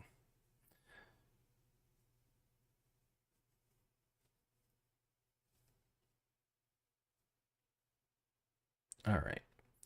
If you were able to live to the age of 90 and retain either the body or the mind of a 30-year-old for the last 60 years of your life, which would you want?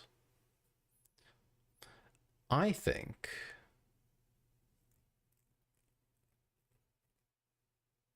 I would probably aim... That's tough. If we're assuming they mean by body everything but things like memory loss and so on, then I would probably go with the mind. I don't want to lose my all my memory and everything and become senile.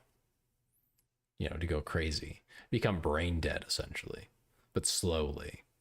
That's something I watched my grandmother go through. It took her probably 2 decades.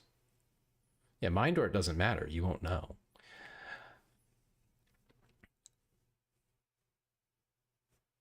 The despair she experienced from losing her memories slowly, very slowly. That's the thing. It's never the ones you want to get rid of.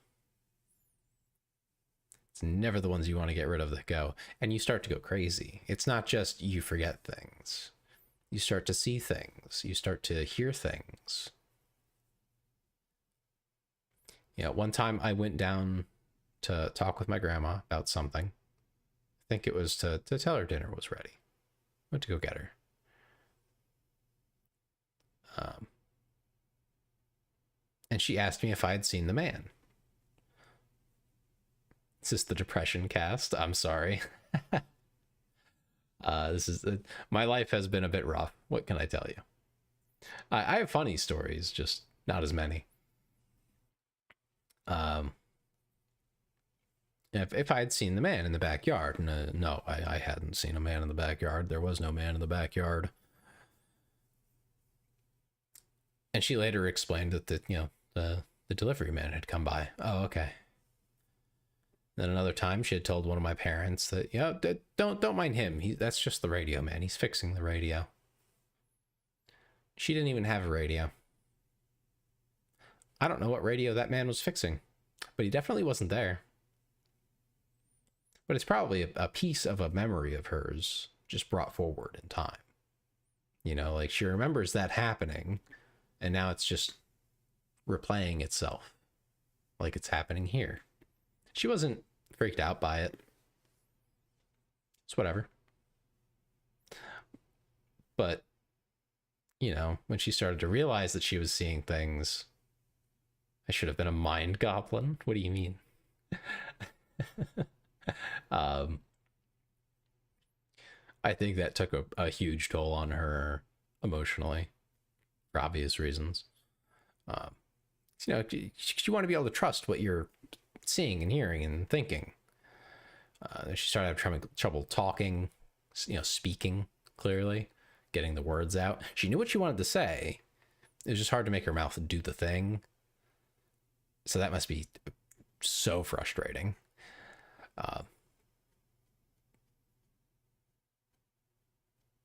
You'd rather be just old. Mind goblin, D's and nuts. Yeah, I would mind. No, thank you. I'll pass.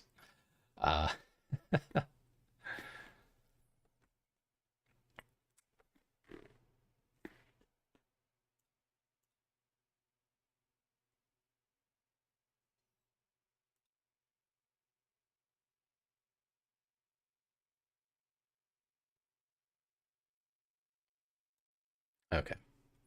So I had to check something. But yes, I would go with the mind. Because then I get to at least die in good working order mentally. The worst case would be like if your body had almost completely failed and you just couldn't do anything. But then at least you don't have to suffer the degradation of not being able to talk to the people you care about. These are all life questions. They're not generally lighthearted, but let's see. How many weasels would I eat to prove my innocence? I don't know. Are we talking about cooked weasels? Are you cooking these weasels? I don't know. That's difficult to answer just off the cuff. As many as I need to prove my innocence of any crime I'm accused of, I guess. That's weird. To avoid the consequences, but I'd rather not.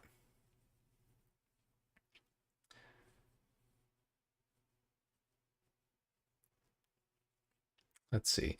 Here's a lovely one. Number 15. Whom do you admire most? In what way does that person inspire you? Alive and angry. Never mind. I'm not eating any of them. I wouldn't be able to do that to a cute little weasel. So yeah, who do I admire most? And in what way?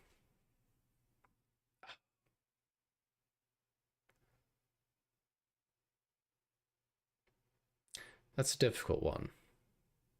Because, how should I answer,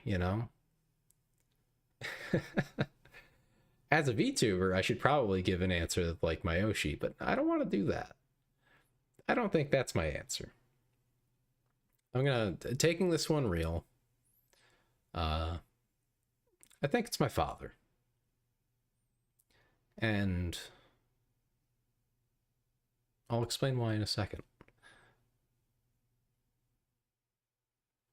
Let's see. Klee's best friend, strongest person he knows. Yeah. Inspires you to continue staying strong through hard times. just remember, this is something I'm going to say because it's often true. Just remember that people who are, they're strong for you, they're, your rock or something, they're usually the people who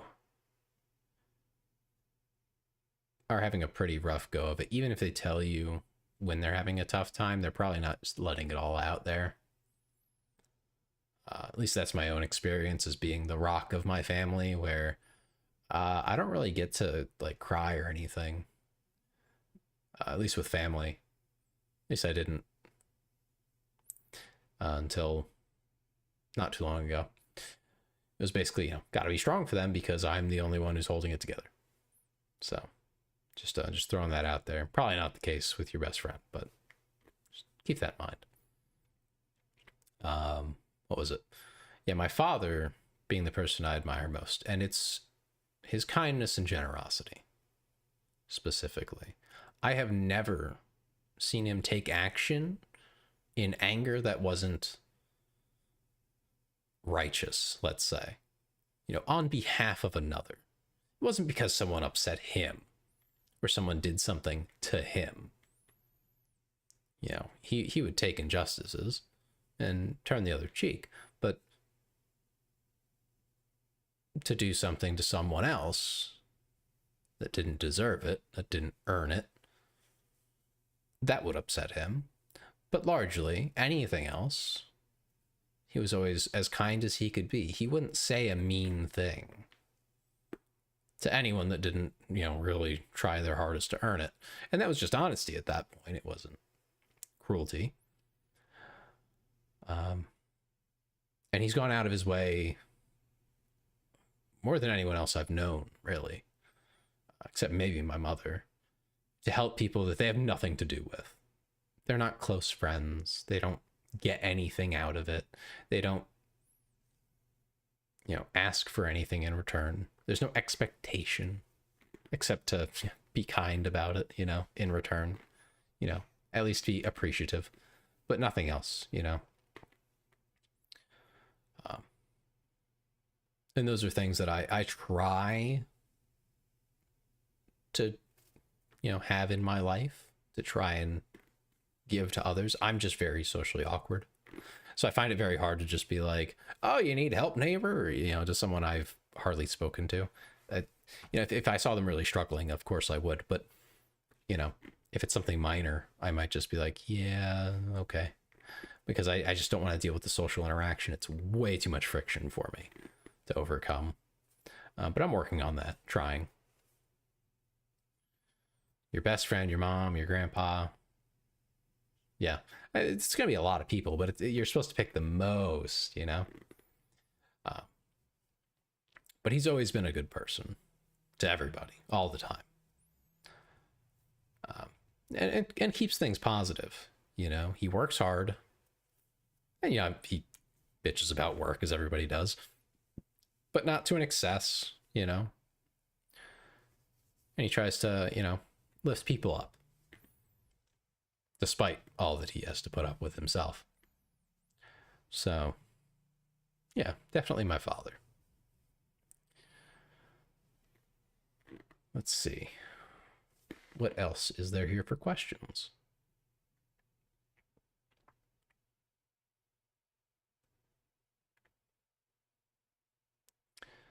Do you prefer being around men or women? Do your closest friends tend to be men or women? I don't say I have a preference. I've definitely had periods in my life where that flip-flopped around who I was hanging out with the most in terms of men or women. I think my closest friends tend to be men, but I think that's just an overlap of interest. It's not picky. I have good friends who are women. People I've known for many, many years. But most of them are men just because, women play the types of games I play less. I think that's the biggest thing. For my online friends.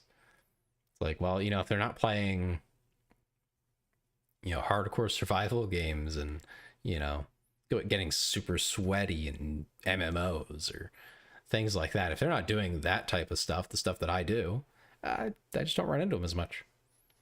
But no preference. I don't really mind. Yeah. Yeah. I think most people end up having a reasonably even split, depending on what their hobbies are. You know, now that I'm into VTubing, I know tons of trans people. Tons that I'm talking to here and there. You know, starting to build friendships and stuff.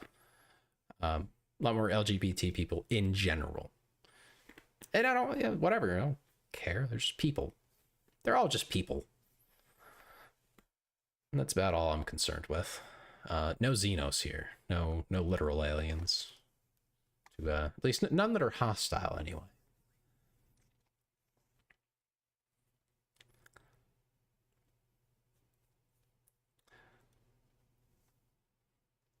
See, my hobbies are very like hardcore games and stuff like that. And I think that just, unfortunately, attracts a certain subset of guys who are kind of awful. You know, I can't fix that. So I think that kind of pushes LGBT plus people out of those communities, understandably. So not as many opportunities there. This one's a pretty easy one for me, but I'm curious what your answers are. If you could use a voodoo doll to hurt anyone you chose, anyone, would you? Now, in a serious way of like causing severe pain, my answer is definitely no. But I do think it would be kind of funny to like, you know, while you're in the same room or on a call with someone, just like give them a little pinprick on the toe when they're walking around, just to completely confuse the hell out of them. You know, a little poke. But aside from playing pranks, no, I wouldn't use it to like seriously cause pain. That's just cruel.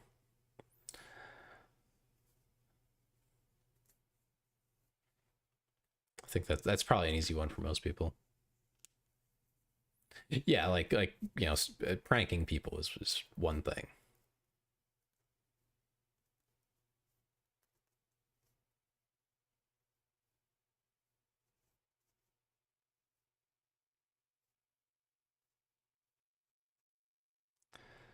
Some of these are not great. Um,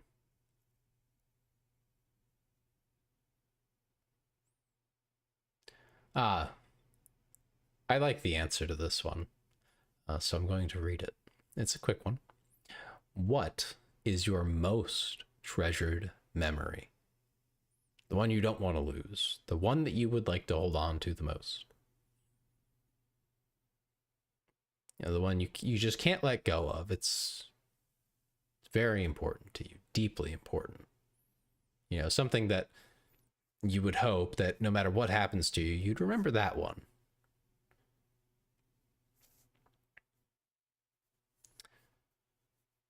I think for me, and this one's, it's a little vague because I was very young, but it's always been vague.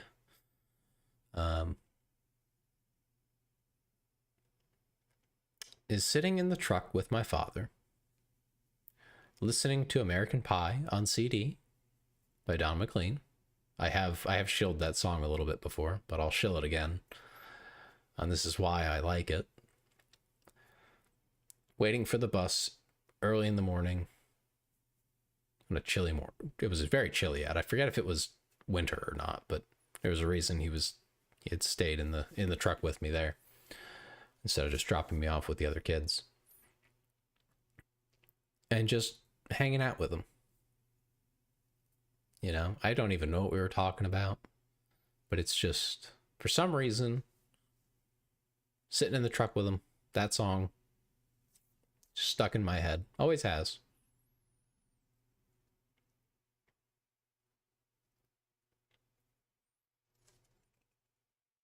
I don't think I want to keep going on that one because I'll get sad. Let's see.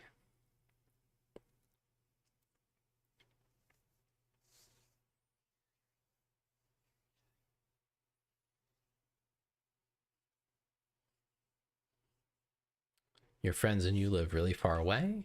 They did a birthday stream for you and showed you stuff, sang songs for you. Think about that a lot. Yeah?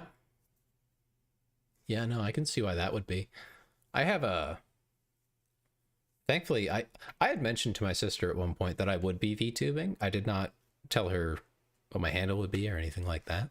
So she doesn't know that I'm actually doing it now, but I do have... I wouldn't say this if she was watching, because it would be embarrassing. I do still have the voicemails her and the kids left me singing happy birthday. That meant a lot to me.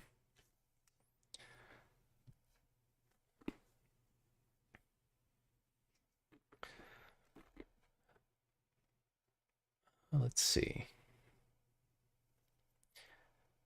This is an easy one for me. A lot harder for some people. Have you ever hated anyone?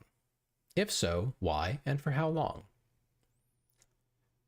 Genuine hate, like despising someone, wishing the worst on them. Only 2 people.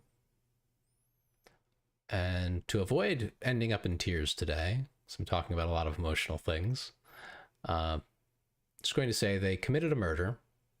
I have talked about it on stream before, but we'll leave it there. Of someone I cared about quite a bit. And I hated them for a few years.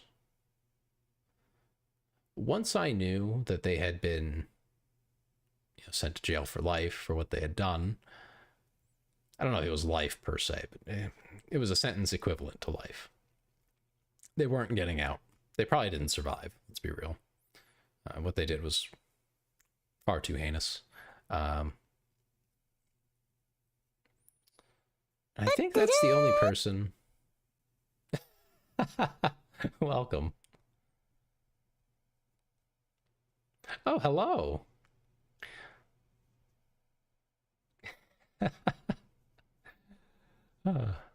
Welcome, welcome. Yes, I think I do. I forgot to change that off. Which actually, let me do that. If I can remember how. That's okay. But yes, welcome.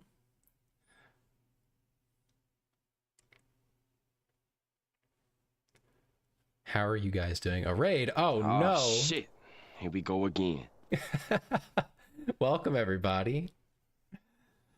You know, we were just into some very real topics. Very personal stuff. Not that I mind. I don't know where the settings are. You guys caught me off guard. To change that off of follower mode. Oh god, the sound effects. So if anyone here is like, oh, I don't really want to hit that button, please don't feel forced. But we are nearing, well, we were allegedly nearing end of stream, but I got into the Book of Questions. These are all some mostly heavy memories for people, but we just went over one. I'll ask all of you while you're here for a moment. Well, I'm happy. I'm happy that you wanted to. Just wanted to put that out there, that no one should feel pressured. And this question, I think a lot of people should ask themselves. It's a great one. What is your most treasured memory? That is, if you couldn't give up just one memory, what would that one be? Probably from your childhood, but it doesn't have to be.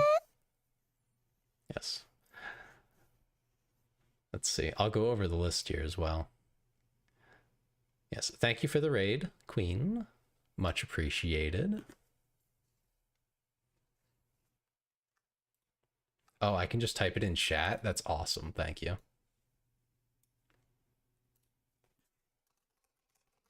Oh, awesome. Great. Oh, Zippy beat me to it. Thank you, Zippy. So yes, let me go through those.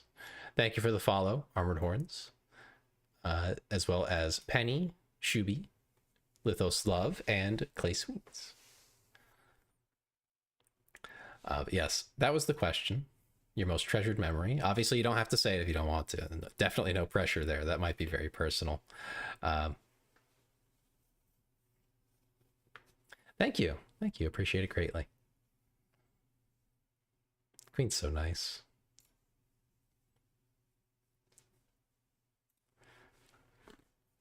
Yeah, on a topic we had mentioned earlier, with some people being like fake nice, there are some people who are very, truly very sweet and actually do care a lot about the community. Queen is definitely one of them. For anyone watching who is into VTubers in general, do please check her out. She's really kind, really great, treats everyone very well in the community, and will turn you on to a lot of smaller VTubers, people who are doing awesome, great things, have fantastic talents, really interesting models, everything you could reasonably ask for, honestly, just to go check out.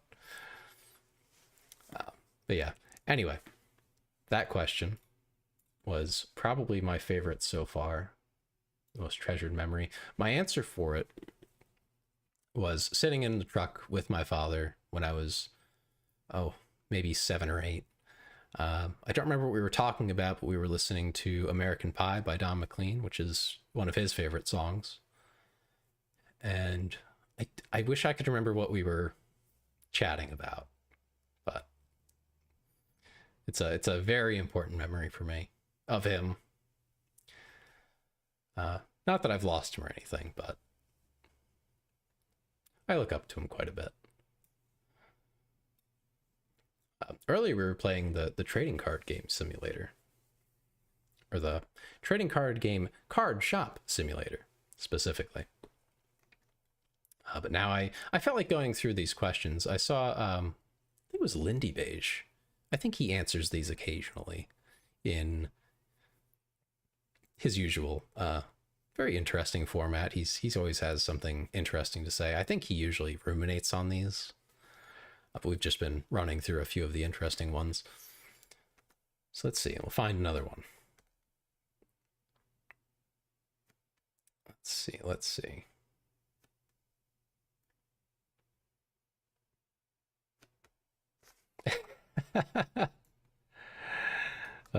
You would say that, Clay.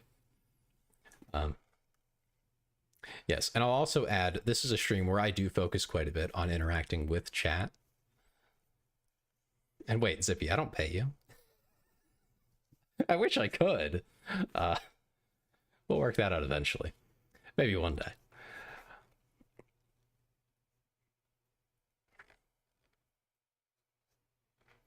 What are you talking about, Ben? I have to roll to swallow your own... huh? So I can fast forward RL? I'm confused. Anyway. Oh, here's an interesting one. If you could choose the manner of your death, what would it be? Don't worry, Zippy. I'll have your back when we go camping. I'll do my best to ensure you survive. So the manner of your death. Yeah. If you could choose the way you die, essentially, what would it be? Well,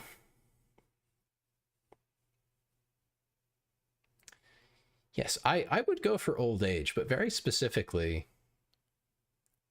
I would like to die extraordinarily suddenly, painlessly, but not without having expected it.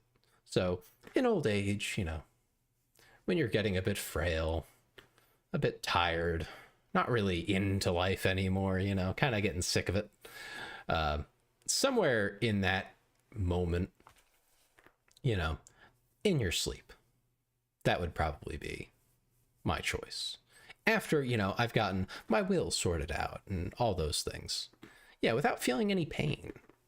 That's the unfortunate part. Really suffering through it. I was mentioning this earlier, but watching my grandmother go through something of a very slow death, that was awful. And just to know that she was in there somewhere, maybe not fully, but she was at least conscious, mostly, sort of, depending on the time frame. But you have an awareness of what's going on, even if you can't talk, swallow your spit, etc. You're still there. That sounds awful. I know full well, because she told us, that she would have much rather gone sooner. You know, when it started to get kind of bad. You know, when she started seeing things and forgetting most things. I mean, yeah, if you want to get exploded, yeah, I mean, it's your choice. The manner of your death. I mean, if I can get really wild, right? Let's say similar old age, but like, if we can go crazy, right? Similar old age, but like strap me into a dreadnought from 40K and let me fight the Tyranids or something until I die. That would be a cool way to go. You know, if you know it's already over, you know, in glory would be fun, but you know, in real life, leaving fantasy behind. Yeah, just in your sleep. That would be my preference. Oh, yeah, the Nikkei 2nd anniversary stream is tomorrow. That's rough. All right, well, thank you for coming, Zippy. Thanks for helping out. Hope you have a good sleep. And we'll talk about the 2nd anniversary tomorrow. That'll be fun.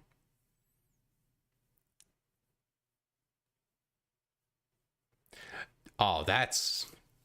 Wait, Klee, you're a genius. Death by sex is a great one. That's an awesome option. Heat death of the universe. I don't know if I want to wait that long, Ben. That's an awful ways out. A guardian from Destiny 2. Get to try all kinds of deaths. Say which one is the best. That's fair. I like that. You know, you get to experience it. See what it's like. You know, most people only get to die once.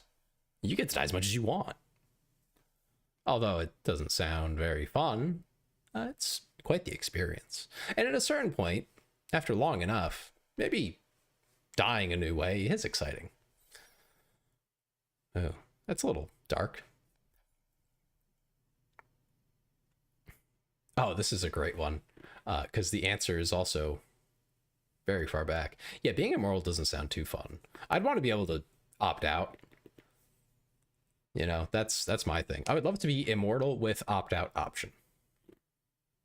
You know, you can cease to exist, but only by choice. That would be my preference. Oh,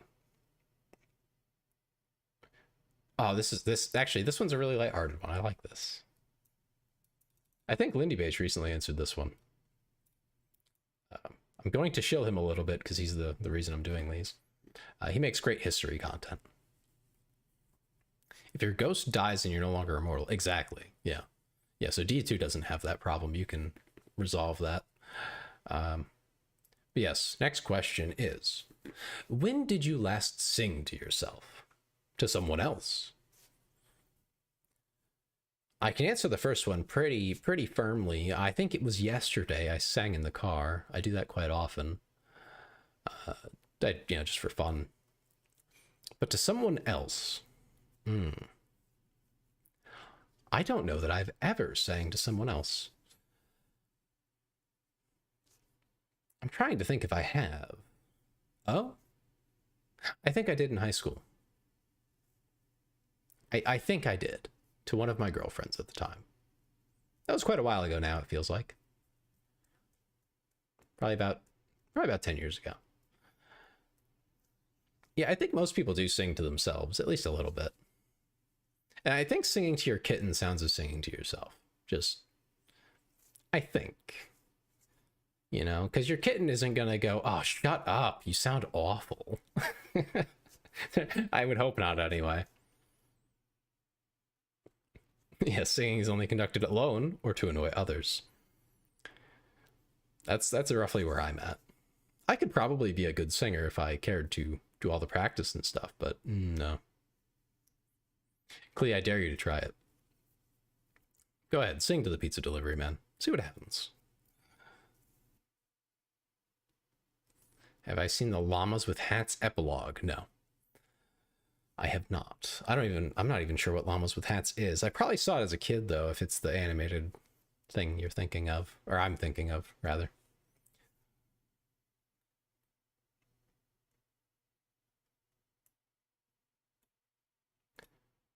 Let's see. Okay. Do you have any specific long-term goals?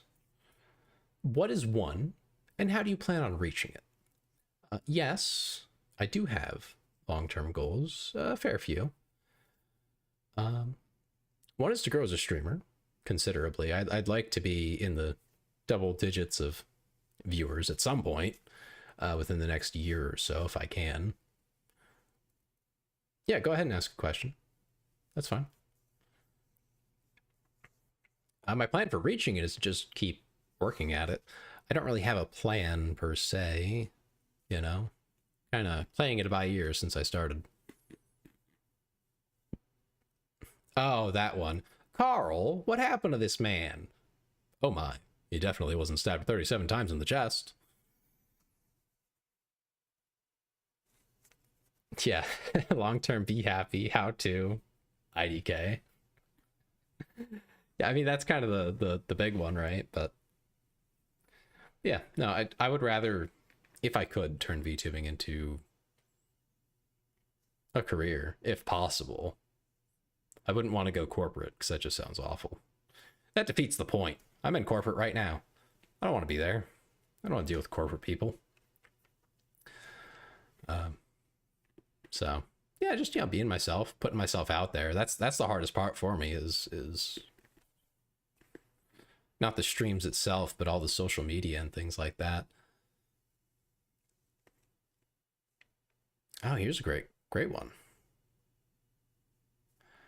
So what is self-worth to you? Clee says they always saw themselves or their self-worth based on how they looked. Then I heard someone say they don't have their self-worth based on their looks. And what do people base their self-worth on? That's a tough one. I don't think there's much in specific that you have to pick on that, right? If you know, base yourself on your looks, that's a choice. That's a fine choice, really. So long as that's what makes you feel like you have worth, I think that's okay. I think it should be a mix of things, preferably. You know, skills, talents, you know, what other people think of you should calculate into that even. I know some people say, oh, don't let what other people judge you as, you know, matter. No, that should matter to you. Otherwise, I mean, then you're kind of a narcissist, right? Yeah, if you don't care. And it's not about strangers, though. That's the other thing. It's not about what strangers think. It's about what your best friend thinks. Do your friends like you? Does your family like you? Assuming you have family that's worth respecting. Some people do, some don't. The people that you value, do they value you? I think that's a great question. Further, what skills do you bring to the table when you go to work on something? Whether that's a hobby or a job, what do you bring to the table? If you don't bring anything, you're just, you know, another set of hands, nothing special, that's fine.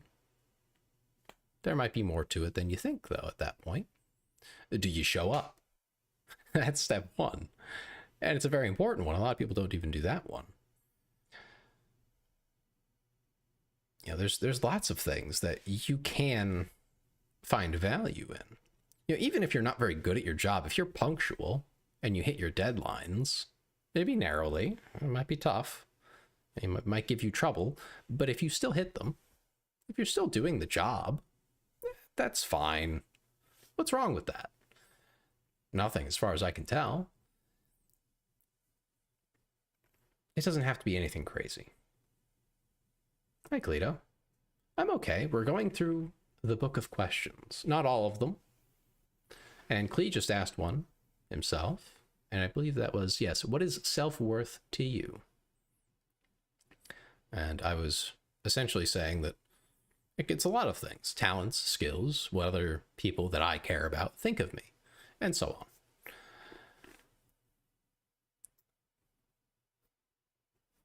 I think mainly to help Klee understand how to evaluate one's self-worth, which is a complicated endeavor, really. It's not something I actually concern myself with too much, which is interesting because I'm very self-critical.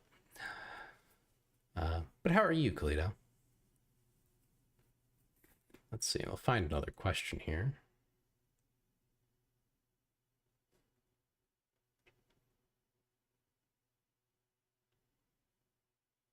That's good. Happy to hear it. Anything?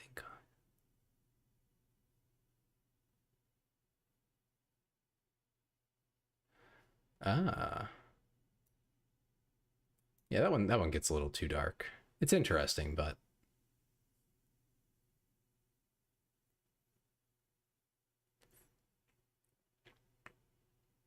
yeah, I think friends that you respect is a very good barometer for how you're doing as a person. I think it's important though to remember that these have to be friends you can respect. Because yeah, I've had friends who, I'll be blunt with you, I didn't really respect them fully. I thought that they could be better people, that they could do better. These were things that they could work on, and they were, as far as I could tell. But if those were the ones who thought I was okay, and then ones who I really look up to and thought like, oh, I want to be more like them. If those people were like kind of criticizing me a little, throwing things out there like, you could maybe, that would be a good reason to reflect on myself. To be like, okay, well, maybe I could be better. Stuff like that. And Kalito, don't feel pressured to answer these questions. Some of them get a little personal. It's more for, for people to ask themselves, even if just silently. Let's see. Oh, this is a funny one. First funny one I've found. Can you urinate in front of another person? Not as a weird thing, let's be clear. Not as a weird thing, just, for the fellow guys. I guess girls this applies to too. If you were out in the woods and you just really gotta go, and for some reason there's a bunch of people around or whatever, if you really have to, would you be capable? My answer, no, couldn't do it. Can't do it. I'm shy. Wouldn't even be an option, which has caused me trouble before. But you had to being at the hospital at once. That sounds awful. I'm so thankful that has never happened to me. I'm sure at a critical point you just have to, right? I mean, literally you have to. Oh no, Clee. I don't think I've ever been in the hospital for anything too severe. I've only had minor surgeries, so thankfully not in that situation. But if you weren't comfortable with that, my condolences. I do not wish that on anyone.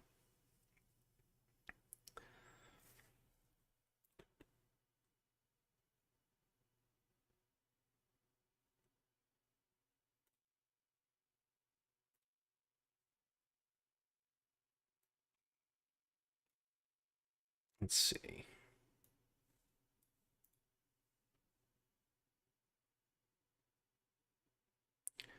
What else is there here?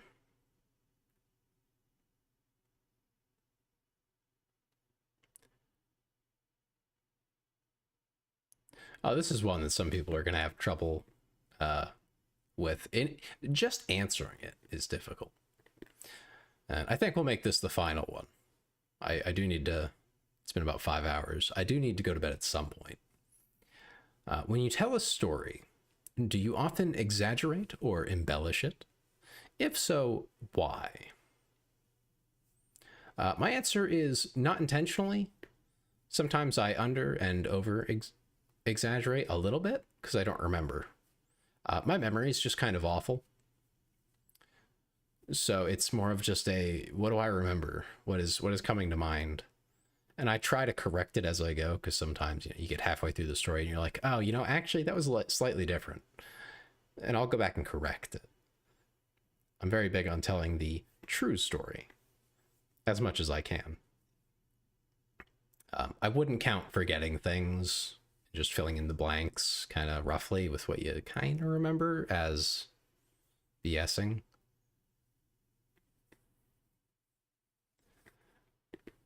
My sister, on the other hand, exaggerates everything every time. I don't even think she means to. She just does it. I think in her head, it's bigger than it was, So you end up with some interesting things.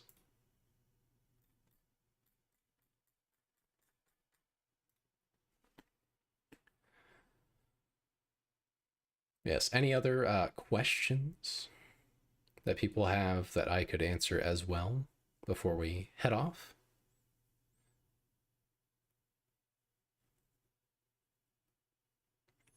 Oh, the quote is, when I retell a story, I make everything sound worse. And as I'm getting older, I realize I crave pity. Yeah, that's an interesting position to find yourself in. I've never liked it when people pity me specifically. Relating with someone, I think we all enjoy when someone's like, oh yeah, I've been there. That sucks. But pity specifically, I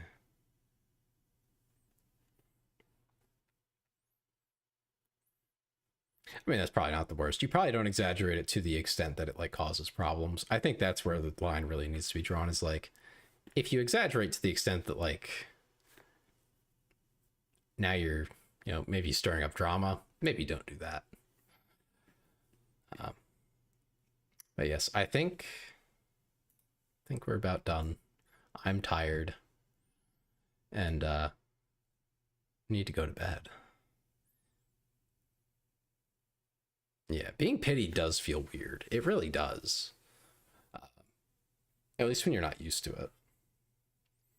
People being like, oh, that's so sad, just so bad. Oh, I feel bad for you. Please don't do that.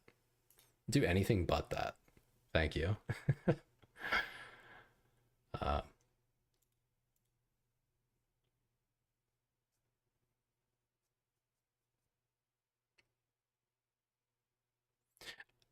I'm going to disappoint you, Klee, where unless you're dying or someone died, I'm largely going to be like, damn, that sucks.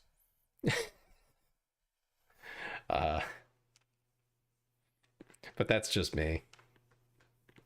I've heard a lot of really awful stories, so I guess they all just kind of suck after a while. But yes, I did notice while I was checking things, it looks like Twitch has a slightly lower frame rate or something. It says 1440p 60, but I feel like that's a lie. So I'm watching it right now, and I don't think it's quite there. I don't know. Maybe I'm just overanalyzing it. Yes, Sly. But yes. I think, yeah, Queen left a while ago. I was going to say thank you again. But just in case she happens to hear it, thanks again. I really do appreciate that. Having more eyes on really does help. Looks pretty clean. Okay. Maybe it's just when the model's a lot larger and it moves and stuff.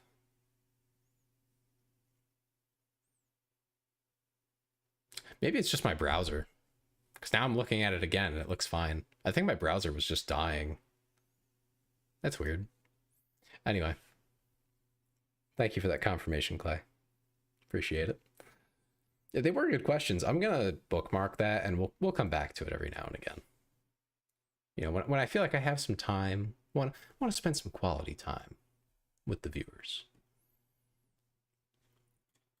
It's got plenty of questions. I think it's like 200, I want to say.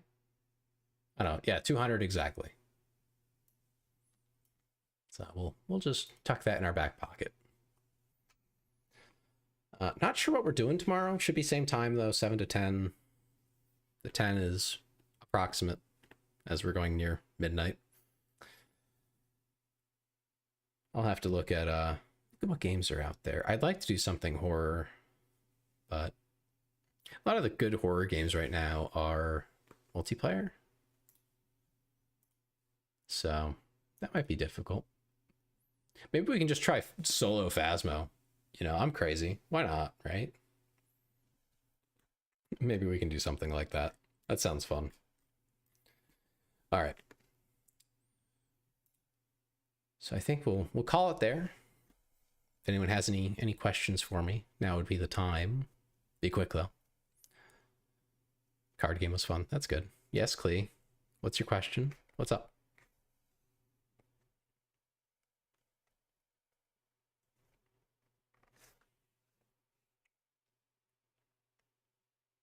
Dress to Impress? That's not a horror game, Clee. I want something that's gonna make me yelp. You know, jump out of my chair. I appreciate the idea though. But Dress to Impress is a game I have to play with at least Vari, because he is comedy gold. That man. He does not care about being potentially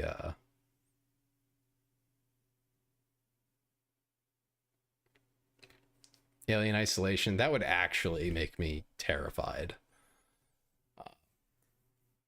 I don't know if I want to put myself through that. I'm very hesitant. But I do have Phasmo and I have played it before. I think that's why I'm like, maybe I'll do that, because it's a reasonable option. All right, before I one last thing.